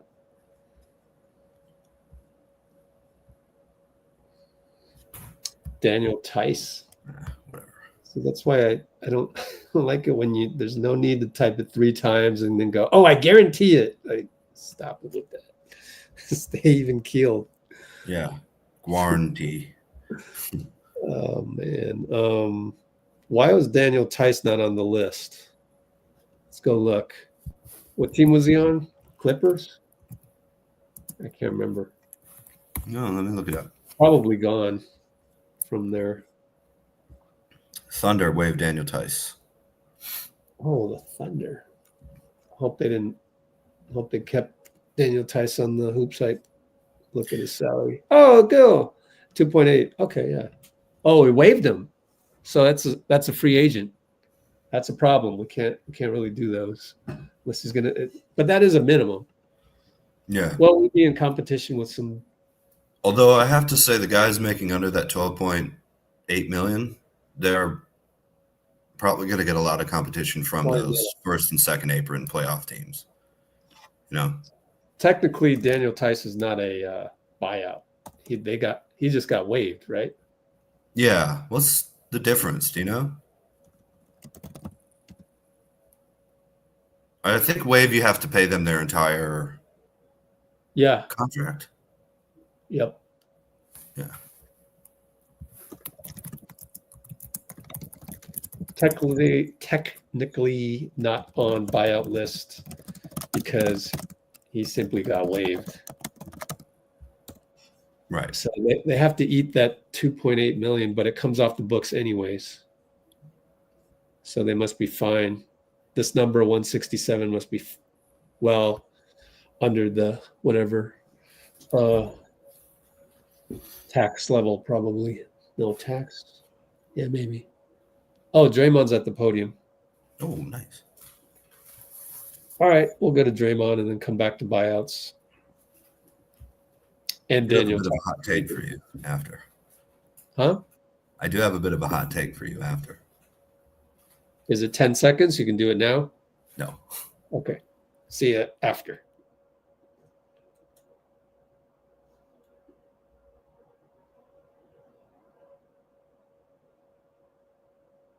From Draymond.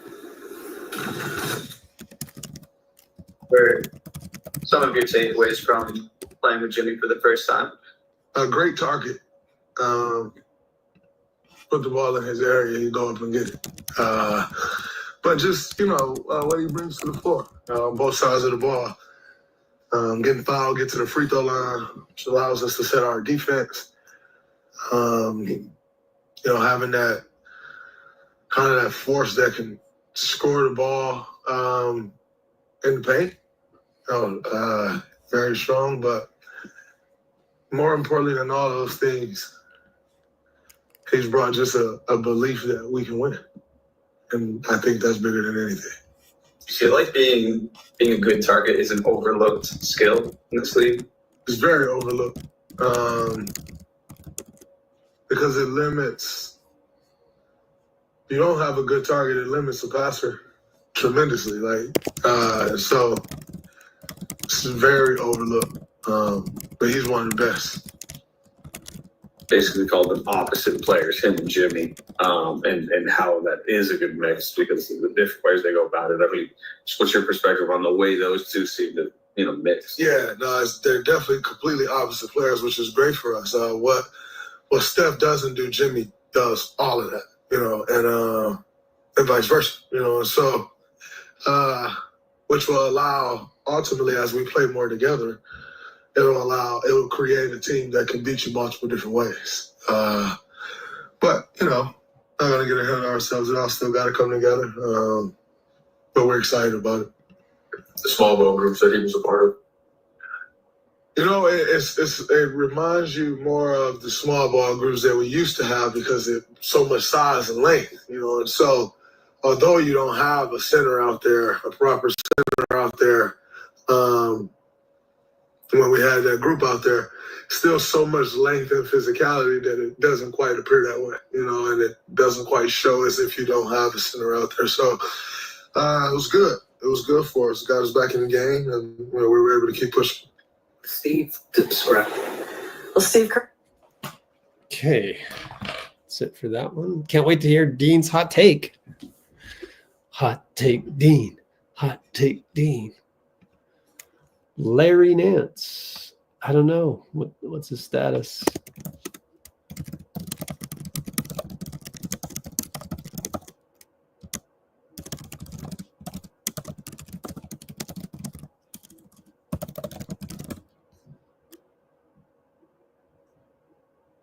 Jimmy Butler a better Iguodala?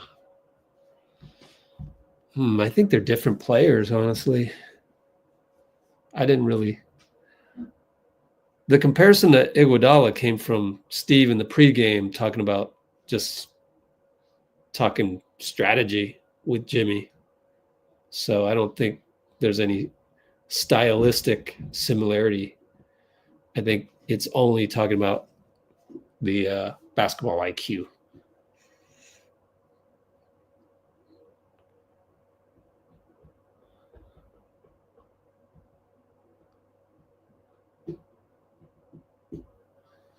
Wow, Duarte is in the lead.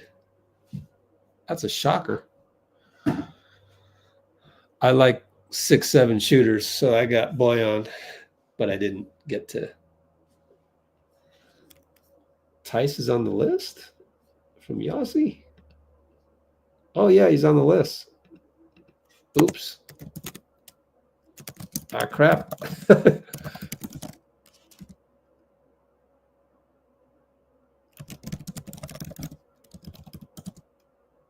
Chris Middleton. Oh, I don't know. He's not on the list. I would have had Tice in the poll instead of Duarte, and yet Duarte is leading. I'm sure Tice as the big man would have gotten it.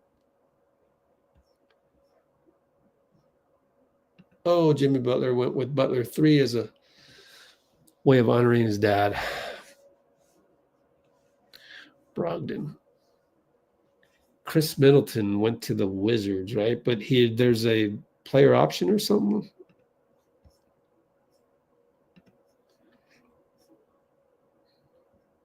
Yeah, player option. So nah.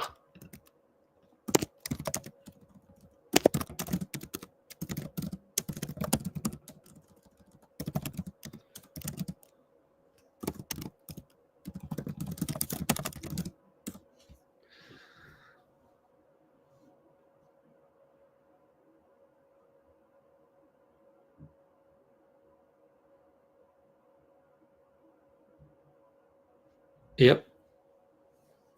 Pretty sure we'll get somebody. I mean, let's see. How many players are on the list? Let's see. 1, 2, 3, 4, 5, 6, 7, 8, 9, 10, 11, 12, 13, 14, 15, 16 players on the list. 16 players on Gozlan's list. 16 players, and we have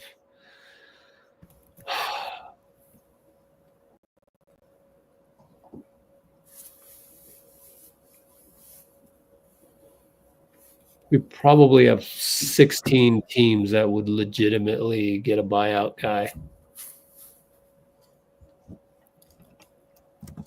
Yeah. Yeah.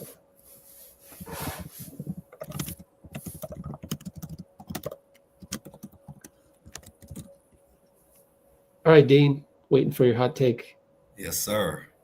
Let me ask you a question, Rich. You said on a desert island, Steph versus Michael Jordan, you go with Steph. All right. To save the planet, I'd have to go with Michael. To die on a deserted island, I'll go with Steph. Watching videos. And you said Draymond's the best defender ever. Better than Dennis Rodman. Yep. Yeah. Yep. What do you think about Jimmy versus Scottie Pippen? I'll give it to Scottie. He's taller. He's taller, but Jimmy was the number one guy. Yeah, I don't know. I'm gonna go with Scottie. Okay. It's a good one though. That's a good. So you have Steph and Jordan real close. You have Draymond over Rodman, and you have Butler over. That's what you have Pippen over Butler. Fair enough. Okay. I looked at their age in 1998, and Rodman was 36, Jordan was 34, and Pippen was 32. Ooh. Steph is 36, Butler's 35, and Butler's 35 and Draymond's 34. You add the three together and then divided by 3, the Bulls averaged out to being 34 years old in 1998, and the Warriors averaged out to being 35 years old this year. So if there wasn't that lockout, if Jackson comes back, are we looking at kind of something similar to the 1999 Bulls if they had played? I don't know. I just like that comparison, man. These are old, tough dudes who they How played. old was Pippen? MJ was 36. No, Rodman was 36, Jordan was 34, and Pippen was 32. I think they were all a year older by the time the finals rolled around, but that was their listed age on okay. That was their age that season. Cool. That's a cool one, yeah. Yeah. So you know who else was on the team in 98? Steve Kerr. Yes, sir. We need a coach. There's Dean. Yeah, Dean likes it.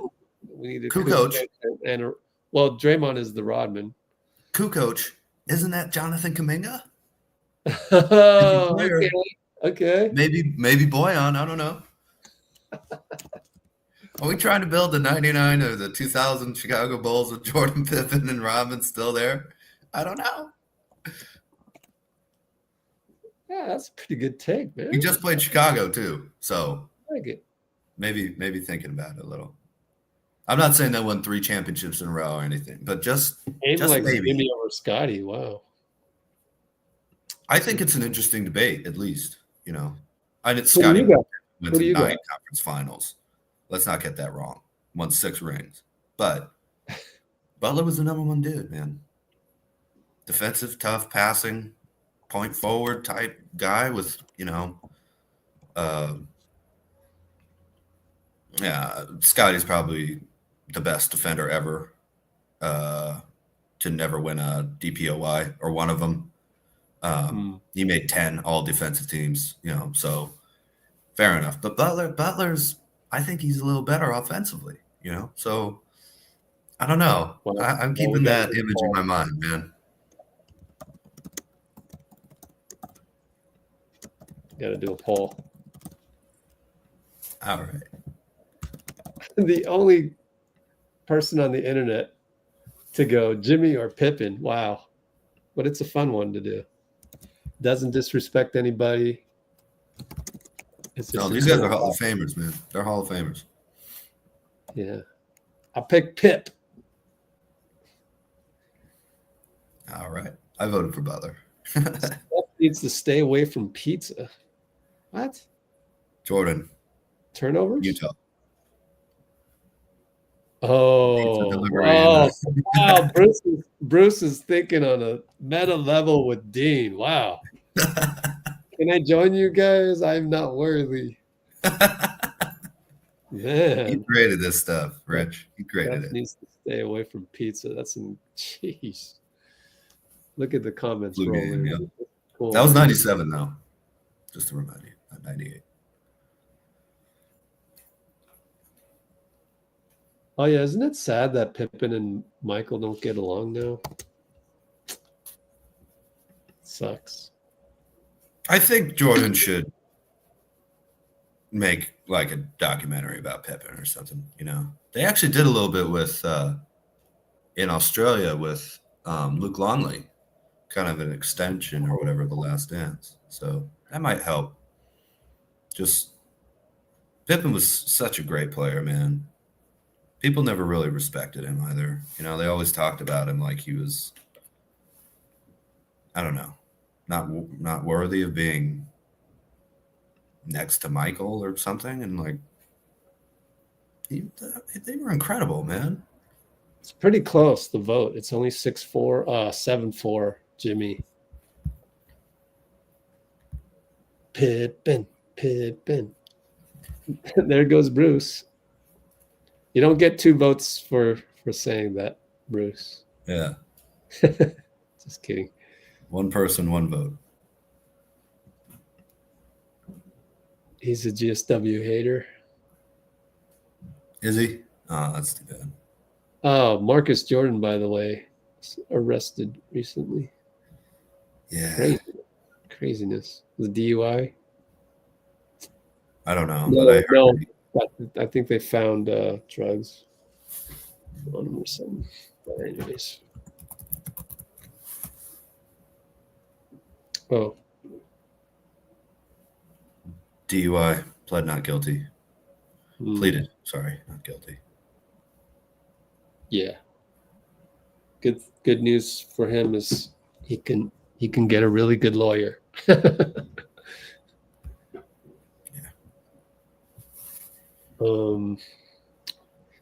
All right, so your buyout preference, Dean, would be Boyan, and then if not Boyan, Seth Curry. That's what you want. I think they can only get. I think they're only going to get 1. I don't know. I'm not sure. It's a total guess. No basis. And who would be the 14th man? I'm not sure. We'll see how it plays out. It'll be a good learning experience to see how they fill these out. Yeah, my dream would be both, I think. Seth Boyan and Pat Spencer. Okay. Yeah. We should do there's just not enough choices on a poll. I just kind of want to see Kevin Knox. I just like Kevin Knox. Oh, I do like Duarte too, Bruce. I do like Duarte a lot. But Seth, man, the shooting between those two. Man. No Kevin Knox? No, I think I'm good on Kevin Knox. With all due respect. Long wing. I think what we're thinking here is just in case something bad happens and you got injuries, then what you got left? Of course, we're probably not winning a championship with Kevin Knox in the rotation, you know what I mean? But yeah. I think let's look at it this way, Dean. The buyout situation. And we have a few more topics to talk about. Yeah. This buyout candidate, who's in trouble of losing minutes on that one? So we could say maybe it's Duarte instead of Gary for defense. I don't know. Nah, we would never do that. Gary is definitely going to be a defensive specialist no matter what. Tice instead of Looney or something? Maybe not, right? I think you'd probably go with Looney. Yeah. I think Kerr will go with Looney. So forget Tice because of that, right? And then you go, okay, Seth Curry could have a better shooting night than Buddy, theoretically. So maybe that Boyan as well. So just looking at and maybe even like a Moody, maybe I would put like, doesn't need to be buyout, it just needs to be a 13th and 14th guy. And Pat Spencer will be converted as the 15th on the last day. That's my theory. So I'm putting in Kevin Knox in there just to put a little heat on Moody, play better defense. Big shots. You could say, okay, Bruce Brown instead of Brandon Pajemski, but then now I'm fully confident with Brandon. I don't think he will not do his job. So I wouldn't want Bruce Brown because they're similar. And I trust Pajemski. So you want to get Bruce Brown if he wanted to come here? He does have I think he's talented enough where he just say, okay, for vet men? Here's the thing, though. Here's the thing. You got to remember on his side, he's not going to come here just to sit behind Brandon, right? So I don't think he will come here. I agree. I think he wants to go. I think he should go back to Denver.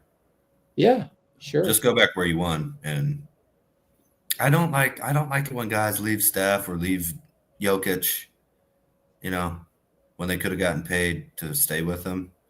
I think him going back to Denver is like, money was cool, but wait.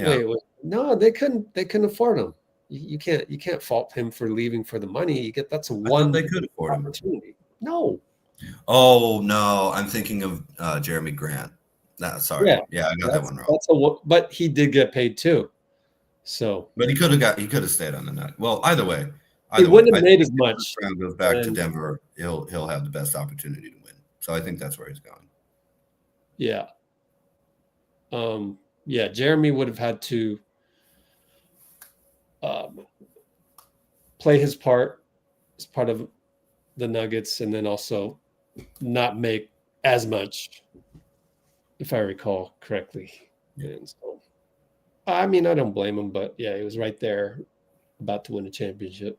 So yeah. Maybe could have made more after that, so. Oh, you'd think so eventually. Yeah. Maybe could have done a one-year deal type thing and then hit the open market, but that can be risky too. You get injured and yikes. Oh, DNA is taking off. See you in the Bucks game, man. Thank you for hopping on. Oh, so Scotty's getting backlash in the poll because he never had anything good to say about Steph. Oh, yeah. Maybe that's why. Just take that out of it and think about him as a player, So Dina Gahn wants guys with playoff experience. Okay. I agree. Yeah. Mm-hmm.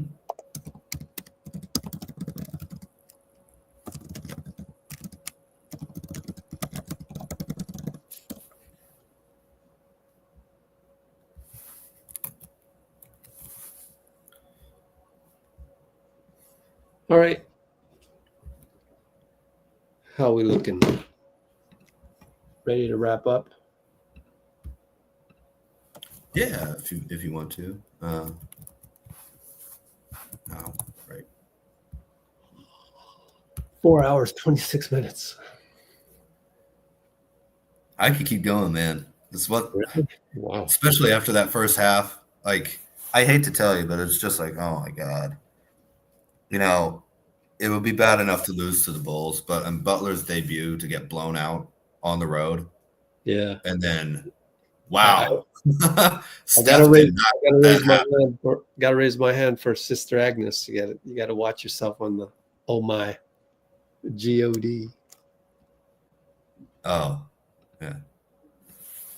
yeah. Wiggins got introduced in Miami. Someone put the link in the comments, so go check that out. And overall, I just want to. There was a note that I forgot to mention. I just think, what's up? What are you laughing Bruce said after the first half, he was ready to say, "I told you so." To me, I was ready for you to say that, man. 50. I was almost a 50-point swing. I'm sorry, Rich. What were you saying? Yeah. I didn't mean to cut you off. Was it 49 or? Yeah, I think it was 40. We got up to 25-point lead, and we were down 24. So what was the bigger? Okay. What was the bigger? What do you call it?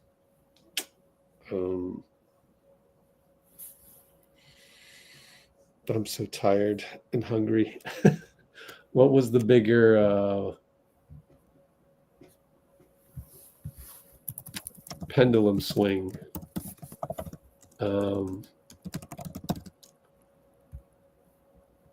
How did Bruce say it? Dean avoiding the "I told you so." Let's just do a poll. Looks like Jimmy wins over Pippen. First of all. Oh, we finally won a Jimmy poll.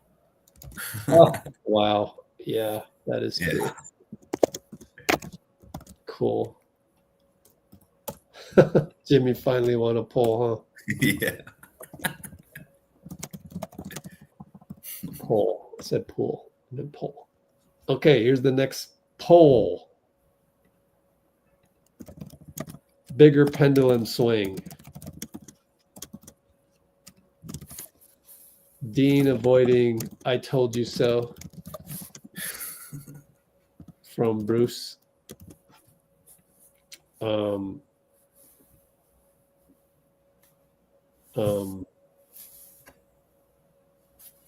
Steph saying "hold my beer" to me. Oh man. What was that story again, Rich? You said hold your beer? No, so Steph threw the ball to the other team, and I was like, at that point, I was like, man, me as an OG coach, I don't know how I could. I don't know what I said, but I do remember saying maybe have Jimmy run the point instead of Steph. Oh yeah, you get off the ball, and then Steph exploded. Wow, it just exploded. Siobhan says 64-18 second half run. Is that right? My God. My goodness. That's crazy. Chat was loud with negativity. Yeah. Well, we won't do a poll. I learned about polls the other day. I put Bruce in a poll and everybody. Yeah. So we're not going to put us in a poll. That didn't work. Oh, I said Colby White was having a better game than Curry. Yeah. Thank you, Bruce. Oh, That's how tired I am. He didn't like that. Steph didn't like that. Yeah. Yeah. That's all I got to say. This is Chicago. Who we playing? So I got to remember that my little turn of the ignition switch, my little torch flame is man, Lillard is having a better game than Steph, but that's not as surprising though, is it? The Colby White comment, that was definitely. I like Colby White too. Just yeah. You know. Is it Colby White or Colby White? It's probably Colby. I think it's. I don't think he has an L in his name. Well, then I spelled that wrong all game long in the notes. Yep, Kobe. Oops, I better change that somewhere up here. So get one Kobe in the search parameters. It's all right, Rich. There's an amazing number of people who are. You know what's crazy? I'm looking at the notes. Colby White went nuts in a very short amount of time. Yeah, he did. Or did I not write it correctly? Yeah. I think he and Levine set some sort of record for a duo in threes made a couple of years back. It was third quarter. I don't even have Colby White mentioned in the first half. Yeah, I liked Colby White for a while. He was a real solid player. Whoa. I must have put his name in there somewhere now. I was also thinking when the Reinsdorfs finally sell this team, Chicago is going to be a really, really attractive city to come play for. It's just every time I see anything from Chicago, I go like, "Oh, this is a cool place." It has its rough parts, of course, but that's a great city, man. Oh man, it really should be a lot better. I'm looking at my notes. We're down 9 with 6 minutes to go in the third quarter. Okay. Down 10, down 9, down 7. Then Steph hits a grenade 3 to cut it to 6. And then it flips. And that's with 3 minutes, 16 seconds left. He cut it to 6? From 9, yeah. Oh, from 9, right. And just before that, 6 minutes, 47 seconds, he throws the ball to the other team, and Buzelis got the dunk. Yeah. On the other end. And that put them up by 11. And then Steph found the entry pass to Jimmy. And then after that was the grenade. But that whole time, even after the Jimmy entry pass, we're down by 9. And then finally it was like, even Moses got a jump hook over Patrick Williams. And then Steph hit the grenade 3, and then it was like, bam, bam, bam. That was a beautiful thing to watch. And then it even snowballed in the beginning of the fourth. Mm-hmm. Steph looked rejuvenated. On that scoop layup, I even said to myself, like, renewed. He just looks renewed out there. You know? He looked fresh, man. Yeah. He came out without even leg sleeves on. Without knee sleeves. At the very beginning of the game, which I thought was interesting.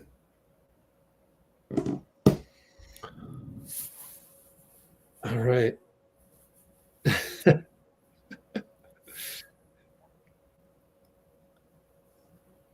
Bruce set an example. Yep. Remember one specific guy I told in the chat, and he insisted. He insisted that his negativity was fact. I said, okay, well then go home now. Please leave the chat. And he left the chat. Actually, he stayed. Have you ever seen an NBA player get sent home mid-game by the coach, Rich? No. Why? I have. Ooh. There's a guy in the Jazz. I'll try and find him.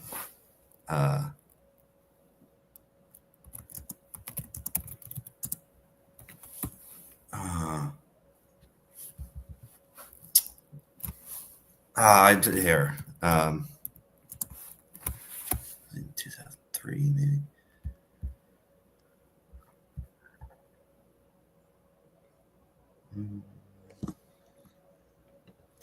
Yeah, Sloan sent him home off the bench. He came in. Yeah. Gordon Giricek. Or Giricek.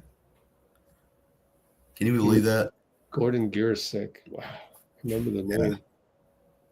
He left the bench, went to the locker room, and went home mid-game. And we heard about that later. And that was one of the craziest coaching things I've ever heard. But Sloan was not a guy you wanted to, like, PO, You didn't want to make him angry. Yeah. Kind of reminds me of Eric Spoelstra to the max. Yeah. He threatened to fight Stackhouse, I think. Oh, really? Stack? 75 years old, 70 years old, or something like that. Yeah. Oh, yeah. Of all people.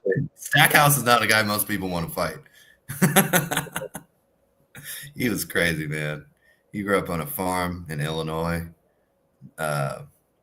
baling hay. Yeah.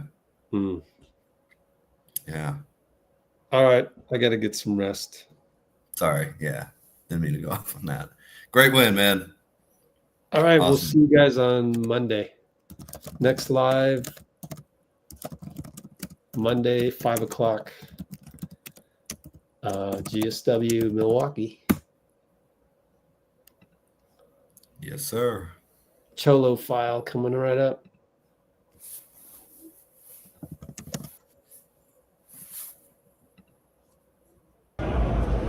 Gotta find a Jimmy. What do you say? Oh, Hellified. Hellified tech. Yeah.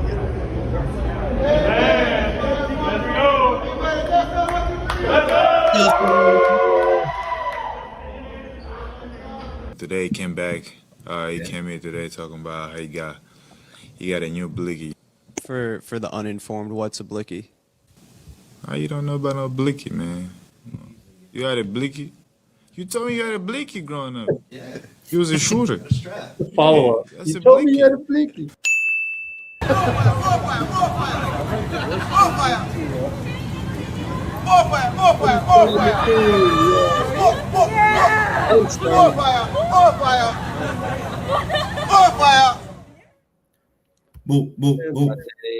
All right. See you guys. Thanks,